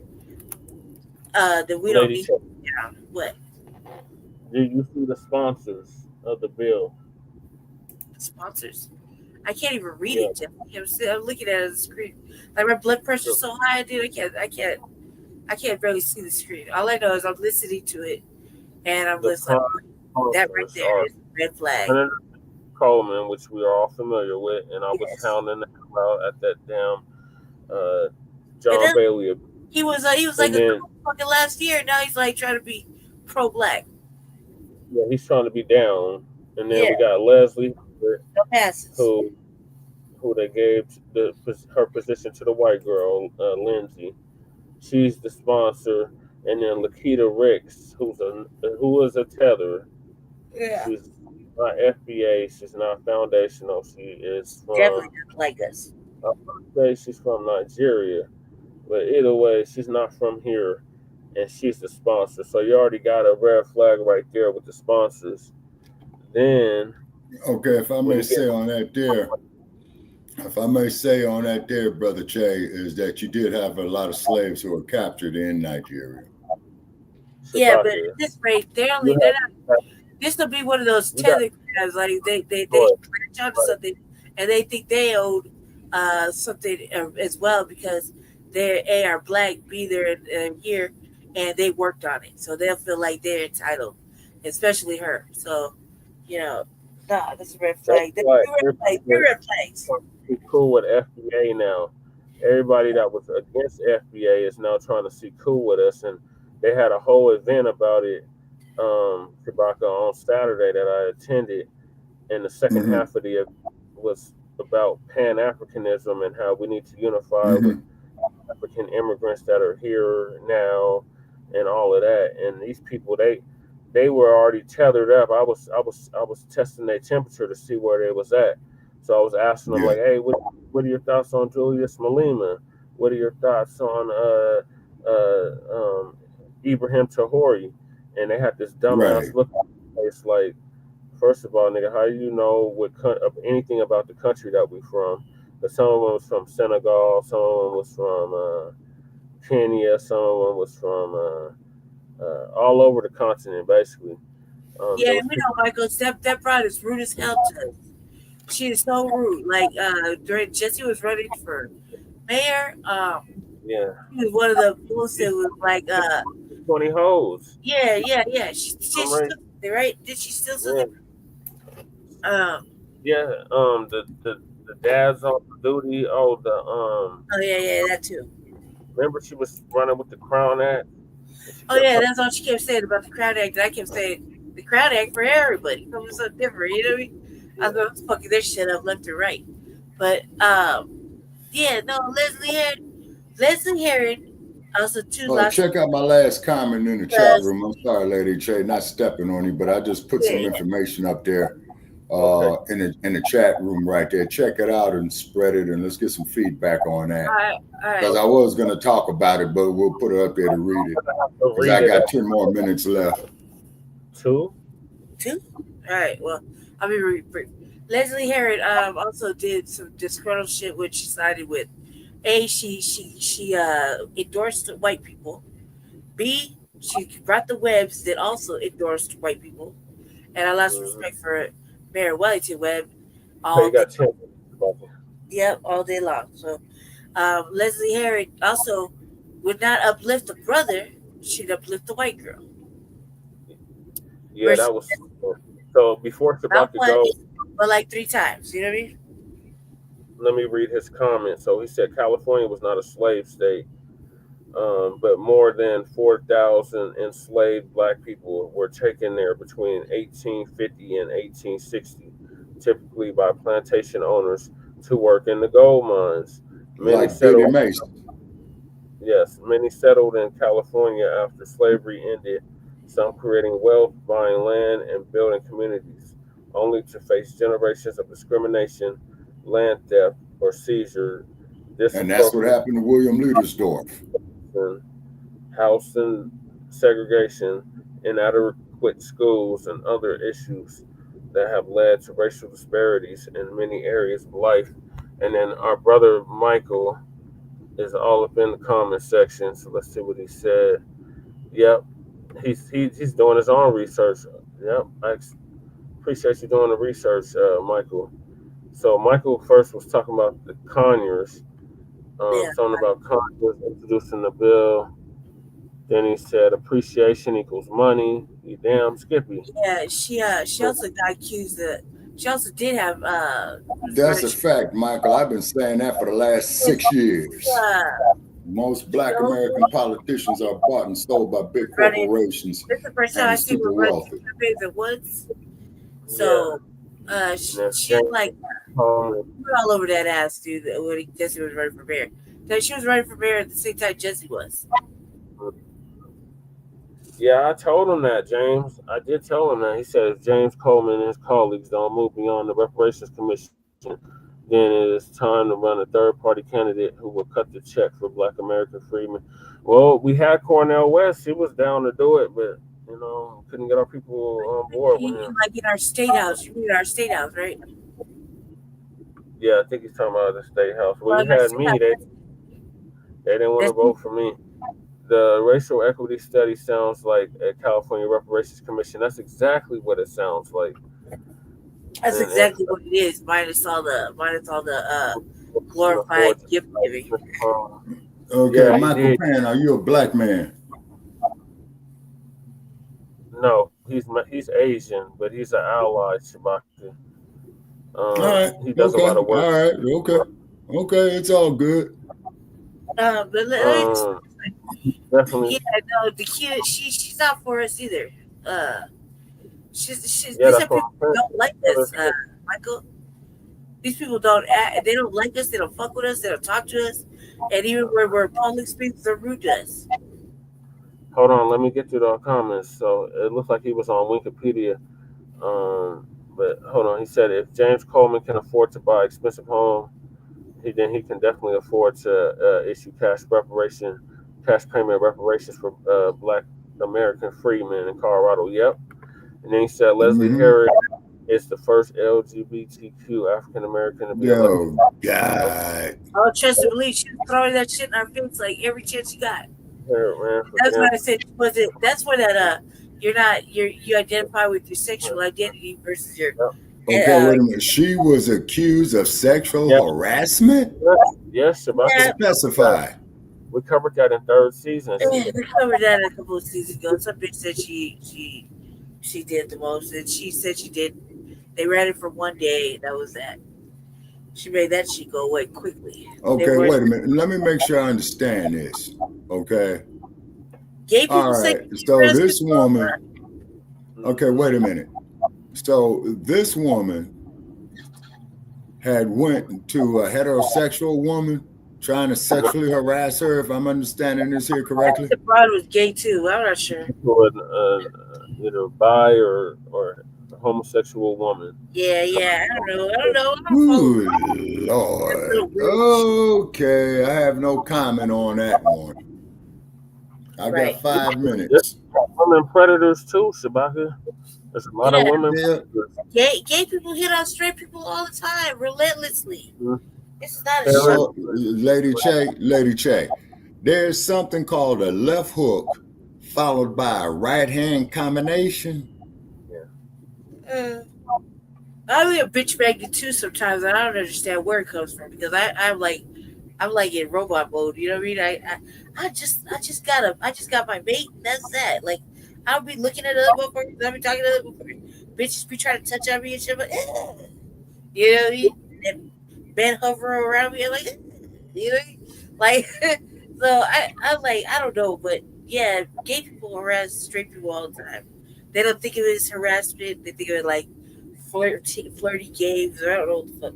Either way, it's all weird to me. So that should be exuding that I like, you know, when I go out that A, I don't play games, and B, I probably got a dude somewhere. You know what I mean? And the motherfuckers, they don't mind trying to push the envelope. It's weird. Very weird. I don't do that. I just think I was raised better. You have home training and manners.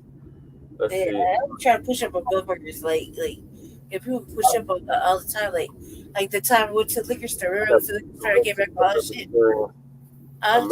Okay, Nikita Ricks is a Liberian American politician, businesswoman, and accountant, serving as a member of the Colorado House of Representatives in the 40th District. She's from here, which is very interesting because that was part of the Back to Africa movement, and they set up a whole colony called Liberia and told us that we need to go back there instead of shopping. They named the capital after James Monroe. Yeah, Monroe. Yeah. Mike Wallace did a 60 Minutes episode on that there, Brother Che, about shit. I think about 1982. If memory serves me correct. Yeah, Riggs is another one. She don't pay us no mind. She don't talk to us. In fact, when she sees me and Jesse together, she just looks at us like. Sometimes we have to separate, go to these events by ourselves because when we go together, it's guaranteed the police are gonna be called. Yeah, and they're gonna be on some bullshit. It's always like we're the instigator of. You can't be the instigator. Well, I'm gonna play the video later of me checking John Bailey about his shit. But before Shabaka goes, because Shabaka got to go at the 4-hour mark. The next topic is about the massive police presence and military gear deployed only for us. Okay, I'll stay for that story right there. After that story, I'm going to hang it up because I don't want this data, to kill all at the same time. So I got to go. So that's another headache I got to deal with later on today. Okay. All right. So I'm gonna move us along to the next topic. Okay, I'm going on mute. That is why we are. Why they use these military artillery on us only. Yeah, you're right. I think we are afraid of black people. Excuse me, white people. I think because they hold the keys to everything, and that's another reason why some of us don't want to get business started, because then white people can just find a way to bring you down, either if it's not by a fucking literal fire, it's by a proverbial fire. Well, John Henry Clark told you that, Lady J. Yep. And so I think that we are afraid, yes, but in a sense, we see us perk up in our spirit, like, ooh, this is crazy. We ain't going for that. And we're trying to keep that same energy on a day-to-day basis. I know that it's a struggle. I know for a fact it's a struggle, because we are. Yeah, you're right, Michael Pan. Yeah, you are right. To some extent, yep, we are fucking afraid. And what you just described there, Michael Pan, is neo-colonialism. Yeah. Well, that's why they killed Thomas Sankara. You're talking about on the continent. I think he's talking about here in the States. But either way, yeah, it's that house nigga, yes, boss syndrome, that Stockholm syndrome. Exactly. All right, so Lisa's gonna give us an update again on this subject. Okay, and I'm out after Lisa. Okay, Shabaki. Shalom, family. Good to see everybody here. I hope everybody is doing well. We're going to talk about the marches, not us being part of the marches. We already know our people have decided not to join these other groups. I'm just talking about how you notice a lack of police presence in these marches, and it's very clear.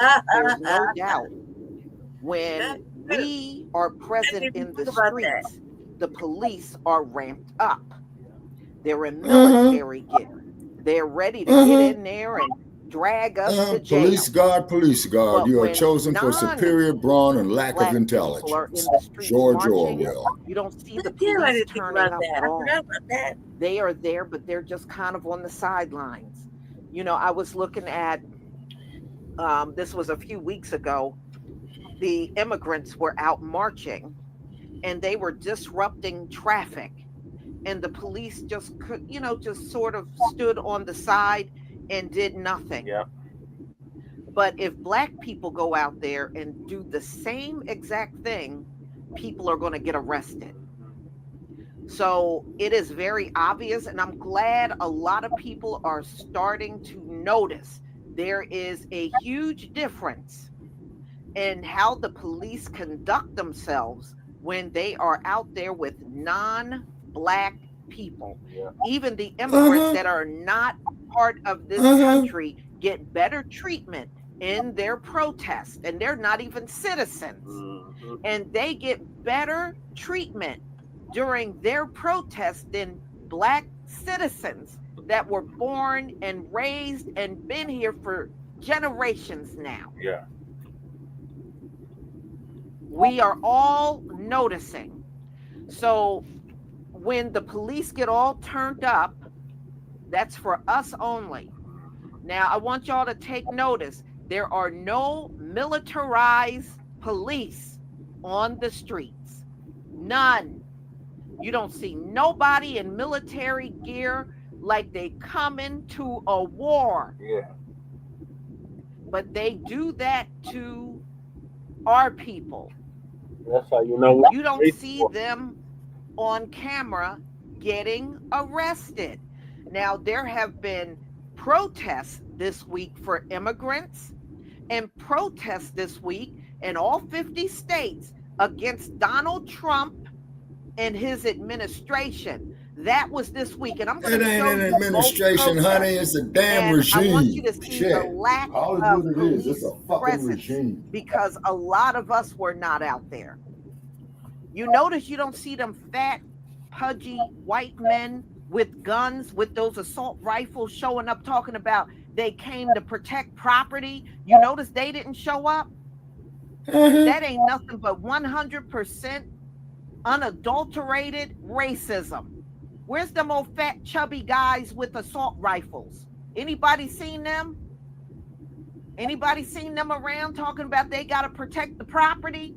Anybody see them? All right. Now, like I said, they've been disrupting traffic. You see no arrests, no mass arrests. You don't hear about, oh, just like on the news media in this country need to be called out too. Because whenever Black folks go to the street, oh, there were 400 arrests. Oh, there were 200 arrests. Oh, there were 300 arrests. Y'all be all over the media screaming that mess out. How come y'all not talking about any arrests? How come y'all not doing that? Maybe because nobody's getting arrested because they're not Black people. All right. Now, when you watch, I'm going to show you the video. You're going to hardly see a cop out there. You're going to hardly see it. I got two videos, one from President's Day, and I got one of the immigrants marching. Nobody had to set aside funds just in case people got arrested. You know, like they do when our people are out there. People have to set aside money so folks can get out of jail. You notice you don't hear about anybody that got to set aside any money to get folks out of jail that got arrested, because they're not arresting anybody. So no, don't come to us talking about it's because Michael, we're violent. We ain't violent. You know what? You know what was violent? January 6th. There is no protest on the street, past or present, that surpassed what happened on January 6th. Right. So you notice Donald Trump ain't upset with the protesters like he was during George Floyd. Donald Trump was so upset with the large protests that were going on in the country, he wanted to get the military involved in getting the folks off the streets. You notice Donald Trump ain't disturbed by the protesters, these very non-Black protesters that are out there. You don't hear him talking about National Guard and getting the military and doing this and getting these people off and flying helicopters, swooping down on their head. Remember he did all of that? You notice Donald Trump ain't talking like that now? He don't have nothing to say about the protesters now, does he? But when they were out on the streets, he wanted everything, every cop, every military. He wanted stuff up in the air. He wanted all of that. But you don't hear him talking like that, do you? Nope, and you won't. So it just tells us right there. Police departments in America respects anybody right to protest except for the Black community. The Black community is the only protesters they will go out of their way to attack and jail. Yeah. But anybody else that takes to the streets, they don't do that. So don't let them tell you that we all getting treated the same. We're not.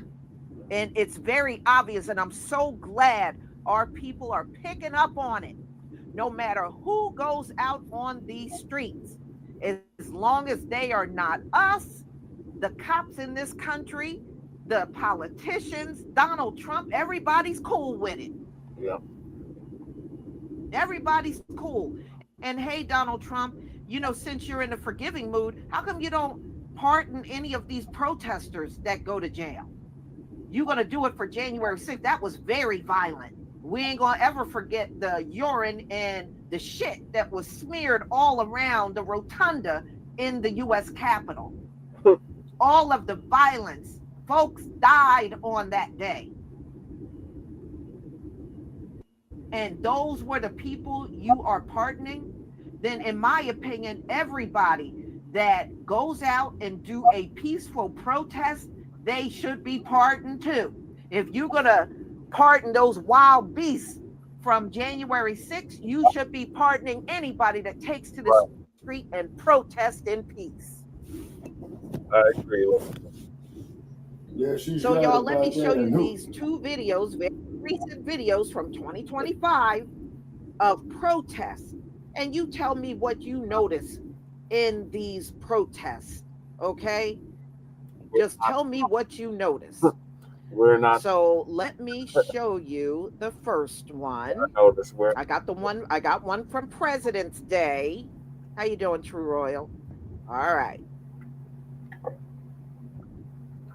Now, this first one is them protesting Donald Trump, Elon Musk, Doge, and I just want you to see how different the police are with these folks.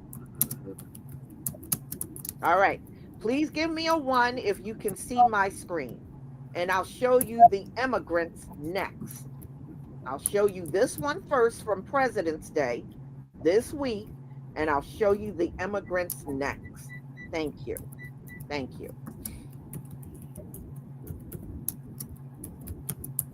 On this President's Day, a day of action, protesting the new administration. Across the Bay Area, including Oakland and San Jose, people came together to push back against President Trump's policies, including his crackdown on immigration. San Francisco also taking part in these national protests. And as our Kara St. Cyr shows us, one group focused its efforts on a Tesla dealership. Two groups came together to protest President Donald Trump and what they call an overreach of executive power.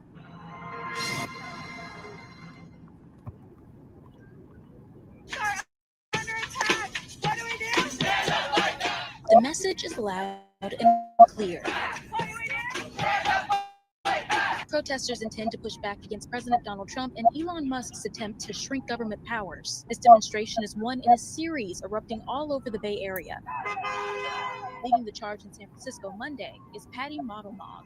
I'm very terrified of what's to come, and I think we need to get Elon Musk out of government. Model-Mog wants to accomplish 3 things: encourage shareholders to dump Tesla stock, keep Musk's influence out of government, and get him out of the White House, period.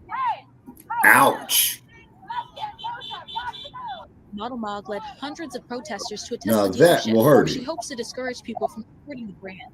Other demonstrators say the recent actions by the newly established Department of Government Efficiency and the president threaten vulnerable groups like the trans community. Lindsay Collins, a school teacher in the city, says this visibility is important. This is not normal. What's happening is wrong and moral. Well, I ain't got no dangerous, sympathy for the trans threatens community. democracy. Excuse the expression, but Everyone, like regardless pussy. of your race, religion, or status, your- But not everyone was in agreement. One man driving by the protest said the There's message Brooks was Hall right there, brother Che. Clear message. Let's not just keep saying the same rhetoric. The protest circled the block twice before demonstrators went their separate ways. Demonstrators say this is the first of a string of protests to come. You know, we also heard from a Bay Area Republican who used to be the California Party chair. He says he expects Yeah, I got it. pushback, Look but at believes the- most Americans are behind President Trump. Look at the what? So it's not surprising when a new president comes in and want to take things in a different direction. Yeah, I see it in the that chat. people I'm gonna write it are down. Still Thank disagree you. with them. The But I think on the not issue the so regular far, the strong majority of Americans have been with President Trump. He still has to deliver economically, but on issues like cutting the size of government, I think there's a strong majority in favor of that. In a recent CBS News poll, 53% of respondents No, say you're they right, Michael approve Pan. of the job that President No, Trump you're is doing absolutely overall. correct. Yeah, we 70% appreciate say your he's doing support. what he promised in the campaign, but one key issue looms. Most Americans say the administration isn't focused enough on lowering prices. Inflation was a key reason Mr. Trump won the election. Yeah. Okay. You see the cops? They broke out and protested in all 50 states on President's Day. Protesting against Donald Trump, protesting against, you notice they have "not like us" in the signs. I said, these people don't have no original thought at all. That one person said they not like us. Donald Trump and Elon, they not like us. I said, they copy everything we do. Yep. But claim they come up with everything. They couldn't come up with everything to save their mama's life. Right. Yeah, that's right. See, as long as we're not on the streets, no, like, there's barely a police presence, barely one, right? So let me show you the immigrants next. Let me see if I still got that video. Yeah, I do. All right, let me show you the illegals out here protesting. And just notice these folks, they are out here marching for immigrants that are illegal, and nobody is bothering them. ICE ain't even out there, y'all. Yeah. ICE ain't even out there. Yeah, what's up with that? Okay, give me a 1 if you can see my screen. So I don't want to hear nothing else about we get treated the same. It is way obvious that we don't. Right. This right here is shining a light on America and the racism here. Yeah. You know, they're always alert when we're out there, but anybody else, you look around as these people are marching, where's the cops? So you can be illegal and march in the streets of America, and you got more right to be there than a melanated citizen that's been here our whole lives and been here for generations. All right, let's get to it. The immigrants look like more like white Europeans. Yep. Yeah. A march of what started with just a few dozen protesters turned into a demonstration of hundreds through the streets of downtown Los Angeles. The group calling for a national day of action for a day without immigrants, encouraging the immigrant community not to go to work or school to show the power behind their community and their contributions to the country. Immigrants are human beings. Immigrants are not criminals. Throughout downtown Los Angeles, their message was loud and clear as Mexican and Central American flags waved with the crowd.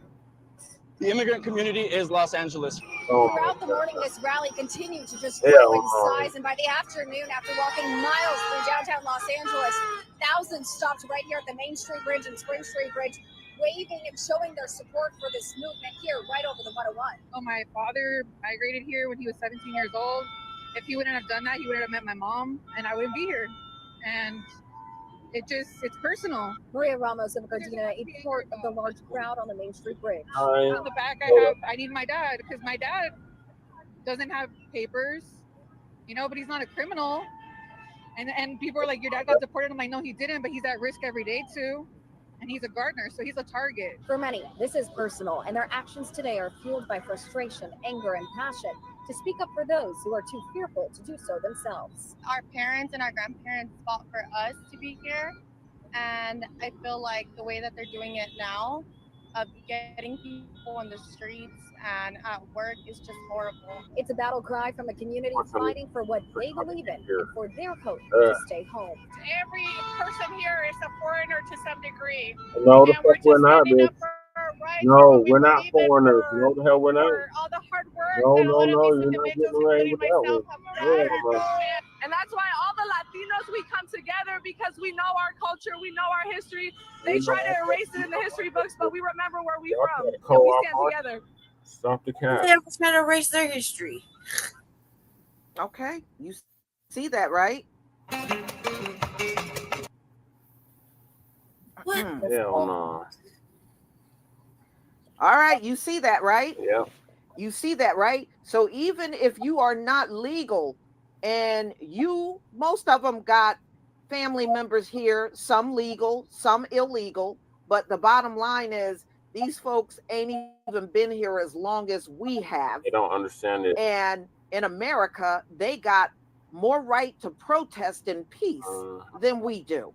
Ladies and gentlemen, one thing I hope we step up on are economic protests. And in a way we are, because when Target got rid of their DEI program, people stopped shopping there. Now they're starting to back away from that decision to do that. So we are, in a sense, doing some, but we really need to do more economic protests.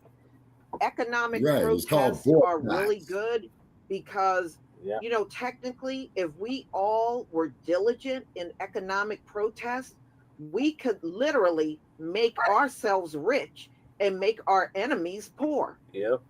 Because we put trillions of dollars in the economy. And if we withheld our trillions from these people, we would end up getting rich in the process. Rain all upside their dome. And if we need to see anything, that's what we need to see. And if you don't believe it, just look at our very famous model example of Black Wall Street. When we spent with each other and stayed in our communities, a lot of our folks became wealthy. Yeah. And we still need to practice that. Right, so we could build our own industry. A lot lately. Whenever I need to get something online, I'll Google and see if I can find a Black merchant to buy from. And I'm going to continue to do it. And I don't even care if it takes longer to get to me. I'm just going to make sure I go out of my way whenever I need or want something, that I will go that extra mile to find Black merchants that I can buy from. That's what I want to do this year. And I'm going to go above and beyond to find that. And I found a few Black merchants locally that I have started buying from a lot more often. There's a Black couple, real cute couple, and they own a coffee shop. And I've been trying to get my, whenever I want coffee, I will just get it from them. You know, and they also got tea and hot chocolate and lattes and stuff. But, you know, they're a young Black couple that started a coffee shop. Their store is still fairly new, haven't been around long. I don't care if I got to pay $2, $3 more. I'm going to support them. Yeah. I'm going to support them. And there are several new Black restaurants. I don't eat out that often, but if I do eat something, I'm going to order from the Black. In fact, I ordered from a new one that just opened up recently, and the food was very good, you know? So I'm going to go that extra mile. American freedom. That's what I am vowing to do. I'd rather make people in my group rich over any of these Gentiles any day of the week. And, you know, if we do an economic boycott of a lot of these businesses out here that are not us, trust me, things in America will change really fast. They won't be so quick to treat you so badly when you start taking your money away. You're right, Michael Payne. I visited Black Wall Street. You are absolutely correct. Make the fight economic. You know, I know everybody's talking about delineating, and that's great, and we should continue to do that. Yeah. Don't ever stop doing that. And we are going to focus on ourselves, and we're not going out and joining other groups. Definitely stick with that. But we also need to take that extra step and do an economic boycott on all of these groups that have shown their asses to us and have hopped over fences and came over here trying to mistreat us, but got the nerves to be putting out a whole cache of videos talking about we need to join them. We need to join them. I ain't joining your ass in nothing. Right. Okay, my closing comments on that. The sister's absolutely correct. Okay. Okay. Thank you for saying what us. That's the end sure, of the not video. a problem. Okay, and I'll give you a call later on today. And and by the way, man, it looks like the Buckets, man, are running neck and neck with my Lakers in the Western Conference. Yeah, y'all just beat us. Yeah. Yeah, man. Yeah. More ass whoopers to come on the basketball court. Keep on dreaming. The fakers ain't going nowhere once again. Well, they need a lot of work, you know. But just as long as they beat the Buckets. long as the Lakers, the fakers lose, is all I'm concerned about.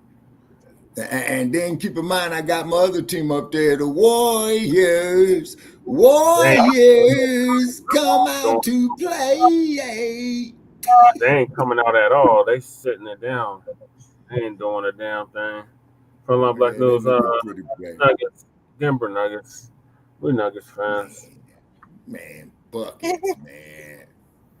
Okay, Michael Pan, who is your favorite basketball team?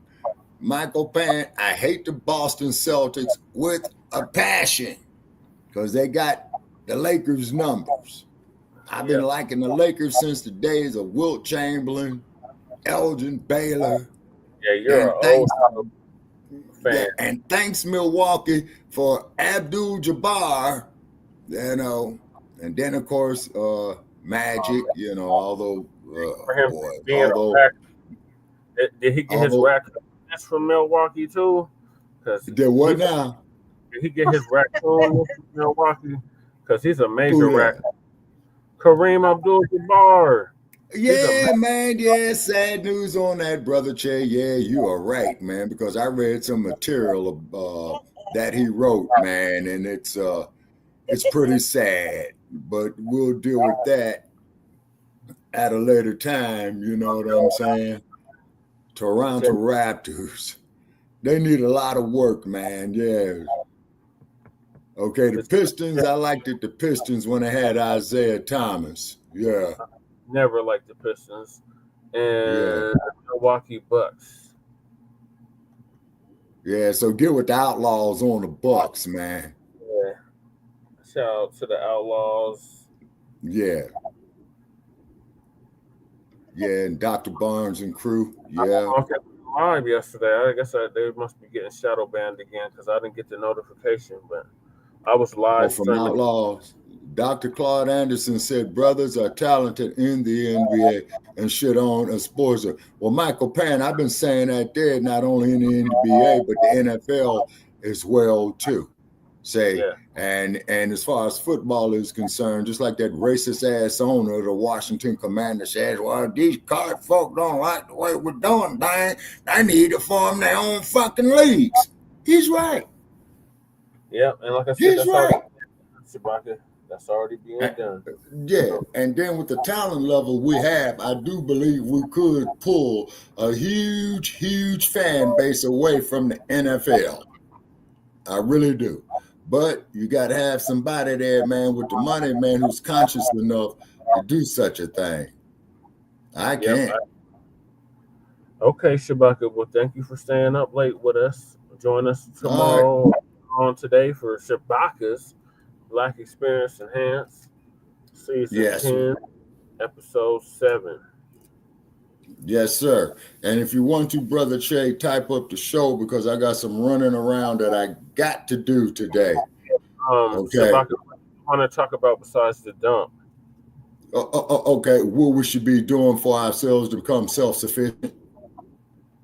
Okay, so Black self-sufficiency. Right, and crumb bum on tethers. Oh, yeah, we're going to do that regardless. Okay, and praise President Ibrahim Traoré of Burkina Faso. I love 90% of what he's doing, but the only gripe I got against him is, man, he's going to let Coca-Cola back in there, man. Big mistake. Yeah. Big mistake. Yep, I agree, Shabaka. All right. All right, so I'm out, y'all. Y'all having a nice day. I'm gonna try to get a few hours of sleep before I have to get out here and driving this crazy traffic out here in Las Vegas. Oh yeah, that's right. All the drunks should be gone. Michael Pan says that I am 100%. Yeah, Michael, and keep in mind, Michael, this is not racism.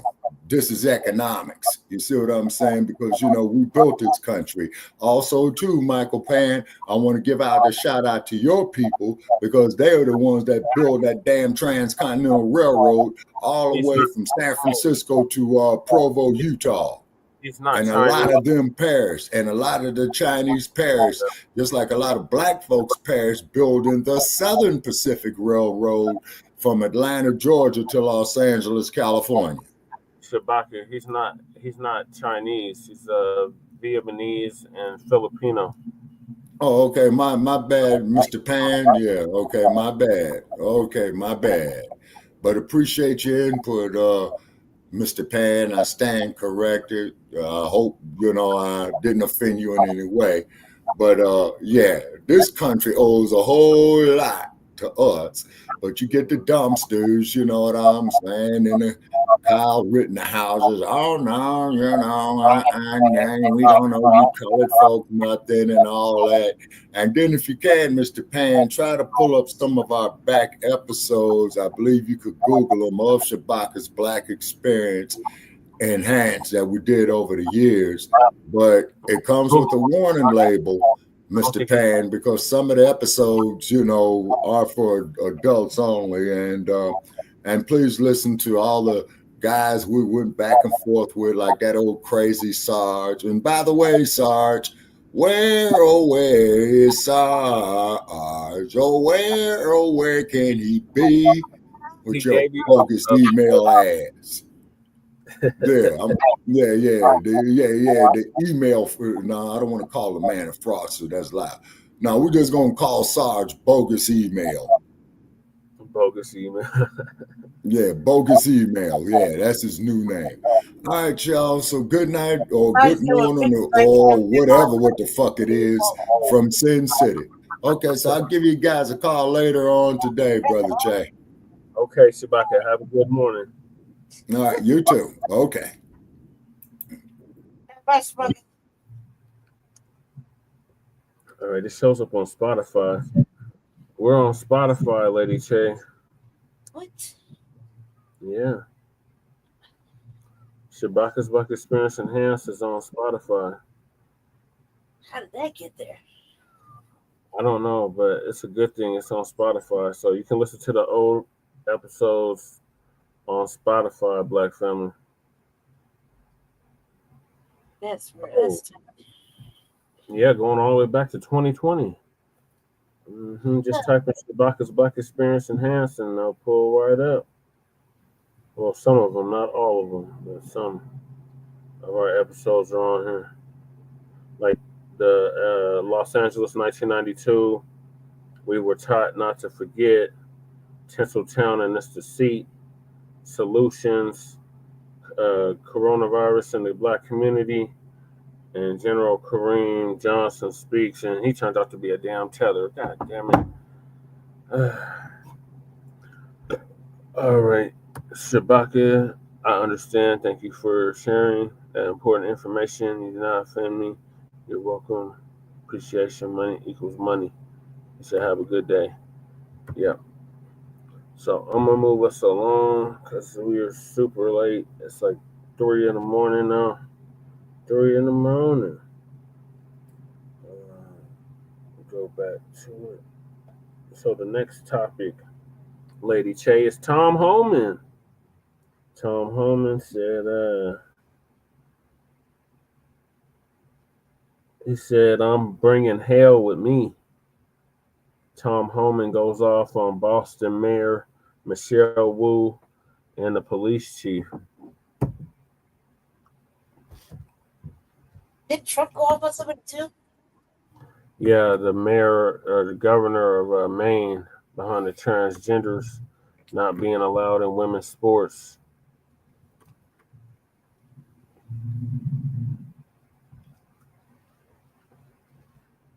All Americans, not only in the states most heavily affected, but in every place in this country, are rightly disturbed by the large numbers of illegal aliens entering our country.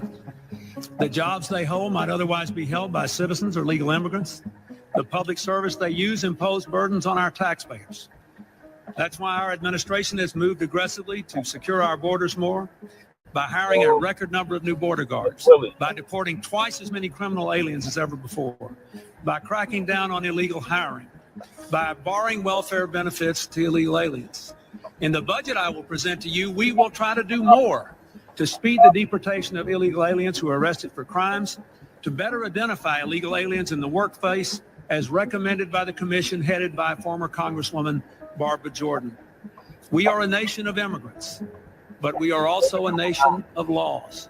It is wrong and ultimately self-defeating for a nation of immigrants to permit the kind of abuse of our immigration laws we have seen in recent years, and we must do more to stop it.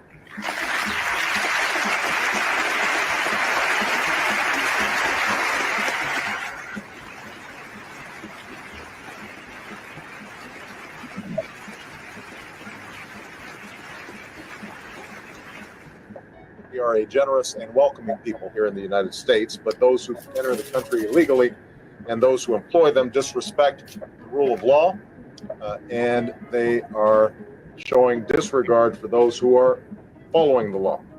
We simply cannot allow people to pour into the United States undetected, undocumented, unchecked, and circumventing the line of people who are waiting patiently, diligently, and lawfully to become immigrants. Okay, what's going on, everybody? We are here, we are live. Thank you all for joining me today. If you haven't already, please make sure you hit the like button. That's the most important thing you can do for me on this channel. Also, please make sure you are subscribed to the channel if you are new to the channel, and hit that bell notification next to the subscribe button. And lastly, but most importantly, please follow me on Telegram at TD Media Group to help circumvent social media censorship and shadow banning. That is extremely important that you do so. You will never miss a notification if you are following me on Telegram. The link to the Telegram is in the description box below, and will be pinned in the comment section as well once this stream is over. With the introduction out of the way, man, let's get into it.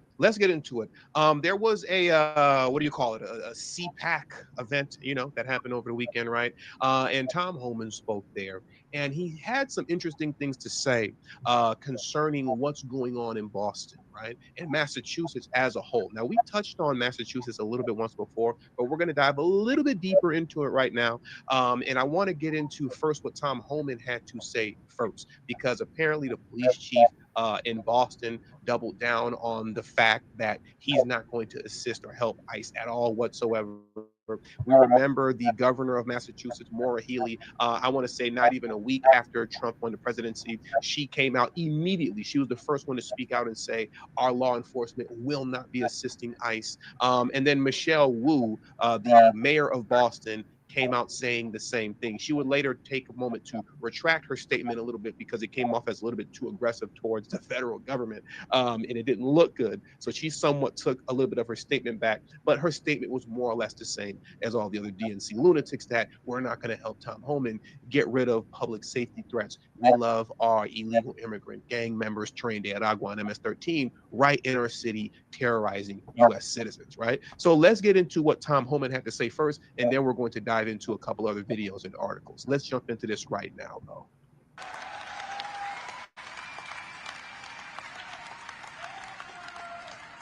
I read a story last night, the police commissioner of Boston. You said you doubled down on not helping the law enforcement officers of ICE. I'm coming to Boston, I'm bringing hell with me.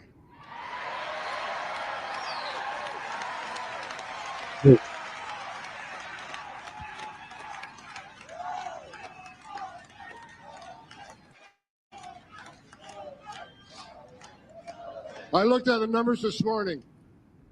I stopped counting at 9. 9 child that were in jail in Massachusetts. Just in case you didn't know what he was saying, because I had it bleeped out intentionally. 9 illegal immigrant violators, as I like to say, the R word, right? Okay, so now that we have that, I'll run it back just a little bit. I stopped counting at 9. 9 child that were in jail in Massachusetts, but rather than honoring an ICE detainer, released them back into the street. You're not a police commissioner. Take that badge off your chest, put it in the desk drawer, because you became a politician. You forgot what it's like to be a cop.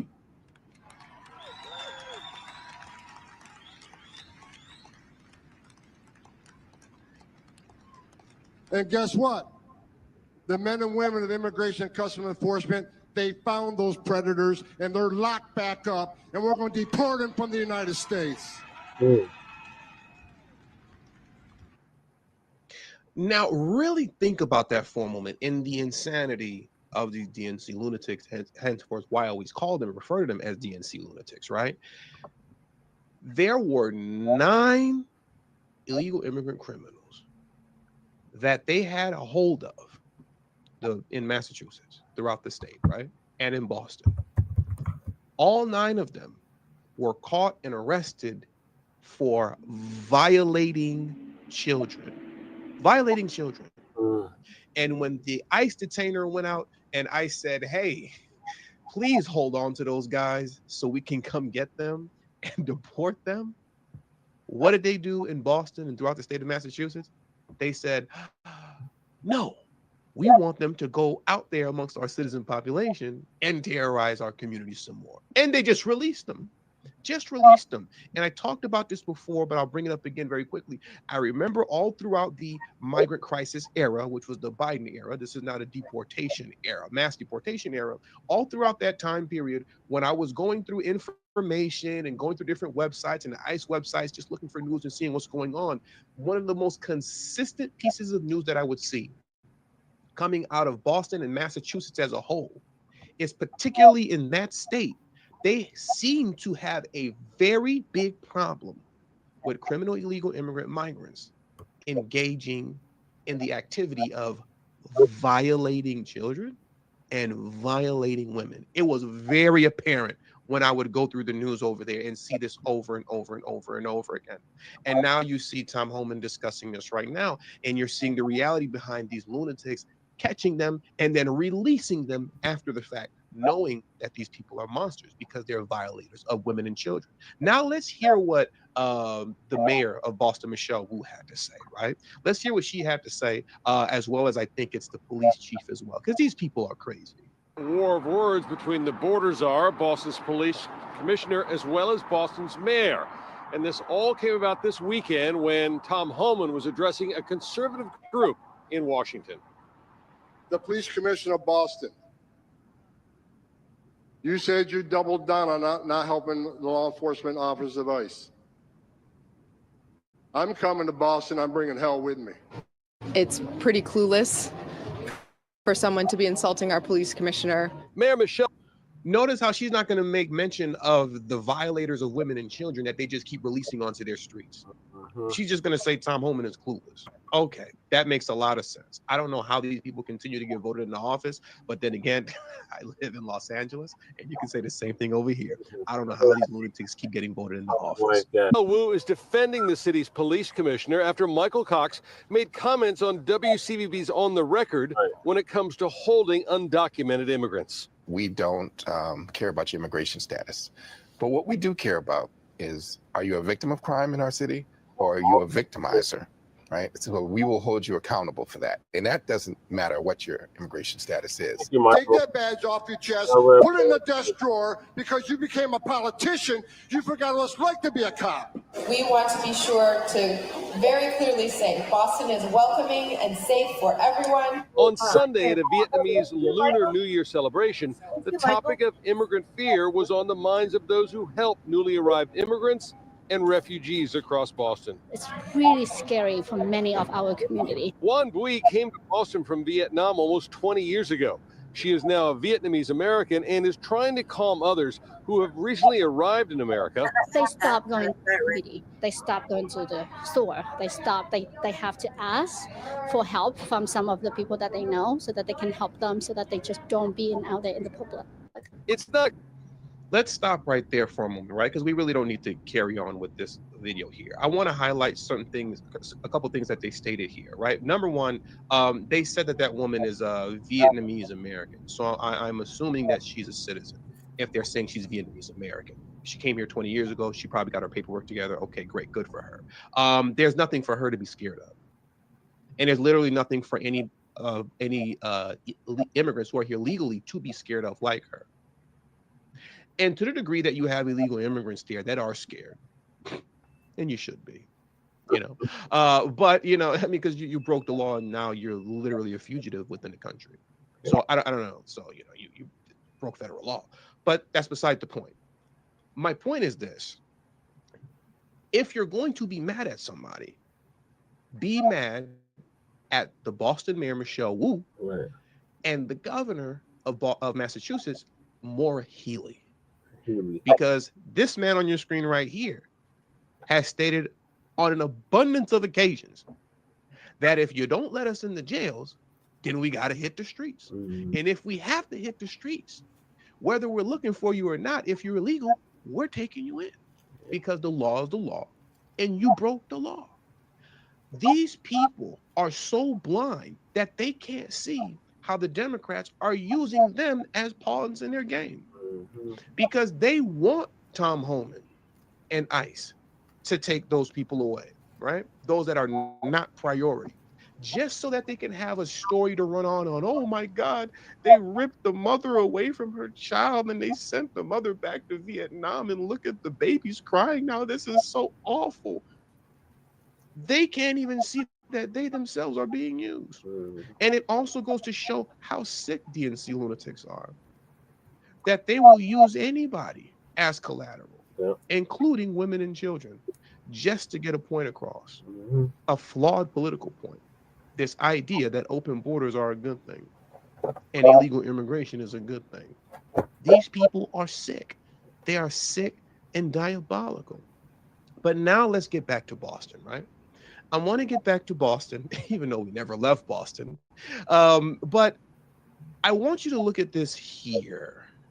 I want to play that. I don't want to play the video first. I want to read a little bit of this article. I want to get into this article first. Look at this here. This is complete insanity. And what we're going to read here, these are the people that Maura Healey, Michelle Wu, the governor of Massachusetts, and the mayor of Boston. What we're going to see here, these are the people that, what's her name, Jasmine Crockett, are trying to protect. What we're going to see right here. Massachusetts Migrant Family Shelter Program, serious incident reports reveal violations, the R word, brawls, booze since 2022. And I'll just give you, ahead of time as I'm scrolling down, this Holiday Inn right here essentially turned into a trap house. For those of you who don't know what a trap house is, it's a house that you sell drugs out of, right? Listen to this. This is what's going on over there, but none of the local officials want to cooperate. This is madness.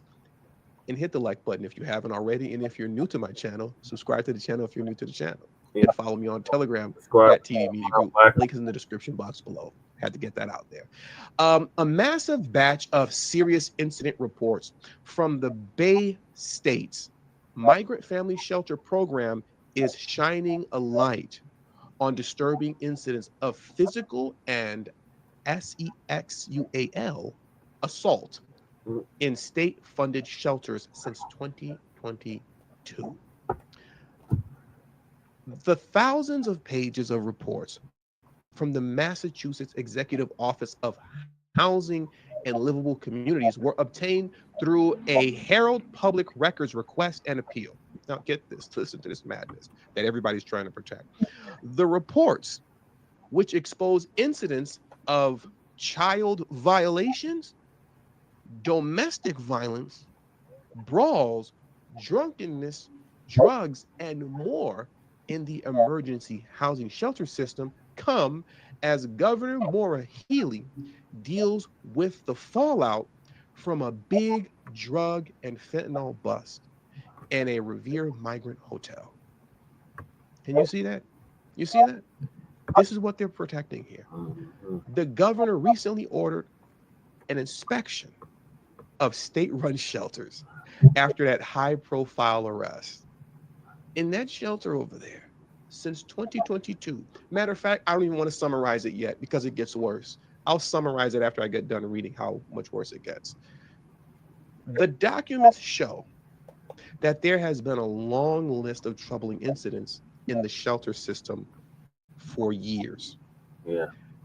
That includes a father reportedly SAing and impregnating his daughter.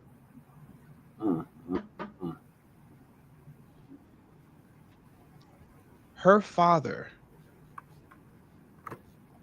violated her multiple times,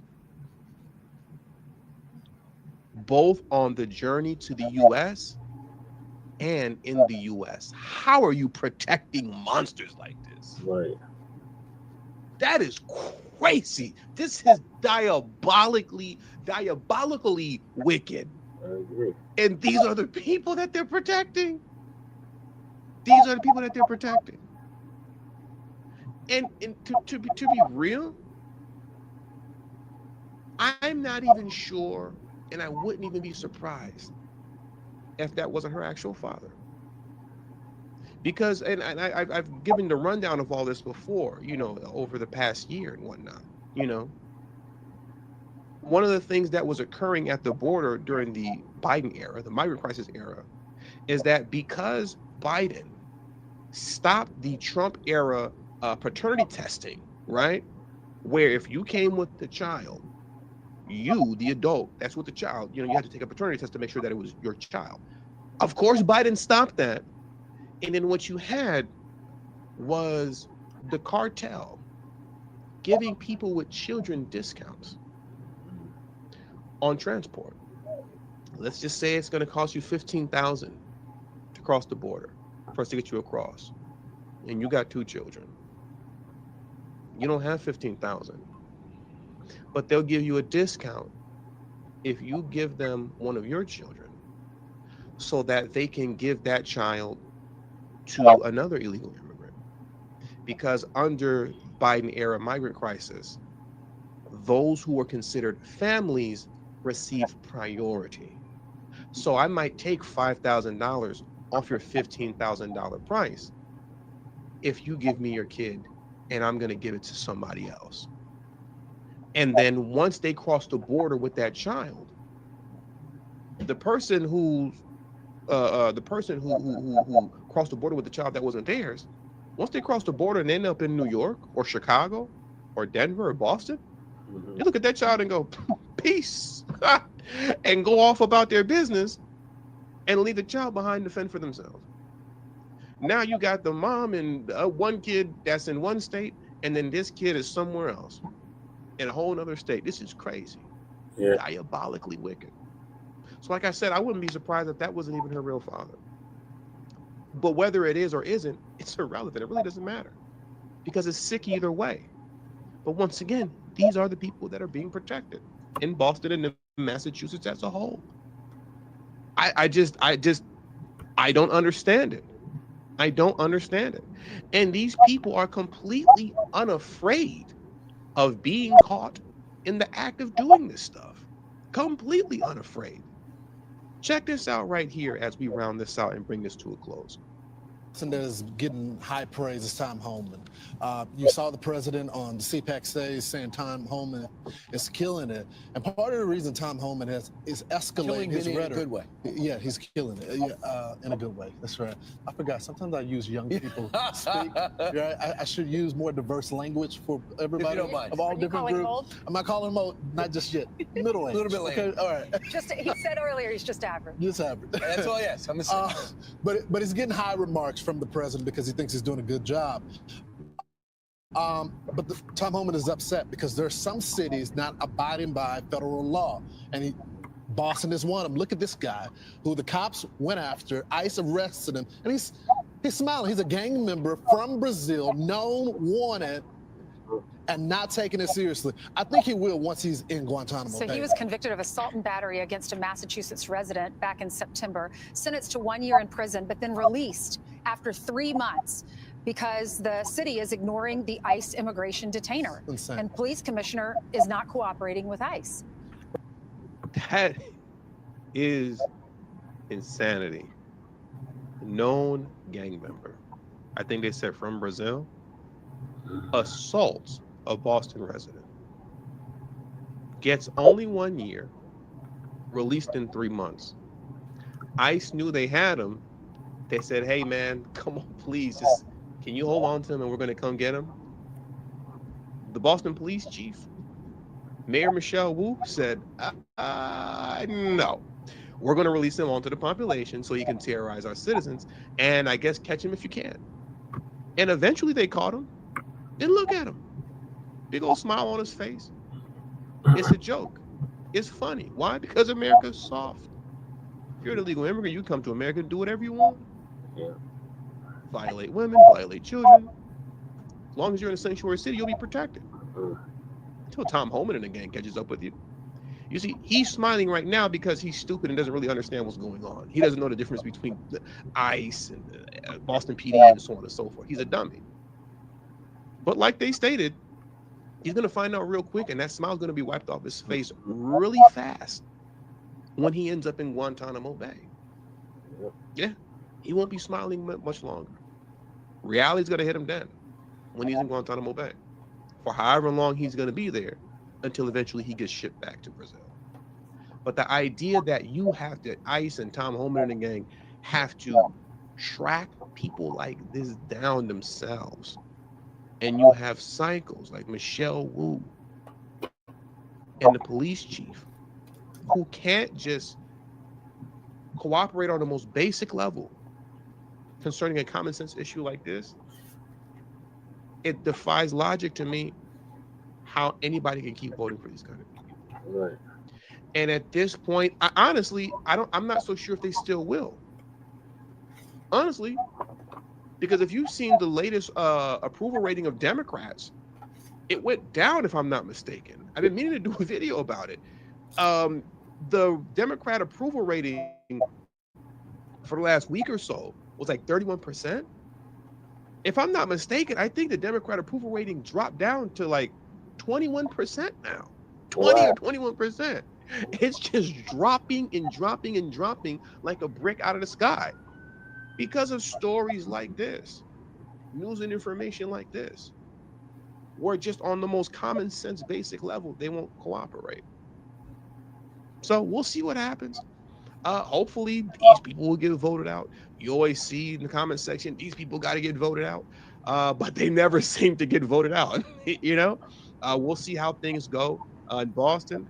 We'll see how things go here in California where I am, because word on the street is Kamala Harris is going to be running for governor over here. Where we're at. All right, Lady Che, what's your thoughts on I'm in hell with me? Tom Homan, the new Borders R goes off on Boston mayor and police chief. Good to hear it. Good to hear it. He needs to.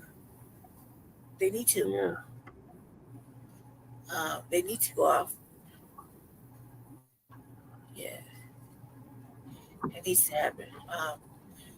I think that I'm kind of glad when he shows up here.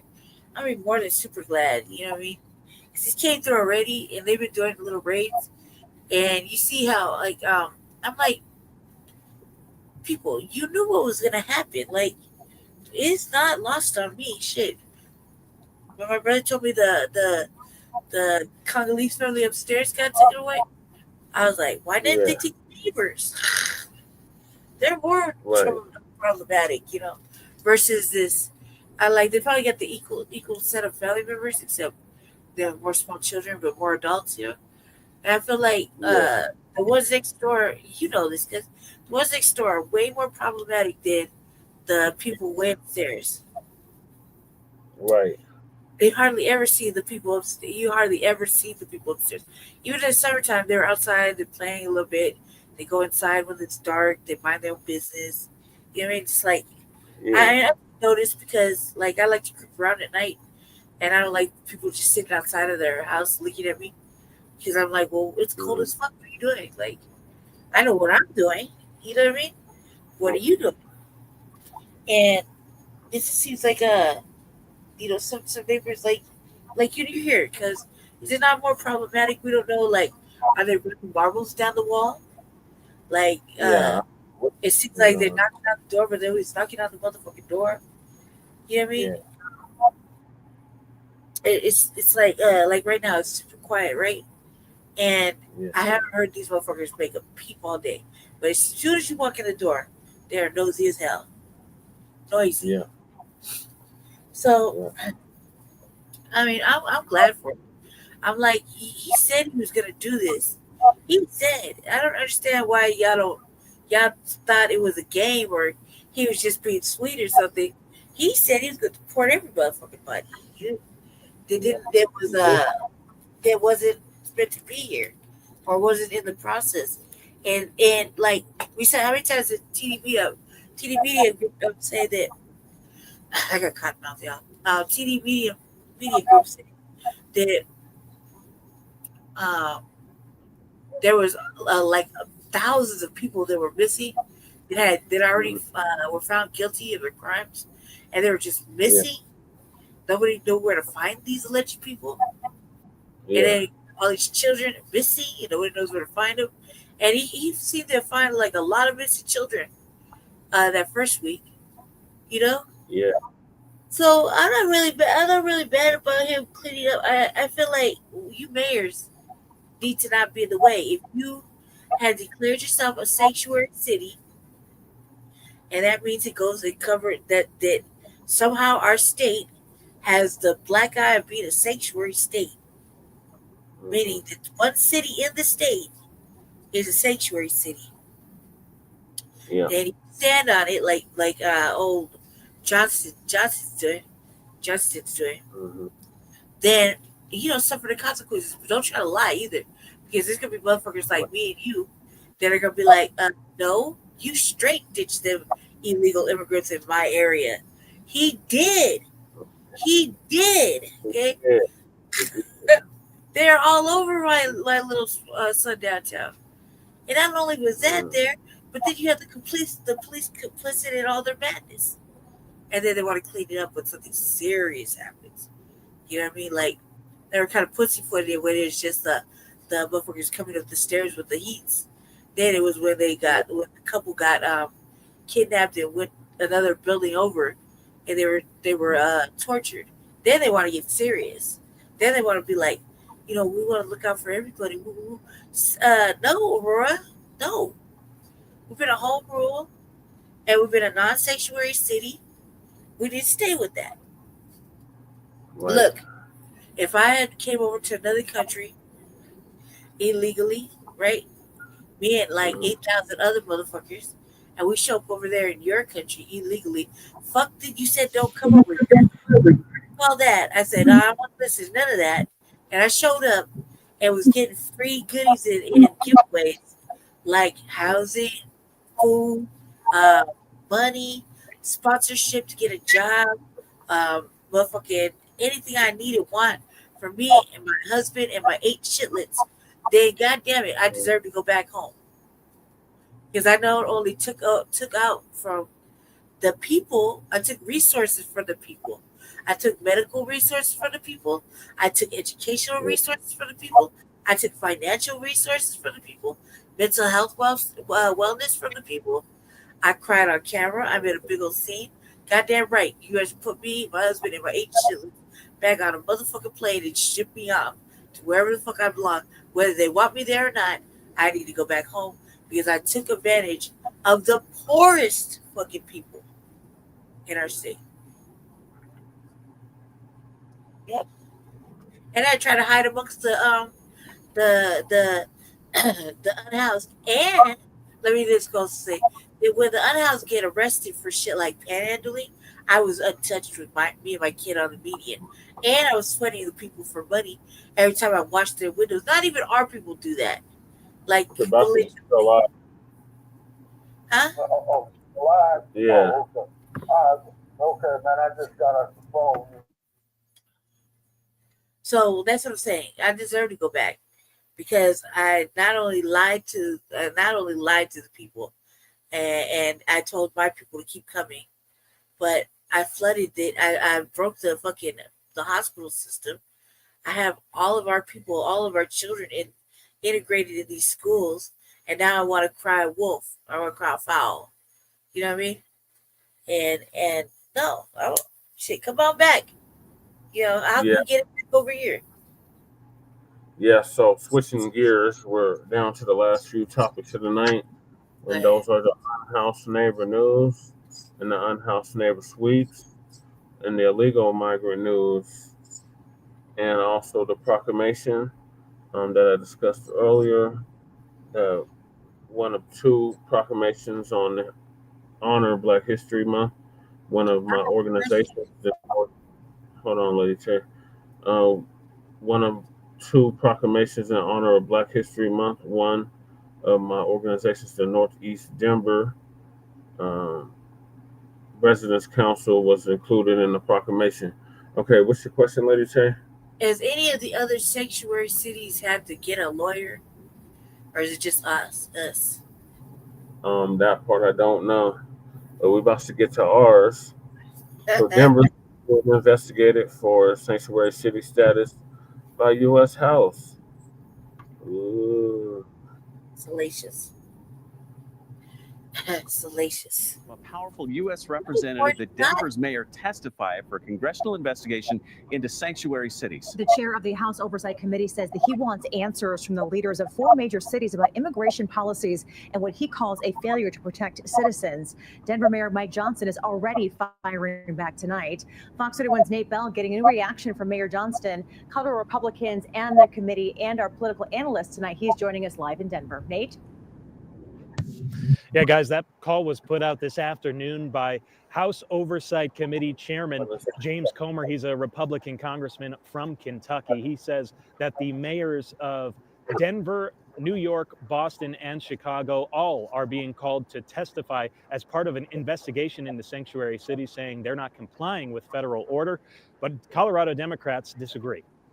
Of course they. In a letter addressed to Mayor Johnston, shared to social media Monday afternoon, Denver's called a sanctuary jurisdiction alongside 3 other cities that Comer says stand out in abject failure to comply with federal law, going on to say citizens of all 4 cities have suffered due to sanctuary policies.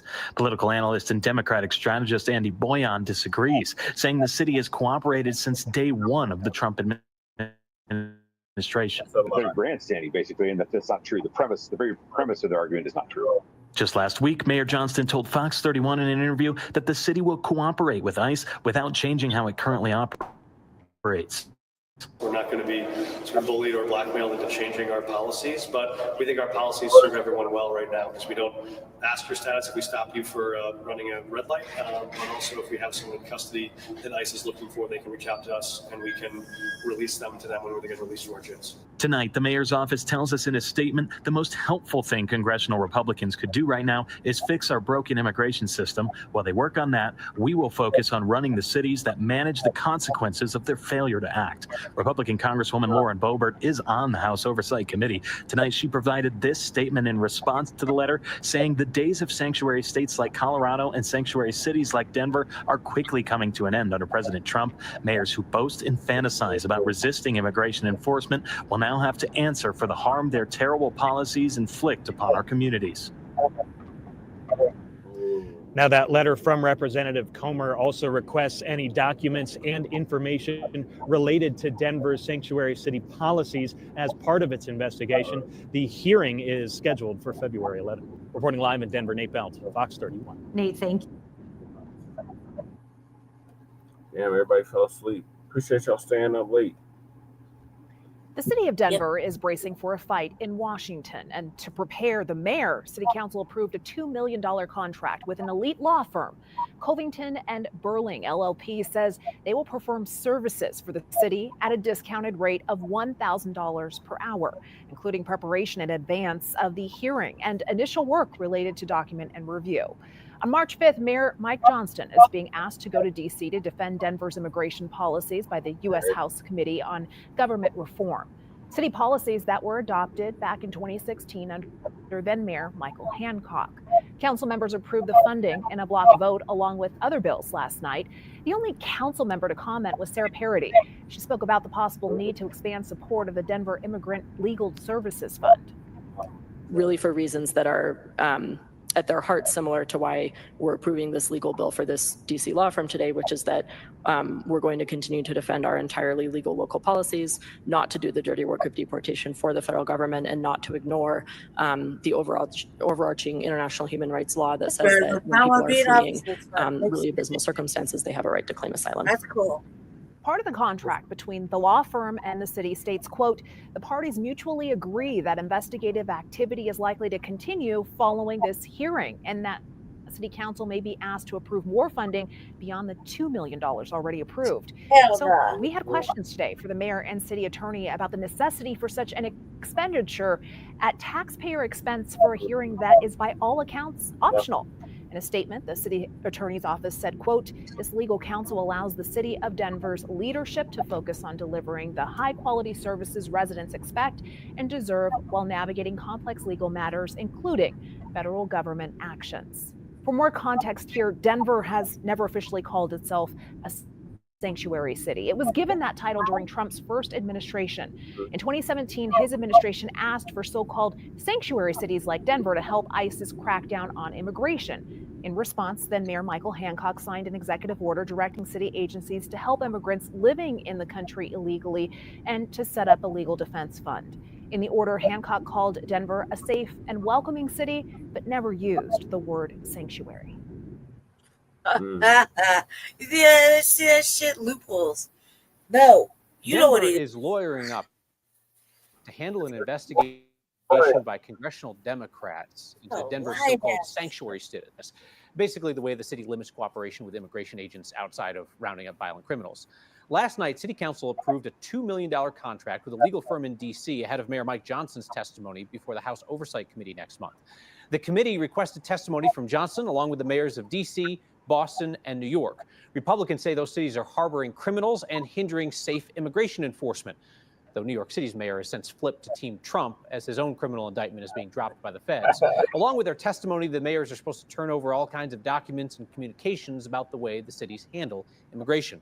According to this contract, Denver will work with the lead attorney who specializes in congressional inquiries and served as White House counsel under President Biden. Contract doesn't just go through next month's hearing. It lasts through early next year, as both sides agreed that, quote, investigative activity is likely to continue following the hearing. All right, so in Lady Chase neck of the woods. A troubling chapter coming to a close for residents at an embattled apartment. Well, I guess we could dialogue about that real quick. So it's going to be more than $2 million that they're going to approve. These mothers trying to cover their behinds, y'all. That's all that is. Got nobody. And Sarah Purdy, she must really not want to keep her job. And it's not the will of the people. Guess we're not. So down the street from Lady Che, the apartment complex that's been in the news quite a bit is now relocating people that were previously tenants there to another location. So we're going to get the update from the local 7 News on that. Complex in Aurora, once a flashpoint in the 2024 presidential campaign. The dilapidated Edge of Lowry complex was shut down today. The apartments gained national attention in August after a viral video showed armed men in its hallways.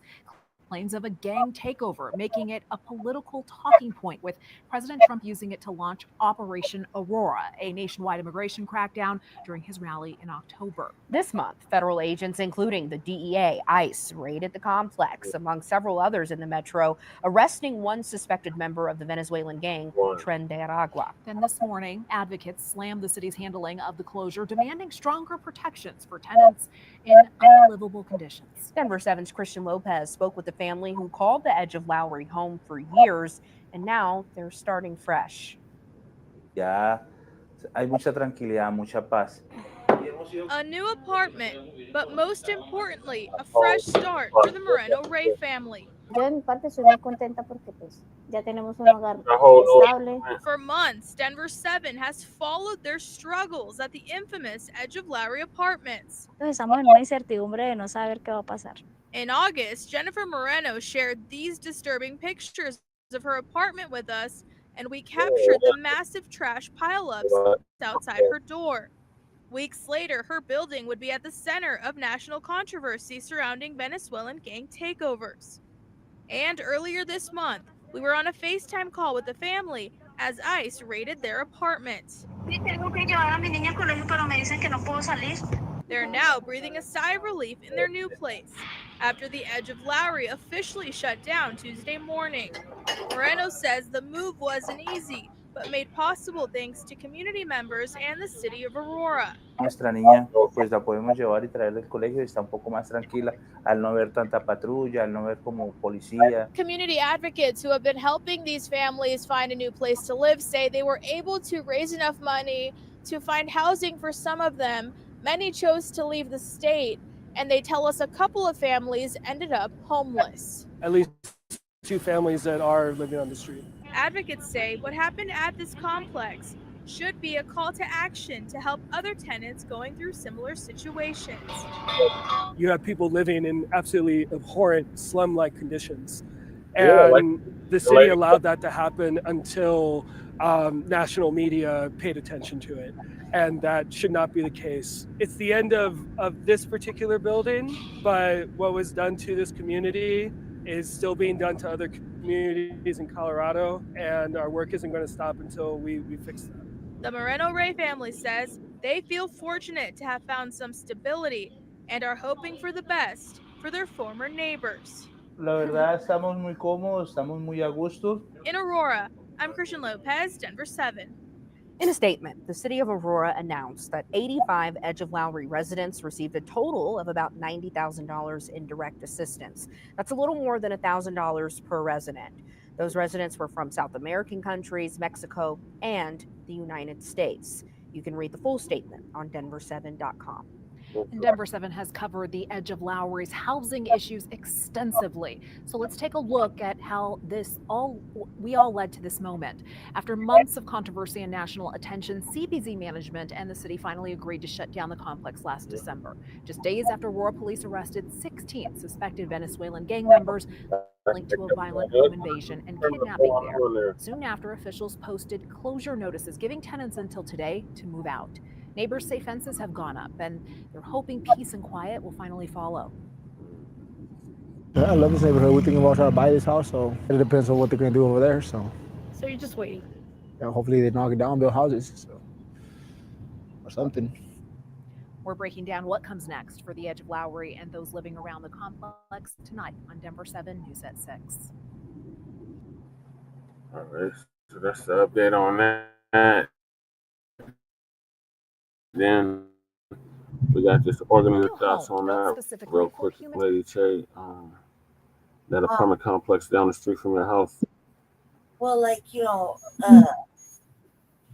I have, it's like a double-edged thing. Like, I feel like the advocates came from Denver, same with the fucking same with the Hispanic illegal aliens. Okay, Yeah. so I feel like that shit should go back to Denver, and they can advocate over there. I don't think I got a problem with activists. I think I got a problem with activists that are from Denver when they. I understand they're supposed to get out. They're supposed to be housed and whatnot. Yeah, I agree. However, I think that some situations we're taking advantage of, especially when you come to when you look at like us, for example, Black folk. You know what I mean? We have to go through so much hoops and loops and rigmarole just to get housing in another place. Like Jesse, for example, Jesse's going through the process right now. Yeah. And feel like tons of paperwork and hurry up and wait moments and this is all we can find and this is what it is. And some of the places are not like you're trying to upgrade your life, not downgrade.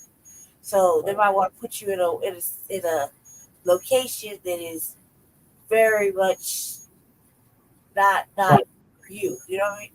And they don't care. That's all we got. Well, that's a lie, because they were housing anybody and everybody, just to get them off the street to make this mayor look good. So that's a goddamn lie.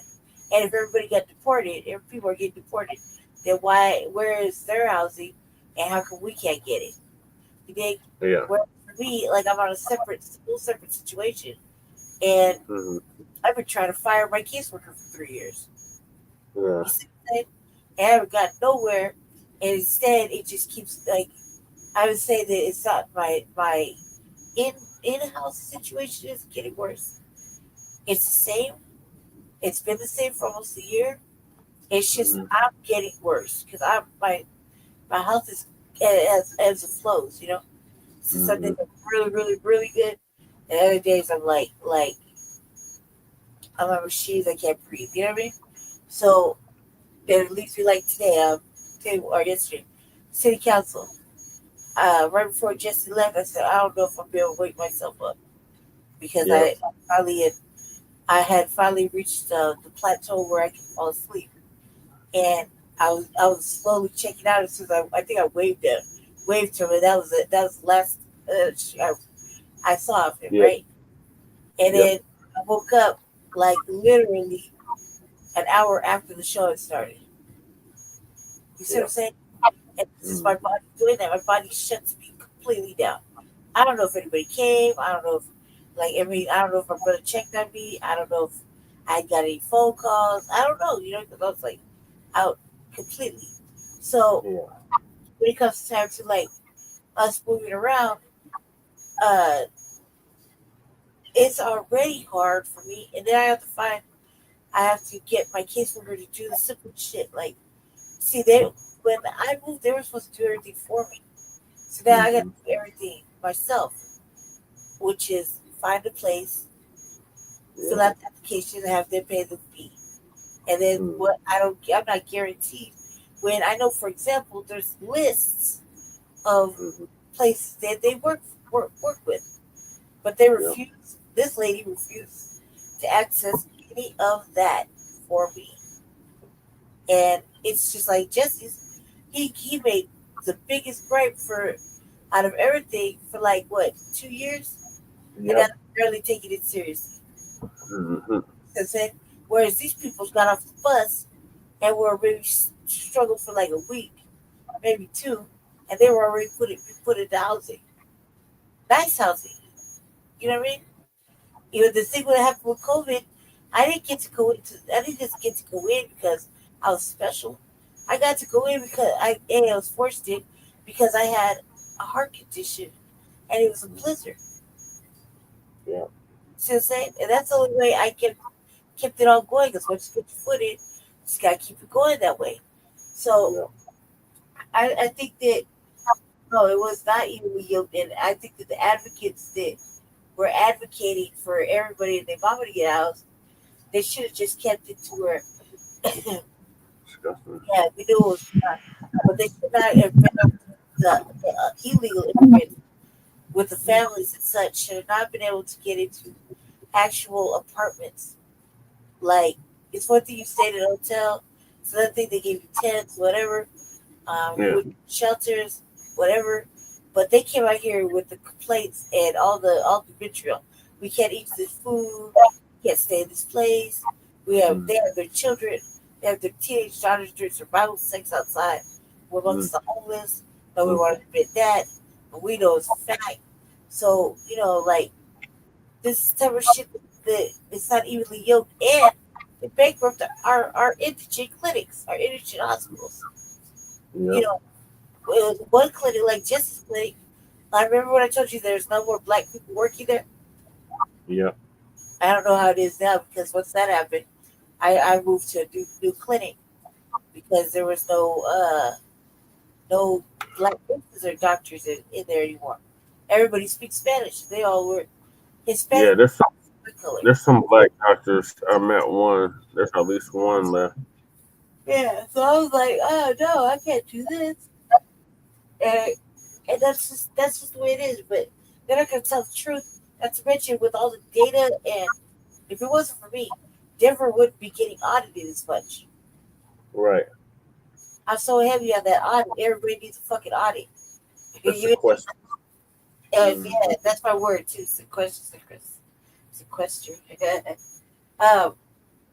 But in reality, they'll just bypass everything we're saying and say that they'll say we're heartless and cruel and everybody deserves house and et cetera, et cetera. When it's not being cruel, you don't have the permissions to be here, and just if you allow your visa to expire, then you're consciously doing that because everybody knows when their visas are up.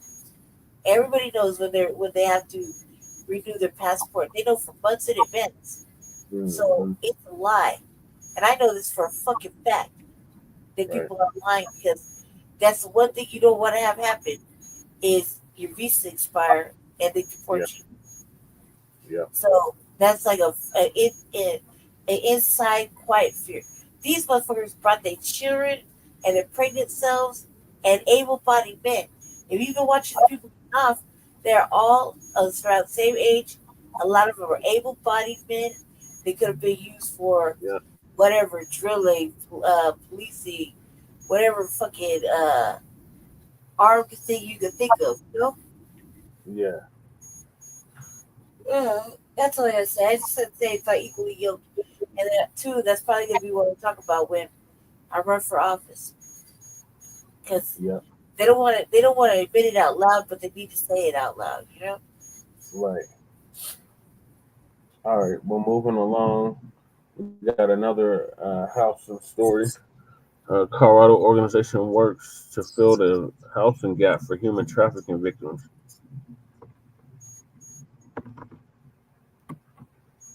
Soon be ready. Advocates say there's not nearly enough safe housing for trafficking survivors in Colorado, which often leads to re-victimization. Denver 7's Danielle Kreuter spoke to one organization now hoping to help fill that gap.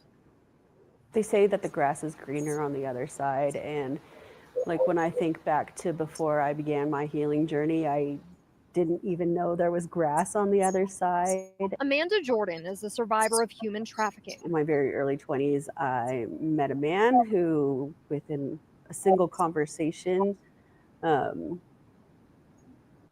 ownership of me, and that lasted about 8 years. She knows taking that first step to leave is incredibly difficult. Most survivors, when they exit a trafficking situation, part of the coercive control that they were under is, threat to loved ones and threat to themselves. So going to, say, a known place would be dangerous. That's why safe housing for trafficking survivors is so important.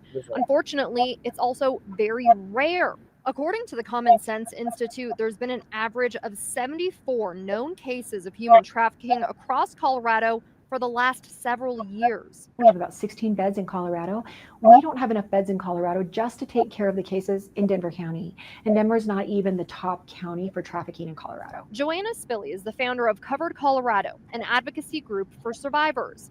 She says the need for more safe homes is urgent. 80% of survivors, if they don't have safe housing, will end up back in trafficking situations. The group recently was approved to open a new safe home for up to 8 survivors in the Centennial area. We are opening the first week in March. We've already got people on a wait list. We will be bringing people in that very first day that we are open. Our safe homes are designed to be soothing and calming to the senses. The location of the homes themselves are kept a secret, but Covered Colorado is there to make the connection for survivors. This isn't necessarily the type of thing where you can just heal from alone, and goes much smoother when you have a community. In Parker, I'm Danielle Kreuter, Denver 7. If you or someone you know is a victim of human trafficking and then are in need of support or services, you can call the National Human Trafficking Hotline anytime. There's a number on your screen, open 24/7, and all these calls are confidential. All right, Lady Che, what's your thoughts on that? I suppose I think that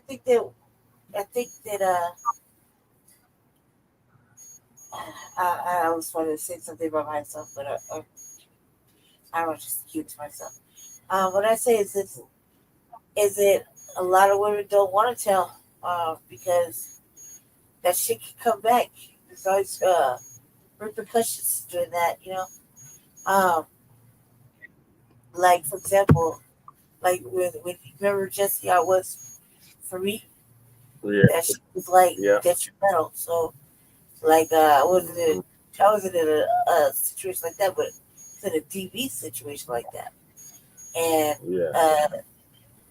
I had to go different routes, different methods just to get to where I am without saying anything about this person, because I have to, I'm from the street, so I have to deal with that, and there's still times where I forget, and I have to be reminded. That's kind of nice that they have these safe places because, when you file a report, initially you're starting a whole thing where people got to look into it, That's yours. Yeah. Just someone pop in. No, that's just a machine. Oh, okay. Yeah, no, I just think people are scared, and it's good that these women made a police and that they have a place to do it. I don't think there's just women in that either. They might have a very, let's use that broad ambiguous term, a diverse situation where they have maybe some LGBTQ or trans situation or males too. Bad things happen to men too. Nobody ever wants to talk about that, but there's situations where men are victimized as well, and like I don't want to say punked. I want to say punked, but I don't mean it like that. It's just, they definitely don't call. You know what I mean? Because it's something that they have to try to deal with, and there's so many situations where men are like victimized by either other women or men, homosexual men, straight men. Doesn't really matter. And then they think that it becomes normal, So that shit happens too. I'm glad they kind of have a little service. It's kind of neat. Who pays for it? I don't know. Yeah. Okay, Black's on screen. Well, that's today. So we got the last topic of the night, and that is the proclamations that were given out earlier at Denver City Council. So, like I said, one of my organizations was included in the proclamation. So I'm going to play the clip from the City Council meeting from earlier. Just that part about the proclamation. I think this is a good start. What's he wearing? I don't know what the hell he was wearing. Always gone with my kids when I was home on my Everybody's talking about what he's wearing.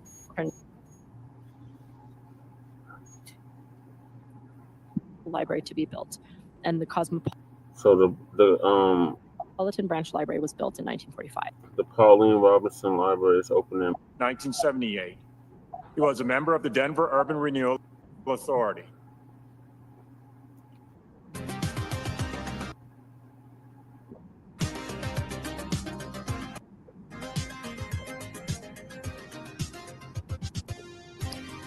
Thank you for joining us for the general public comment session.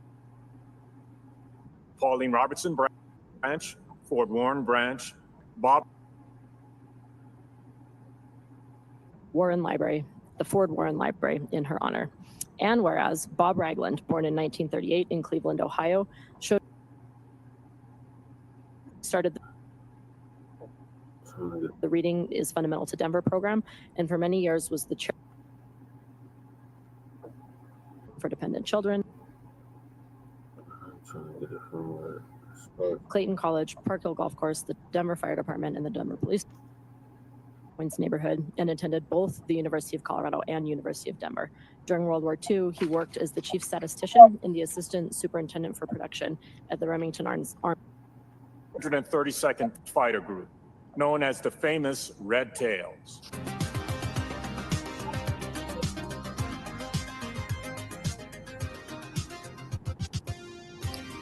Thank you for joining us for the general public comment session of February 24, 2025. Tonight's session is being interpreted into Spanish.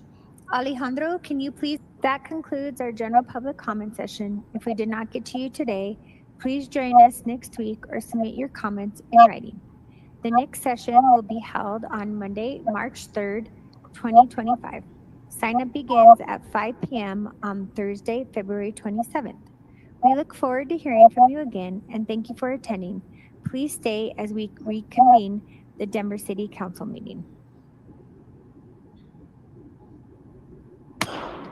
Council will now reconvene from our earlier session. There is no unfinished business. There are 2 proclamations being read this evening.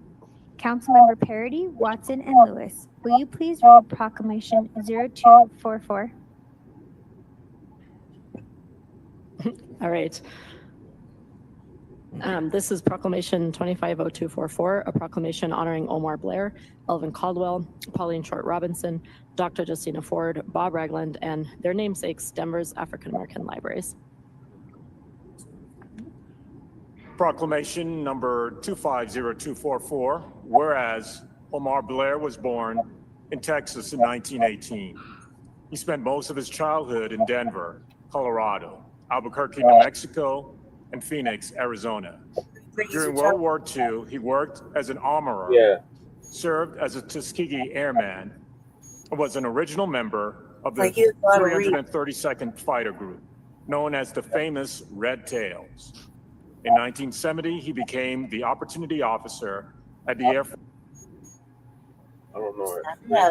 Force Finance and Account Center at Lowry Air Force Base. From 1968 to 1978, he was a member of the Denver Urban Renewal Authority and helped initiate the building of the 16th Street Mall. In 1973, during the time of court-ordered integration of Denver public schools, he was elected to the Denver Board of Education and served as the first African-American board president from 1977 to 1981.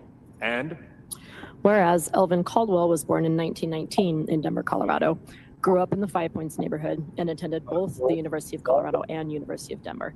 During World War II, he worked as the chief statistician and the assistant superintendent for production at the Remington Arms Company. From 1950 to 1955, he was elected and served in the Colorado House of Representatives and was a delegate to the Democratic National Convention in 1952. Then in 1955, he was elected to Denver City Council, becoming the first Black person to serve in any city council seat west of the Mississippi, and ultimately served as a member for 7 terms, including 5 as city council president. His leadership brought about funding for the Skyline Urban Renewal Project, funding for the Denver General Hospital facility, now Denver Health, of course, and funding from the Community Development Agency for housing and economic development. Caldwell fought for an end to racial discrimination at the Colorado State Home for Dependent Children, Clayton College, Park Hill Golf Course, the Denver Fire Department, and the Denver Police Department. In 1980, he vacated his council seat to accept a mayoral appointment to the position of manager of safety. And whereas the Blair Caldwell African American Research Library opened in 2003. The library's collections document the Black experience in the Rocky Mountain West. It replaced the original Five Points branch library and is considered a key component of the Denver Landmark National Register Historic District. In 2024, it became part of the African American Civil Rights Network. And whereas Pauline Short Robinson was born in 1915 in Oklahoma. She came to Denver to attend school at the Emily Griffith School and University of Denver, where she graduated with her Bachelor of Science in Library Science in 1943. When the Community Vocational Center Library, where she had actively worked to create a community space, was threatened with closure, Robinson and local school principals lobbied for a new DPL library to be built, and the Cosmopolitan Branch Library was built in 1945. Robinson was appointed head librarian and became Denver's first Black librarian. In 1947, she organized the first Negro History Week at New Hope Baptist Church, which later became Denver's Black History Month. She started the Reading is Fundamental to Denver program, and for many years was the chairwoman of the Vacation Reading and National Children's Book Weeks. That's the ones that me and Lady Chase participated in. Celebration in Denver, which later became the DPL Summer of Adventure program. And summer reading programs. Whereas a new Denver Public Library was built and opened in 1996 and named in her honor in the Northeast Park Hill neighborhood. And whereas Dr. Justina Ford was born in 1871 in Illinois, she was raised there and attended the Hearing Medical School in Chicago. After 2 years in Alabama, she and her husband, Reverend John L. Ford, settled in Denver in 1902. At this time, she became the first Black female physician licensed to practice medicine in Colorado. After she was denied privileges at Denver General Hospital, she set up her own medical office in Five Points. There she practiced gynecology, oh my goodness, obstetrics, pediatrics, and was known for caring for anyone who needed help, regardless of ability to pay. She delivered over 7,000 babies during her career. And whereas in 1975, the Warren Branch Library in the Whittier neighborhood of Northeast Denver was renamed the Ford Warren Library, in her honor. And whereas Bob Ragland, born in 1938 in Cleveland, Ohio, showed an early ability for creating art. After joining the Army at the age of 18, he was stationed at Fort Carson in Colorado Springs. In Denver, he took art classes at Rocky Mountain School of Art and developed a love of welding at the Emily Griffith Opportunity School. In 1965, he held his first solo art show commemorating the Civil Rights Movement. He tirelessly convinced Denverites to vote in elections and taught children and adults how to create their own art. As he grew more popular, he strove to keep his art affordable for everyone. He had a strong interest in encouraging young artists of color and believed an important part of training young artists was teaching them how to make a living through their art. His home in the Whittier neighborhood was surrounded by his artwork displayed for everyone to see. And whereas in 2022, the Denver Public Library opened its newest branch, and after an extensive community process, chose to name the branch in honor of Mr. Ragland. And whereas Black History Month is an opportunity to acknowledge and remember the history of these 5 libraries: the Pauline Robertson branch, Ford Warren branch, Bob Ragland branch, and Blair Caldwell branch, and the incredible 4 or 5 of them Denverites whose names they bear. now therefore be it proclaimed by the Council of the City and County of Denver that the Council of the City and County of Denver commemorates and celebrates the history of Denver's African American libraries and those whose names they bear, and that the Clerk of the City and County of Denver shall affix the seal of the City and County of Denver to this proclamation, and a copy shall be transmitted to the Denver Public Library and the families of Omar Blair, Elvin Caldwell, Pauline Short Robinson, Dr. Justina Ford, and Bob Ragland. Thank you all.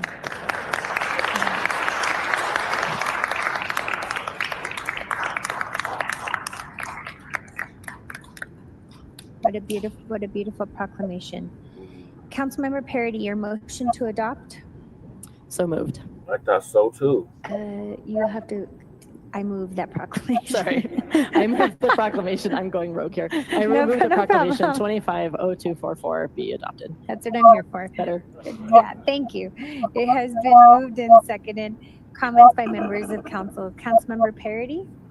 Yeah, I'm really honored to be sponsoring this proclamation, and I want to thank the Denver Public Library, of course, and Chantel Hayward from my staff who worked hard on it. One of the things I love about Denver is that we're like this small, big city, and the more you learn about our history, the more you find your own little connection points to it. And so, you know, the Ford Warren Library is where I've always gone with my kids. When I was home on maternity leave, we went and spent a huge amount of time there. And my daughter has seen the mural of Dr. Justina Ford and asked me about it. And so I had the chance to tell her about this incredible person who made a choice to, you know, not use her medical degree in the most profitable kind of way, but instead to go ahead and deliver 7,000 babies, which is a really big deal. And my daughter and I also got to know Bob Ragland before he passed, because we live in Whittier, and particularly during the pandemic, for those who had toddlers during that time, I just found myself like roaming the streets because nothing was open, the playgrounds were closed, and so we just walked and walked and walked, and we would walk past his house, and we'd always seen his sculptures outside and really loved them. But during the pandemic, he would usually sit out on his porch. He always kept free postcards of his art available outside. My daughter still has one of those on her little bulletin board in her room. And he would just chat with us. And that rings so true to the way he's described in this proclamation, and what we all heard about when we were going through the process of naming the library branch after him, which is that focus on education, connecting with people, on kids. So I just wanted everyone to sort of hear that he was like a personal bright spot for me and my kiddo during that time when we were all feeling really disconnected. So yeah, I'm super honored to be co-sponsoring this proclamation. And it's a beautiful reflection too of how the library keeps the thread of all of our history going at all of these branches. And I would love to hear from my co-sponsors, Daryl, and also Councilmember Watson and also Councilmember Lewis if she has enough voice, which she may not. I'll go to Councilmember Watson next, and then Councilmember Lewis. Give you a minute. Councilmember Watson. Thank you, Madam President. Thank you, Councilmember Parody. Thank you, Councilmember Lewis, for sponsoring this proclamation. And when we consider District 9 home to the Blair Caldwell Research and History Library, home to the Justina Ford home that is now the African American Western History Museum, home to the Bob Ragland Library, and home to Fort Warren Library. It was and has been and continues to be the place and space rooted in our African American experience here in Denver. Our libraries are one of the unifying spaces in our communities where we are not only celebrated, but our histories are taught generation to generation. And that's why I'm so honored to be one of the co-sponsors of this proclamation. And it's not simply for this month where we set aside days across the country to honor African Americans and our heritage. Our libraries every day of every month, of every week, I should say, of every month of every year, through generations, continues to teach our young people, our old people, and us who we are, where we came from, and upon whose shoulders this city has been built, and upon whose shoulders that we are honored to serve here on this dais. And so I'm so honored by my co-sponsors. I'm so honored by the room filled with people with their own stories of Bob Ragland. We did one of his statues were placed outside of Fort Warren Library while he was still alive. I remember working with him on that art project to ensure that there was a public space where folks can come and see the Bob Ragland statue that we named the Reader, because that's who he was. He led us, he taught us, and it's great that all generations can now go to Fort Warren Library and see his work. So thank you all so much for being here. Thank you, Councilwoman Lewis. Thank you, Councilwoman Perry. Madam President. Councilmember Lewis. Thank you. I'll keep it brief. Very excited to be a part of this proclamation. And many of you all know, if you know me, that I love libraries. I absolutely love libraries. And I'm here today because of access to Fort Warren, where I spent pretty much every single day after school at the library, reading anything that I could get my hands on. I will also say and invite you all, because Council District 8 is having a reopening of the Pauline Robinson Library. And so would encourage you all to come out on March 1st, the first at 11 a.m. So that you can see the opening, because it is absolutely beautiful. With that, thank you. Thank you. Councilmember Torres. Thank you so much, Madam President. And I just want to thank the co-sponsors for bringing this forward and bringing this amazing collection of family members of these 5 powerful individuals into council chambers tonight. I feel like we're looking at a family album in many ways of Denver's history. And so I thank you for being here, and I thank Denver Public Library too. I'm going through a library renaming right now because a library branch carries a lot of pain with it, and we want to make sure that every branch is something that we can be proud of and its history. And so thank you to the library for taking on these opportunities to really champion who we're special in our city and who we want to acknowledge, so that we never forget who they were and what they brought to this city.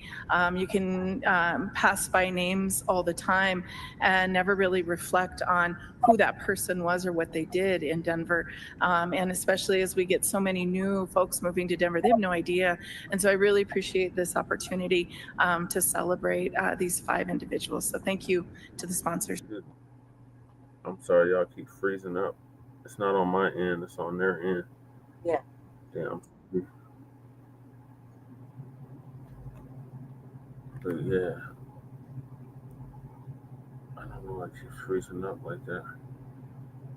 So the Blair Caldwell Research Library for me in my council district in Northwest Denver has been very pivotal on a lot of the research that I've done and the research of communities of color. So what an honor to be here tonight representing all of these amazing families. I remember learning about Justina Ford and her history on Denver. And so thank you all, and thank you for the sponsors. What a amazing tribute to all of these 5 families. Madam Secretary, please vote. Please close.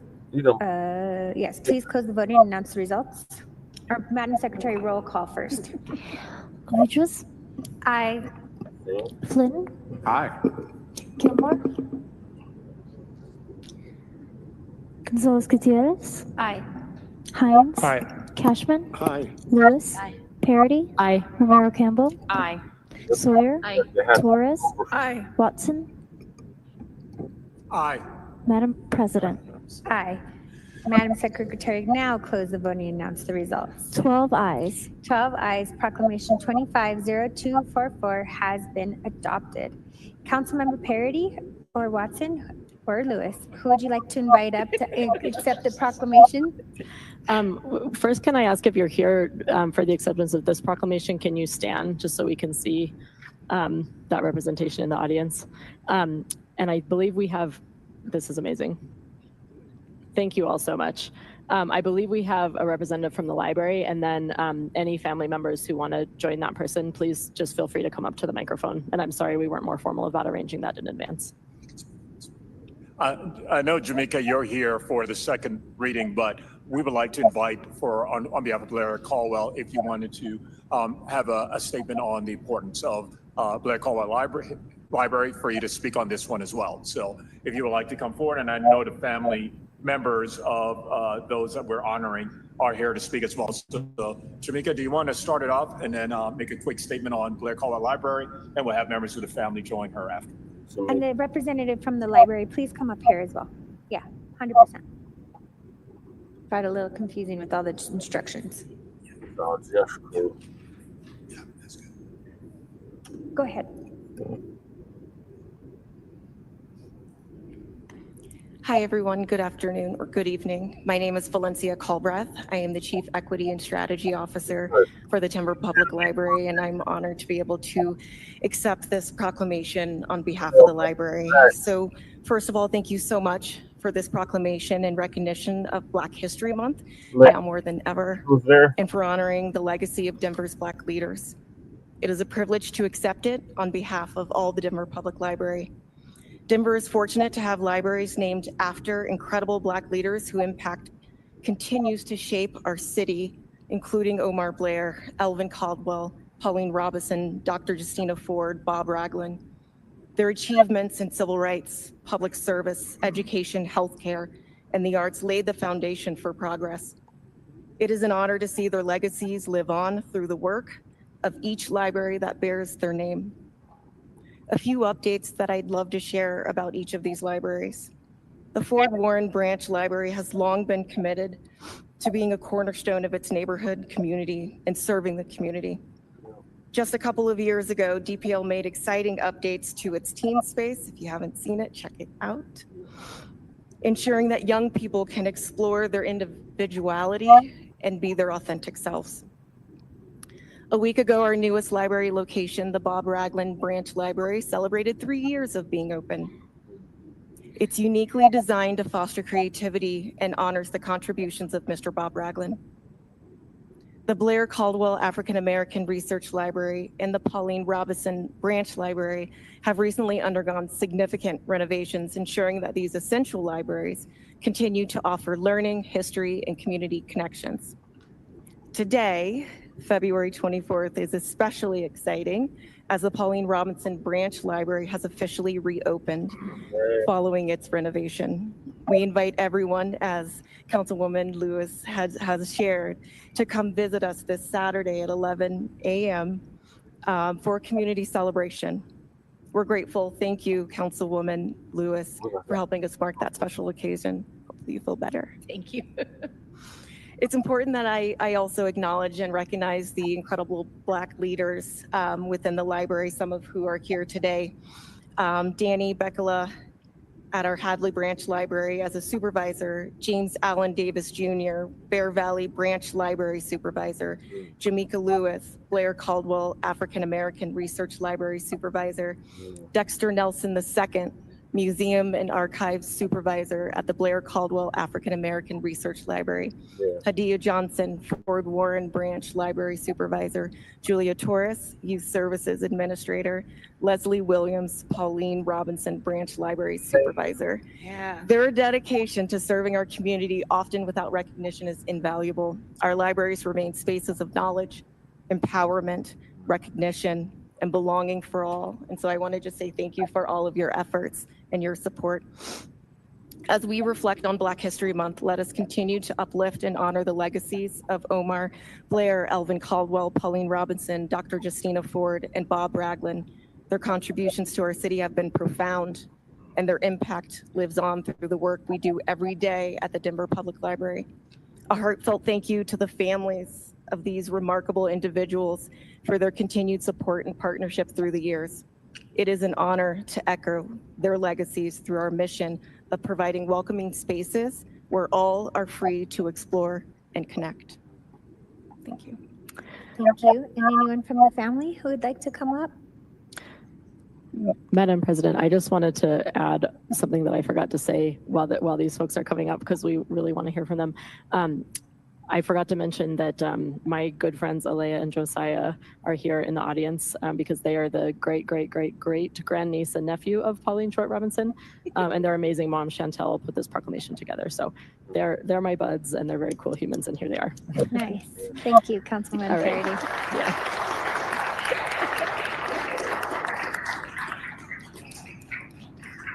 Thank you. And with that, passing the mic on.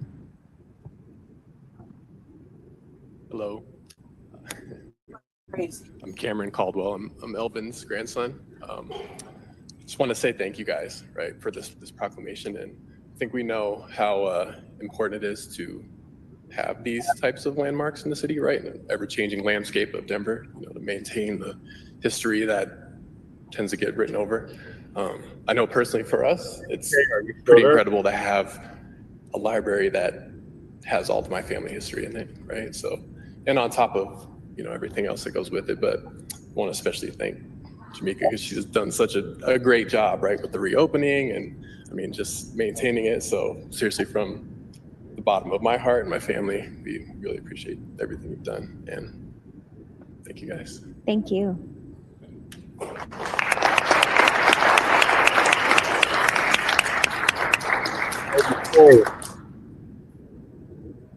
Good evening, Madam Council President, other distinguished members of Denver City Council.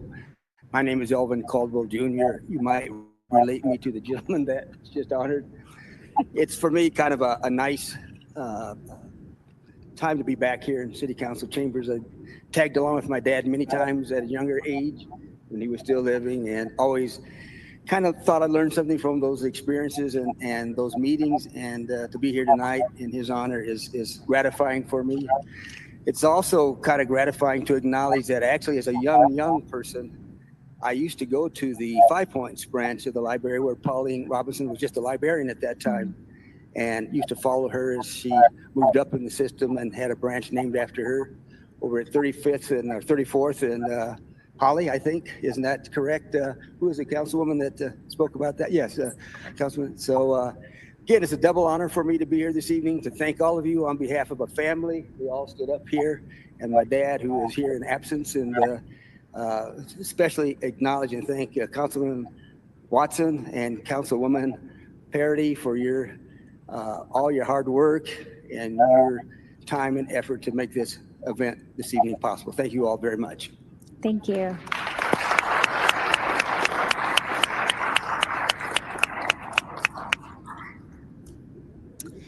Councilmember Lewis and Watson, will you please read Proclamation 250246? I got the award for. Yes. Proclamation 2502. Lady Chair, are you still there? Yeah. Oh, okay. It's real quiet. Did you recognize any of them people? I can't see it, baby. Sorry, my blood pressure's really high. But I was listening to it. Like, I can't see anything really. Oh my God. But go ahead, Jesse. It doesn't matter. It doesn't matter. I heard it. I just, my eyes go. My blood pressure's too high. Yeah. 246, uplifting Black History Month and the unwavering fight for freedom and justice.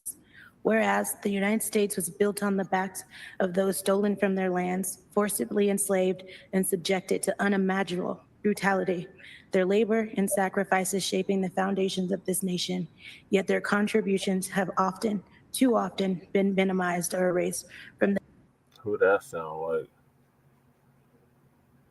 Now like she's gonna give us for everybody speech. It sounds like she's trying to sound like us.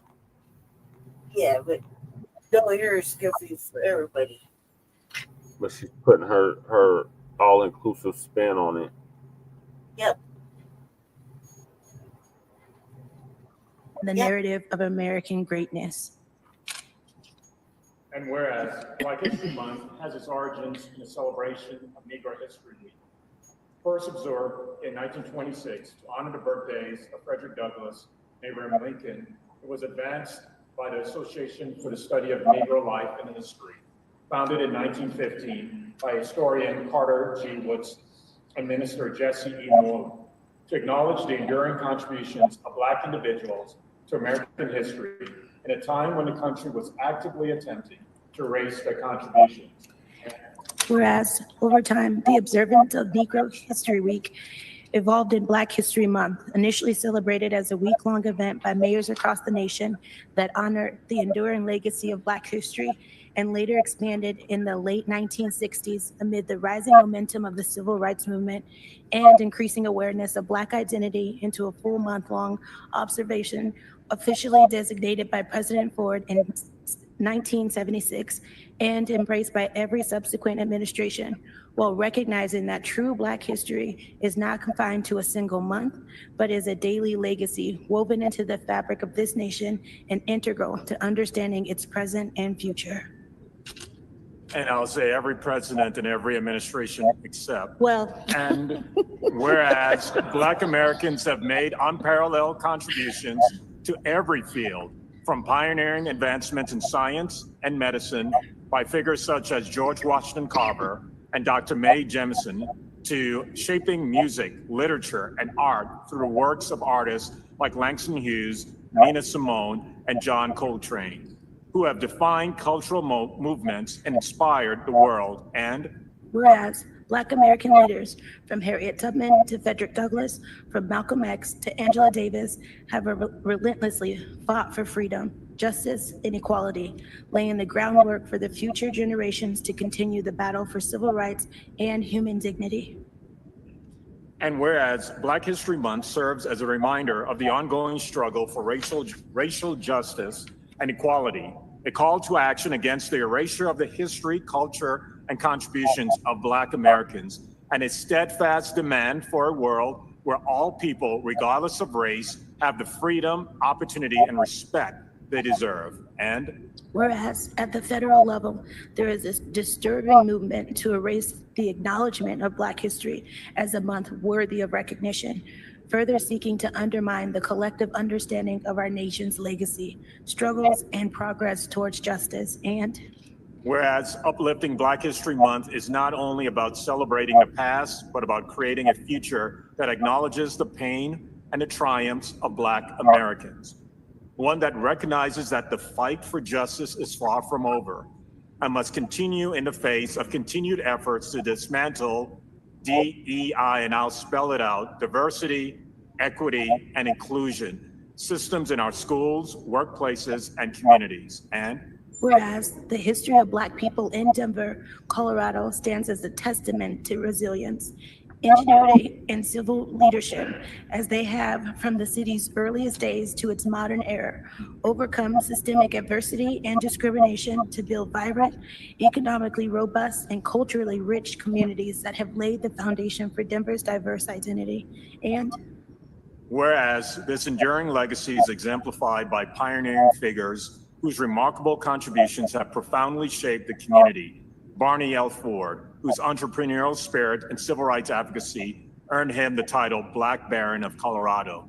Dr. Justina Ford, Colorado's first licensed Black woman doctor, who surmounted racial and gender barriers to deliver thousands of babies and provide critical health care to marginalized populations. Ruth Denny, a dedicated educator and civil rights activist who championed equitable policies in education and employment, and Elvin R. Caldwell Sr., the first Black person elected to Denver City Council, whose leadership in economic justice, housing reform, and desegregation has left an indelible mark on the city, each of whom and many others continues to inspire future generations through their steadfast commitment to progress and justice. And whereas the City and County of Denver recognizes the enduring legacy of systemic racism, discrimination, and marginalization, and the exploitation of Black culture and labor, as well as the harmful influence of the Ku Klux Klan in shaping discriminatory policies that continue to affect the city today. And whereas the City and County of Denver proudly honors the vibrant history and resilience of its Black communities, exemplified by historic neighborhoods like Five Points, often called the Harlem of the West, where in the face of segregation and redlining, Black residents forged self-sustaining communities of businesses, churches, and cultural institutions, and where institutions like the Blair Caldwell African American Research Library preserve this enduring legacy. And whereas the City of Denver, as a progressive and diverse community, stands in resistance to any efforts to erase Black history and is committed to amplifying the voices, achievements, and contributions of Black Americans today and every day, while fostering an environment that supports unity, justice, and the ongoing fight for racial equity. Sister, you want me to read the rest of this? Yeah. I'm like, I love you, and I know the struggle is real, but so we continue. Now, therefore, be it proclaimed by the Denver City Council, Section 1, that the Denver City Council formally recognizes February 2025 as Black History Month in the City and County of Denver, and calls upon all residents to honor Black history, not just during this month, but every day as a fundamental part of American history and identity. We encourage all to stand in solidarity with the fight for racial justice, to resist the erasure of Black history, and to support initiatives that promote diversity, equity, and inclusion for all. Section 2, that the Denver City Council encourages all Denver residents to engage with and celebrate Black history by visiting institutions such as the Blair Caldwell African American Research Library, exploring the historic Five Points neighborhood, as well as supporting local Black-owned businesses and cultural events. In doing so, our community reaffirms its commitment to preserving and promoting the invaluable stories of Black Denverites and ensuring that their stories of struggle, triumph, and innovation are passed on to future generations. And Section 3, that the clerk and recorder of the City and County of Denver shall affix the seal of the City and County of Denver to this proclamation and transmit a copy to Aonte Anderson and the Black Santa Project. Come on now. Black American West Museum. Yeah, y'all can applaud. Come on now. The Black American West Museum and Heritage Center, the Black Business Initiative, the Black Cannabis Equity Initiative, the Black Economic Opportunities Council, Blair Caldwell African American Research Library, Blazing Chicken Shack 2. Now y'all can't get your chicken anywhere else but Blazing Chicken Shack 2. Brother Jeff and the Brother Jeff Cultural Center for African American Health, Collaborative Healing Initiative within communities, Colorado Black Arts Festival, Colorado Black Chamber of Commerce, Colorado Black Roundtable, Colorado Black Women for Political Action, Colorado Center for Change, Curls on the Block, Denver African American Commission, Dr. Martin Luther King Jr. Colorado Holiday Commission, Dr. Fleisch, am I pronouncing that right? Plashan McCune, and the African American Young Ladies Summit. I'll say that again, Dr. Plashan McCune and the African American Young Ladies Summit, Ducks in a Row, Human Services, the Honorable Elbert Wedgeworth, Families Against Violent Acts, Families Forward, Resource Center, Fatima Dickinson and the Welton Street Cafe, 5 Points Business Improvement District, 5 Points Music Festival, Frontline Farming, Girls Inc. of Metro Denver, Girl Trek, Greater Denver Cares, Greater Ministerial Alliance, Hope Center, Juneteenth Musical Festival. Y'all can clap. I'm going to keep reading. Justice for Black Coloradoans, Kevin Marchman, Roger Cobb, and the Northeast Park Hill Coalition. K Solutions, Lamone Knowles, and East Denver Residents Council. Yes, sir. Legacy Foundation for Family and Community Development. There you go. Make a Chess Move, Macam, Nadian Luckett, and the epitome of Black excellence and partnership. Mileti, I'm not going to try to destroy your last name, but we all know who Mileti is. And the Whittier Cafe, Miss Ann White, and Monbello 2020. NAACP Denver, National Organization of African Americans in Housing, Prime, Neighborhood Uplift, Park Hill, Pirates, Youth Sports Organization, Pastor Vernon Jones Jr. and Faith Bridge, Project Voice, Rise 5280, Rocky Mountain NAACP, Simone D. Ross, Soul to Soul Sisters, Street Fraternity, Struggle of Love.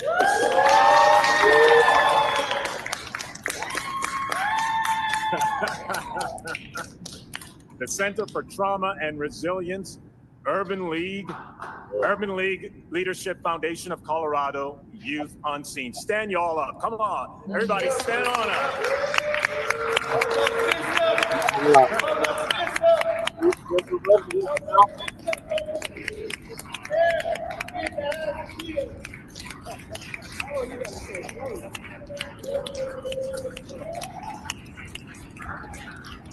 Now, this is family, and the list is long, but I know there are folks that we may have missed, but know that you are seen, you're loved, and we are elevated by your presence here tonight and your souls with us throughout the month. So I will stop there.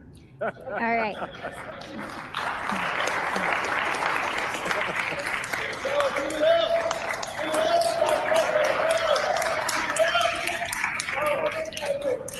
There, face like, like this.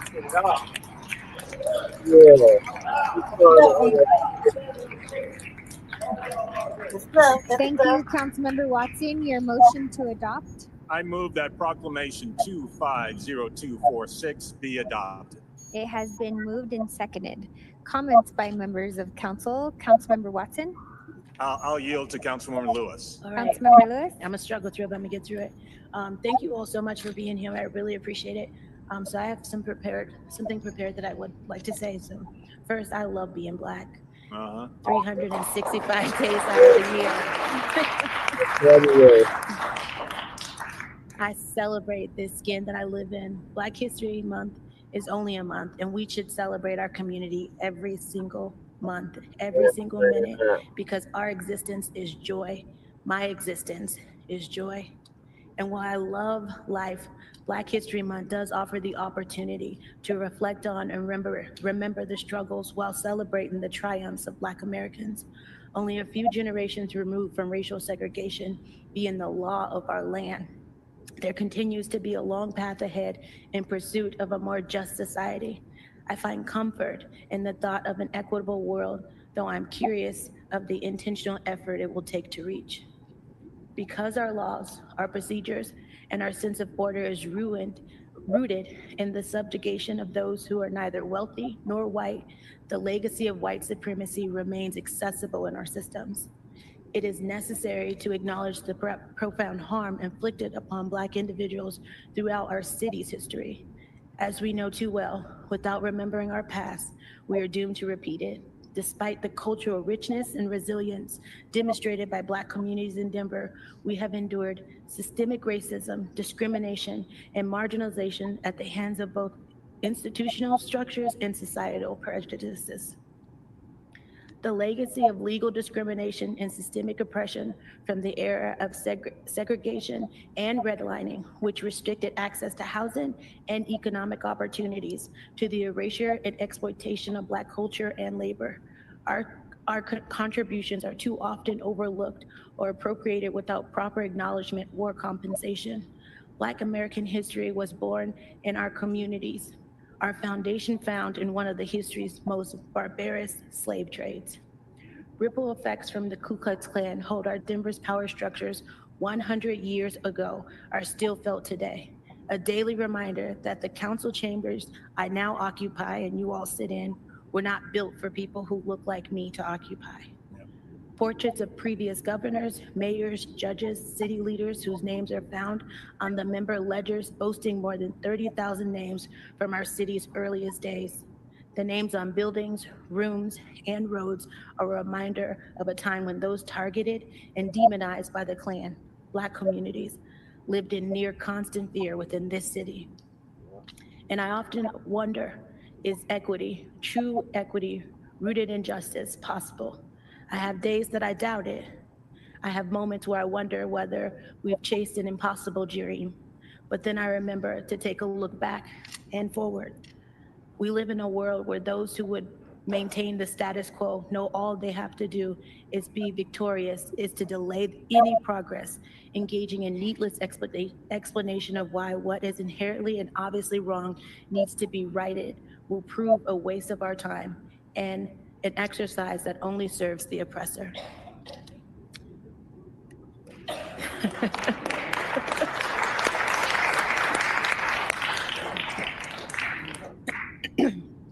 The greatest sin of our time is not the few who have destroyed, but the vast majority who sat idly by.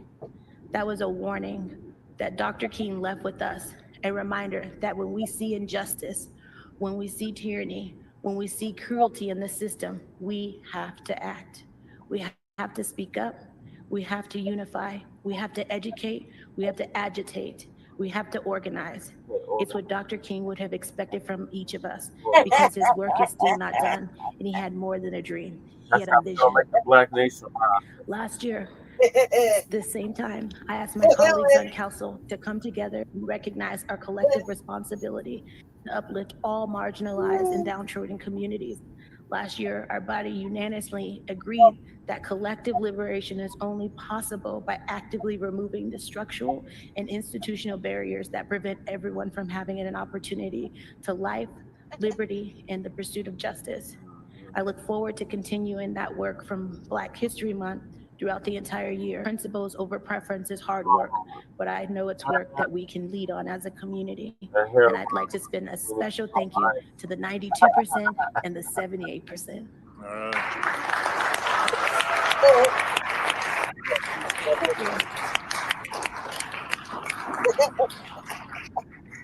Councilwoman Parody. And I yielded to Councilwoman Lewis, but I reclaim my time after Councilwoman Lewis. I was going to put you last. You put me last? Okay, I'll go Yeah. last. Good. I prefer to be in the middle of the sandwich between my two Black colleagues. That seems more appropriate anyway. Thank you, Madam President. So just, I wanted to say a word up here because I want to tell you all listening that that I know that American culture has always been formed in this conversation between people who came here with millennia of different histories that we brought with us. And many of the most beautiful parts of what we all claim as American culture have actually been formed by the reaction to our most toxic elements, the reaction and the pushback and the resistance to white supremacy, patriarchy, and ableism and homophobia and xenophobia. And I know that Black people have always led us in our ability to accurately perceive and describe and break down all of our dynamics of oppression in this country. And despite white female suffragettes who were willing to trade away their rights, Black leaders ultimately paved the way for the equal rights and the civil rights movements of other groups, including white women like me, who would otherwise be on the receiving end of a power dynamic through to today, stuck without the right to open a bank account, make a reproductive decision, vote, practice law or medicine, or let alone sit up here, as 9 of us do today. So this is me speaking to our federal government, I guess. We can't imagine away our enduring shame of our legacies of oppressions. Someday, when there's no longer a difference in asthma rates or in generational wealth or in deaths from violence between racial groups in America, then maybe we can stop worrying about making up for our past. But even at that time, we will never stop celebrating the people that delivered us to that place, or celebrating the culture that we have in this country that was formed by the push and the pull and the struggle between all of us and everything we had that brought us here. So that piece is what Black History Month will always be about to me. I'm very grateful to live in a country that has been so largely formed by Black folks. And I'm up here to listen to you and be led by you and represent you every day. Thank you, Madam President. Thank you to the sponsors of this. Thank you.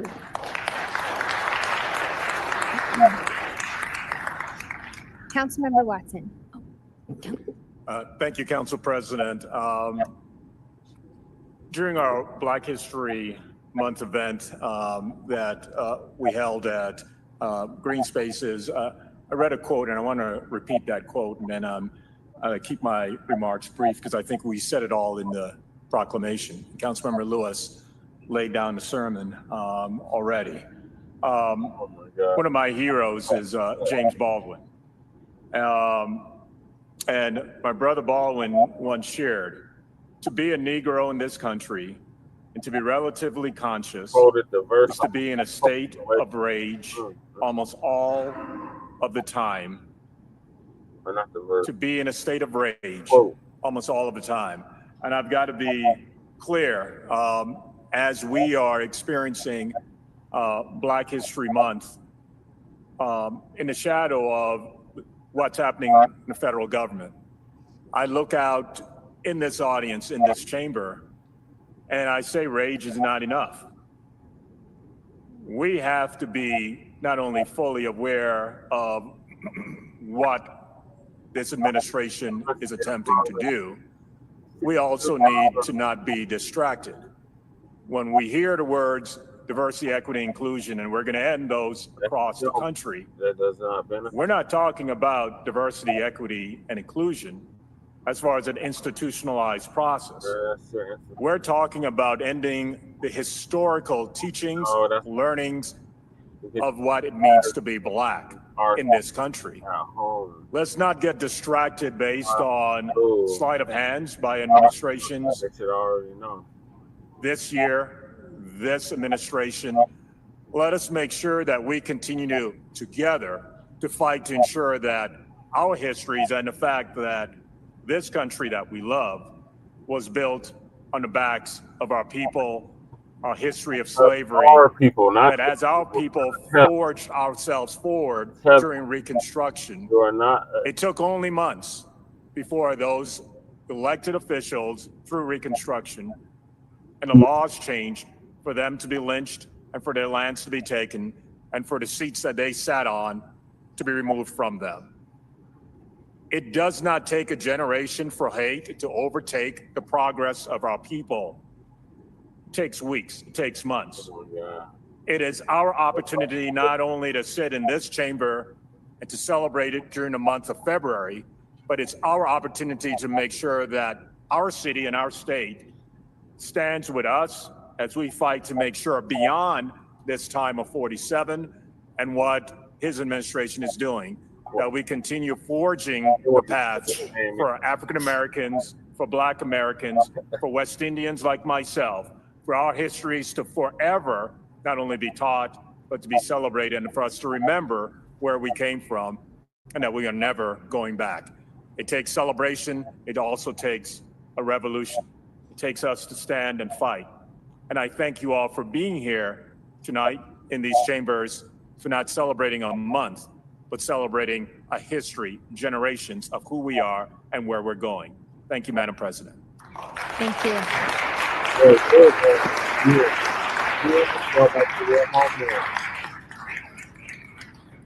Councilwoman Gonzalez Gutierrez. Thank you, Madam President. I want to thank my colleagues for this very beautiful way to celebrate Black history, not only history, but present and the future in our city. I want to call attention to the sentence in this proclamation. There is a disturbing movement to erase the acknowledgement of Black history as a month worthy of recognition, further seeking to undermine the collective understanding of our nation's legacy, struggles, and progress towards justice. This should be a call to action. This should be a call to action to hold our leaders. And if they won't listen at the federal level, then we need to make sure that they listen here, locally, and at our state level, to ensure that we are upholding our values. And so I stand here before you to tell you that I will stand firm in these values. I will stand firm when there are harms that may be coming towards our communities and towards the Black community. We need to protect our communities. I'm asking you, as we are here celebrating this beauty and want to continue to be able to do this and to do the work that we do every single day, I ask you to encourage your elected leaders to stand up and to not stand down. When we're being faced with unlawful threats from the federal government, this is not the time for complacency. And this is at all levels. We're seeing this play out for our schools. We're seeing that play out for our cities. This is not the time to stand down. And so we, as elected leaders, as your local elected leaders, as your state elected leaders, even all the way up to the governor, we need our communities to show up, to not only give them courage, to have a backbone, to make sure that we don't roll things back. And I'm here to tell you that I can only speak for myself, that I will do everything in my power to make sure that our history, the struggles, your history, your struggles are we're not taken in vain, and that we are able to move forward and to continue to have a future in our city that is welcoming to everyone. So thank you, colleagues, for this beautiful proclamation, and it couldn't have been more timely. Thank you so much, Madam President. Thank you.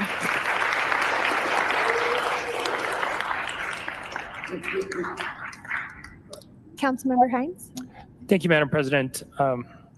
I was in the news a year or so ago, and I was talking about the disability community. It might have actually been about Black History Month, and I said, I don't know your struggle, I know a struggle. Mayor Wellington Webb called me out on that, and he said, everyone's struggle is our struggle. And as we've already said, like, we cannot be silent. If we only speak up when it is our struggle, it might be too late. So I just wanted to share that during Black History Month, I honor the resilience and enduring spirit of Denver's Black community. And I recognize the historic oppression that you have faced and overcome, and the more oppression that is yet to, that is on the horizon. I celebrate the vibrant cultural contributions. Played the saxophone, so John Coltrane, some of the jazz greats that you'd mentioned, I resonate with. The leadership and strength that have shaped our city's history, even in the face of systemic challenges that persist today. As a proud disability advocate, I also acknowledge the personal struggle of representing a community that often battles marginalization. I'm committed to a future of intersectional justice, where both the struggles of the Black community and the disability community are recognized and uplifted, creating a space for healing, empowerment, inclusion for all. And I know I'm not talking about all the communities, that's what I mean, including in the Indigenous community, Latino community, LGBT community, immigrant, refugee, working families, our poor, our houseless, all communities, we've all got intersectionality. And I thank you for your challenge, Mayor Webb. I should rise to the occasion. I can't stand with you, but I can rise to the occasion and support you in Black History Month. So thank you so much. Thank you to the sponsors for the proclamation.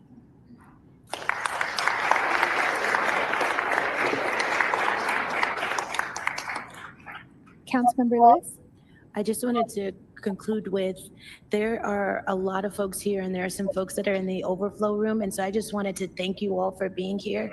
Very rarely do we get to see this level of diversity in our council chambers. Usually it's just me and Watson. And my boy here, my bad, I got you. My bad. I was wrong for that, I owe you. So I just wanted to thank the folks who are in the overflow room as well. And then if you all are a part of the organizations that we missed, we'd love to have a photo with you all at the end of this. And that's it. Thank you so much. All right.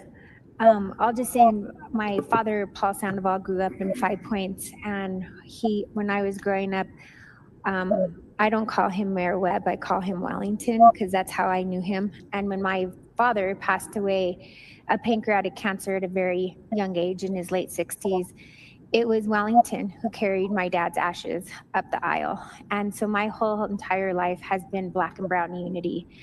And when I was thinking about what to say, much has been said tonight. And so I always go to other people to look for inspiration.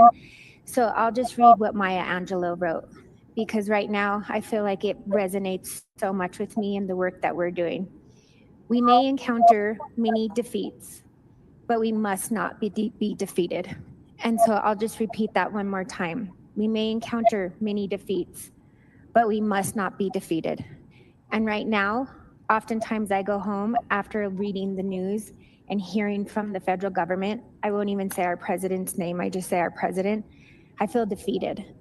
And not long ago, my mom came up to me and she said, Amanda, Hita, you need to think about what you can control and you need to do it exceptionally well. And so I keep repeating that in my head. What is under my control at City Council? And I need to show up and do it exceptionally well. And you all showing up tonight, you are doing that exceptionally well. And so just wanted to honor that and stand in solidarity with all of you tonight and the sponsors. Thank you for making this an amazing month with all of the proclamations. It was very, very inspirational. So before we finish, we have to do roll call. Madam Secretary, roll call. Ovidrus? Aye. Flynn? Aye. Gonzalez Gutierrez? Aye. Hines? Aye. Cashman? Lewis? Aye. Parody? Aye. Romero Campbell? Aye. Sawyer? Aye. Torres? Aye. Watson? Aye. Madam President? Aye. Madam Secretary, close the voting and announce the results. 12 ayes. 12 ayes. Proclamation 250246 has been adopted.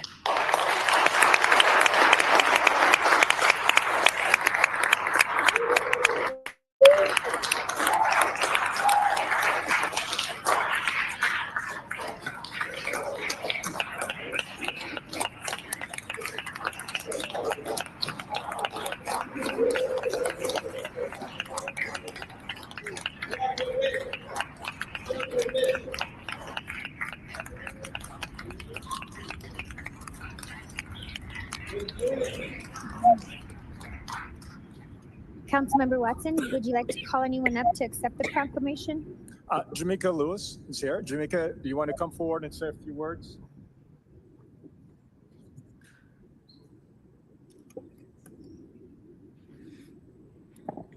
Good evening, Council Chair, Council members, thank you.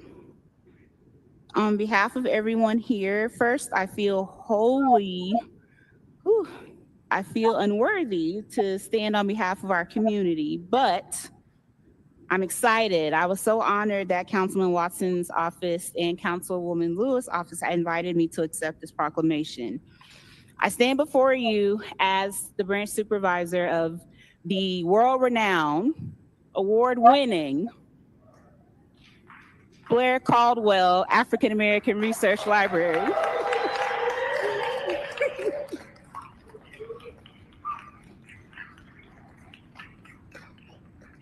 Located in the historic cultural district of 5 Points, known as the Harlem of the West. I've held that post for 8 years, where I had the incredible honor of working alongside the Dr. Charlesine Terry Nelson, who was one of the 4 people who imagined a place where the Black history, culture, contributions of the Rocky Mountain West, all the way from New Mexico through Canada, could be in one place. The other 3 people were the Honorable Wellington Webb, first Black mayor of Denver, his incredible wife, the Honorable Wilma Webb, former state legislator, and the reason we're allowed to celebrate the Martin Luther King Jr. Day holiday here in Colorado. And the other person was an incredible Black librarian by the name of Gwendolyn Crenshaw. See, I stand on their shoulders alongside my colleague, Dexter Nelson II, museum administrator.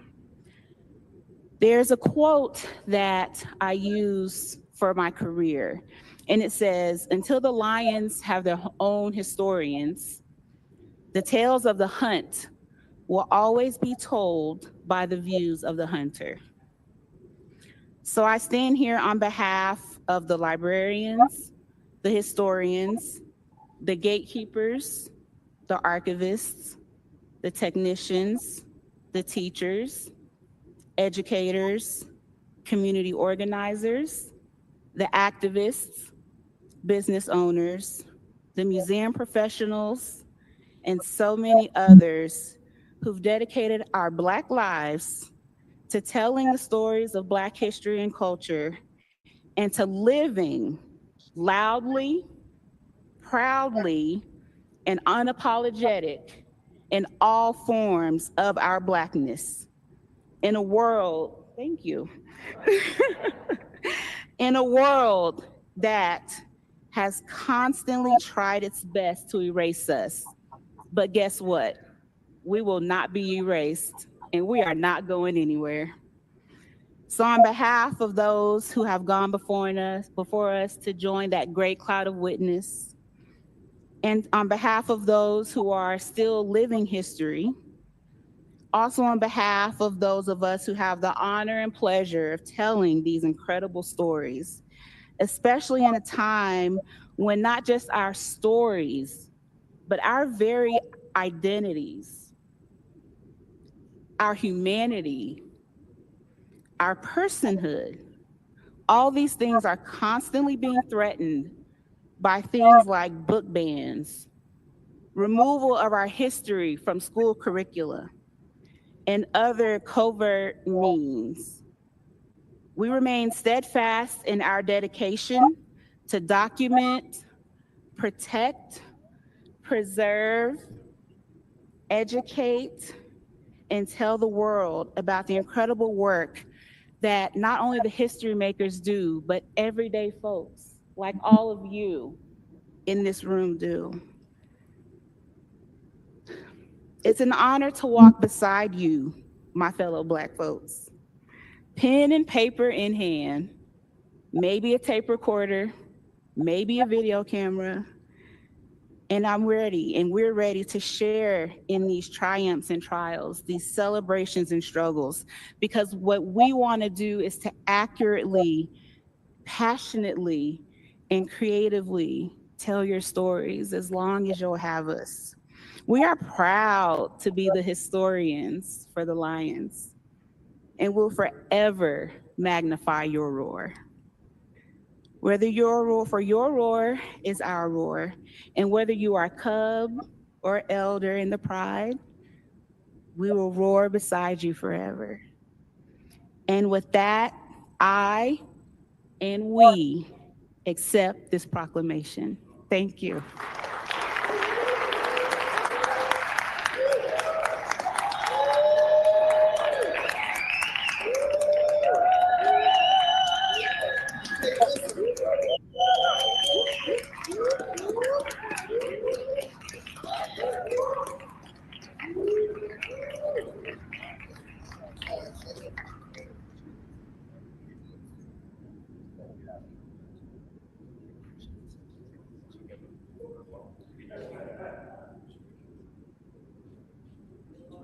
If anyone who was here for the proclamation, if you want to go out to the hallway, I think they're taking a photo. And anyone in the overflow room, please meet the sponsors in the hallway. I'll just give us a minute before as we clear out.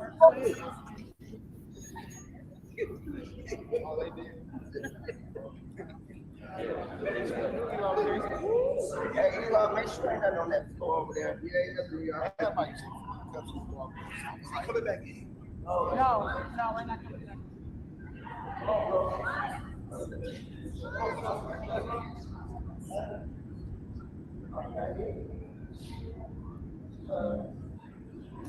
Jesse. Jesse.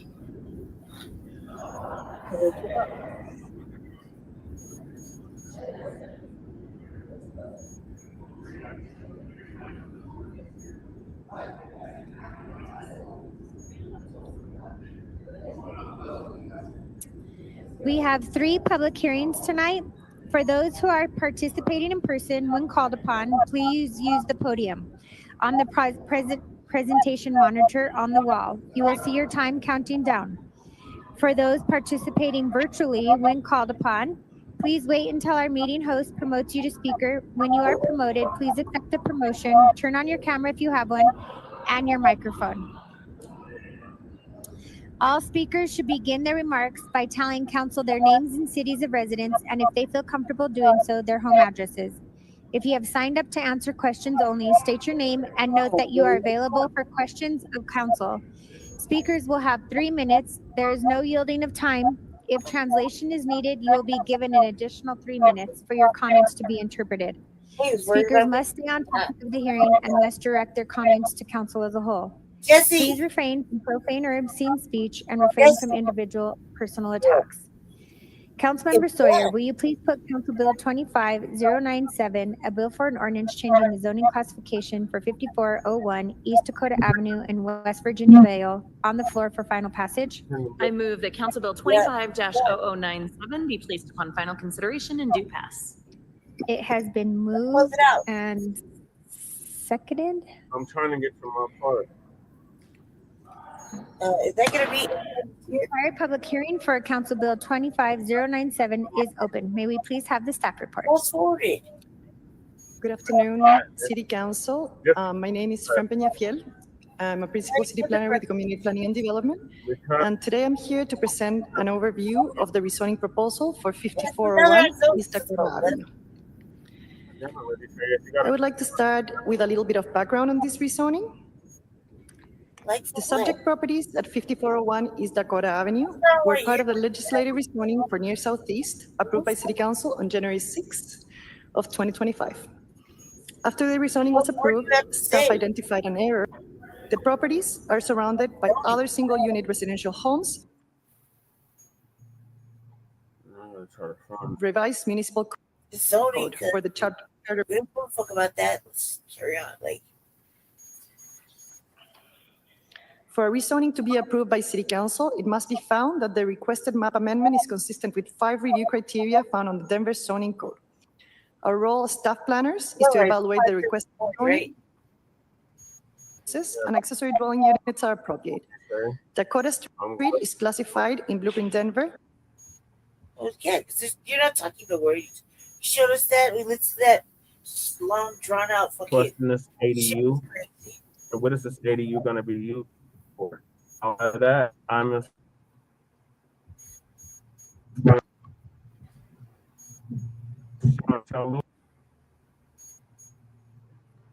what's the district of District 8?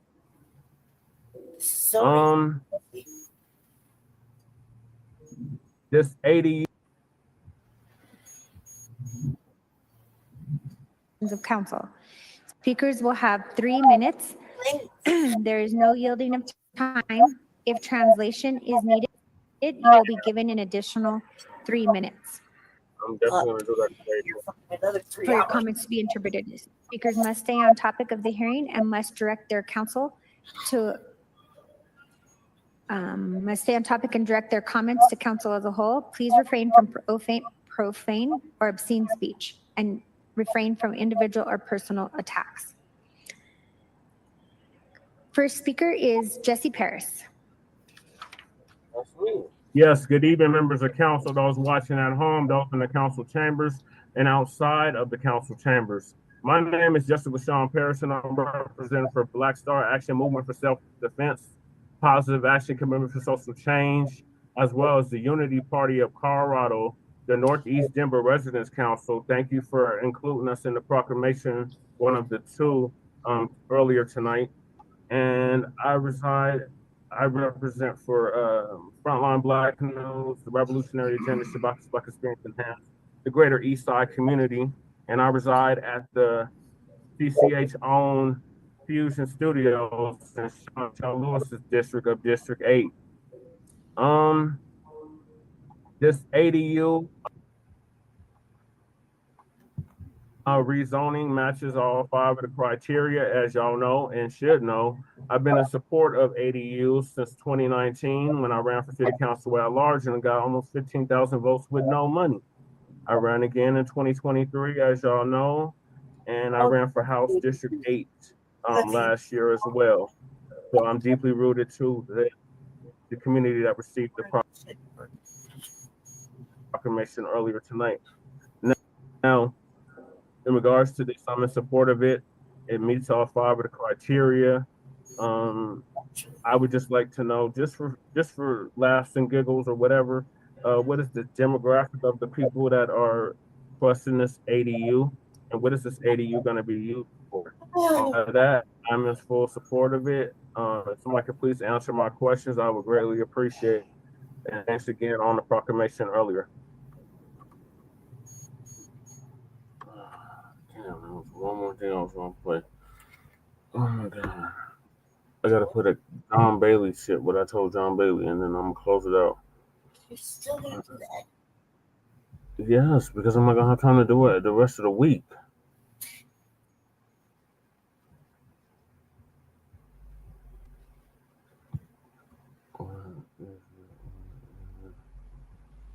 This motherfucker's already bumping music, cuz like. Well, what do you expect? It's the morning time.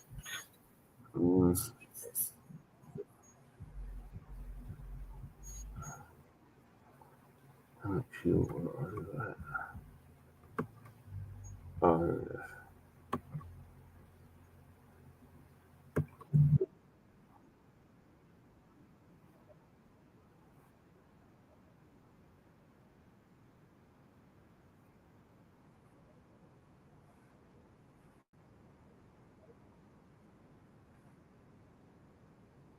I'm gonna raise the money for that.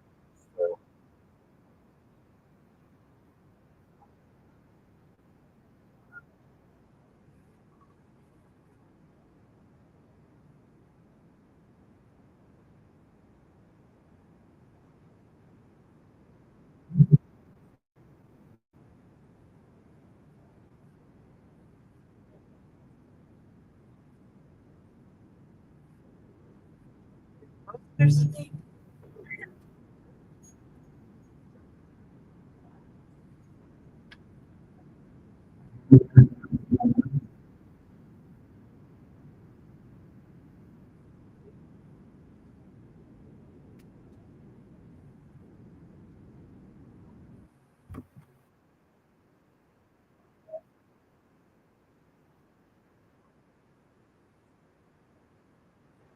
Man, it's not shit.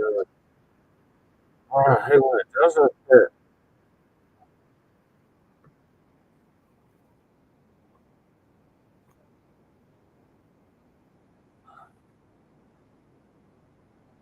I hate when it does that shit. Straight all these years. But here, our legislators took the meeting, our legislators came said and come to Washington to get our check. So I want to see us raise money, not only for business, but because we have to raise money to make this case, I want to make sure we do that as well. Anybody else who has a question up there, or we'll go to Jesse. Jesse? Yes, thank you, John. I'm actually one of those people that accuse him of not allowing to come to speak. I wanted to correct you on something that you said. You said that this is a nation that was built by immigrants. This is not a nation that was built off of immigrants. This is a nation that was built by Africans that were brought here against their will and made to work and labor for 400 years to make this country great, and have yet to be compensated for. I have yet to hear anything about reparations on this whole panel this morning, and I would really like to hear that be addressed, because that was a major issue during this last political campaign. The Democrats ignored it, and they paid the price for it. So if the Democrats are tired of losing these elections at the local, state, and federal level, especially the federal level, because you lost the presidency. You had the presidency for 4 years. You had the opportunity to push reparations. You didn't do it. You had the opportunity prior to that when Obama was in office to do it. You didn't do it then. So now here we are in 2025, and reparations is still on the table. And like we said, if we're not at the table, we're on the menu. We want our reparations. We're going to do what Martin Luther King said and come to Washington and get our check. So I would like Representative Coleman or anybody on this panel to explain to us what steps are being taken at the state and federal levels to address the issue of reparations for foundational Black Americans, to send us over to tell us when we free the people that built this country. Thank you. Thank you very much, Coach. Thank you, Jesse. And You heard somebody say, "Oh, all right now." So there was definitely a little fire underneath them. But thank y'all for tapping in. I'm going to end the show now. Jesse, that's pretty good. Yeah. I just left out the part about California. I wanted to tell them, well, what you gonna do to keep it from being another California situation? That's the only part I wish I would have said. But outside of that, good job. Yeah, you did a good job. All right, y'all. So this is gonna conclude season 4, episode 48, the part 3 of the Frontline Black News. Join us later on today for Shabaka's Black Experience Enhanced, season 10, episode 7. Where we'll be discussing the Republican town hall about Elon Musk. Elon Musk. People are upset about him, the musty man, and then the dump as in human shit. And we want to make that perfectly clear. It's sparring with Governor of Maine over transgenders and women's sports, and black sufficiency and crumb bum on tethers. So that's what we're going to be discussing. So we'll see y'all then. In the meantime, make sure y'all like and subscribe to all of our platforms. Lady Tay, when can our viewers expect the RBA? Probably tomorrow. Probably Wednesday. Yeah, most likely Wednesday, Thursday. We'll see. Okay. Yeah, So, I'm thinking Wednesday or Thursday. Depends. I gotta kind of I gotta restructure my stuff. We'll have to talk about it. So probably Wednesday or Thursday. I got a cube ready. I'm just I haven't been particularly motivated. So probably Wednesday or Thursday for sure. Okay. Yeah. So in the meantime, make sure y'all like and subscribe to all of our platforms. Frontline Black News on YouTube and Facebook. The Revolutionary Agenda on YouTube and Facebook. And Shabaka's Black Experience Enhanced on Facebook and Twitter. Now X.com. So peace, love, light, reparations and separations and black empowerment. Sharon Crewman, Jesse Paris, and Lady Chase signing out from the Mile High Income in the sundown town known as Aurora, Colorado. We'll see y'all later for Shabaka's Black Experience Enhanced. Peace, love, light, reparations and separations and black empowerment. We out. Peace.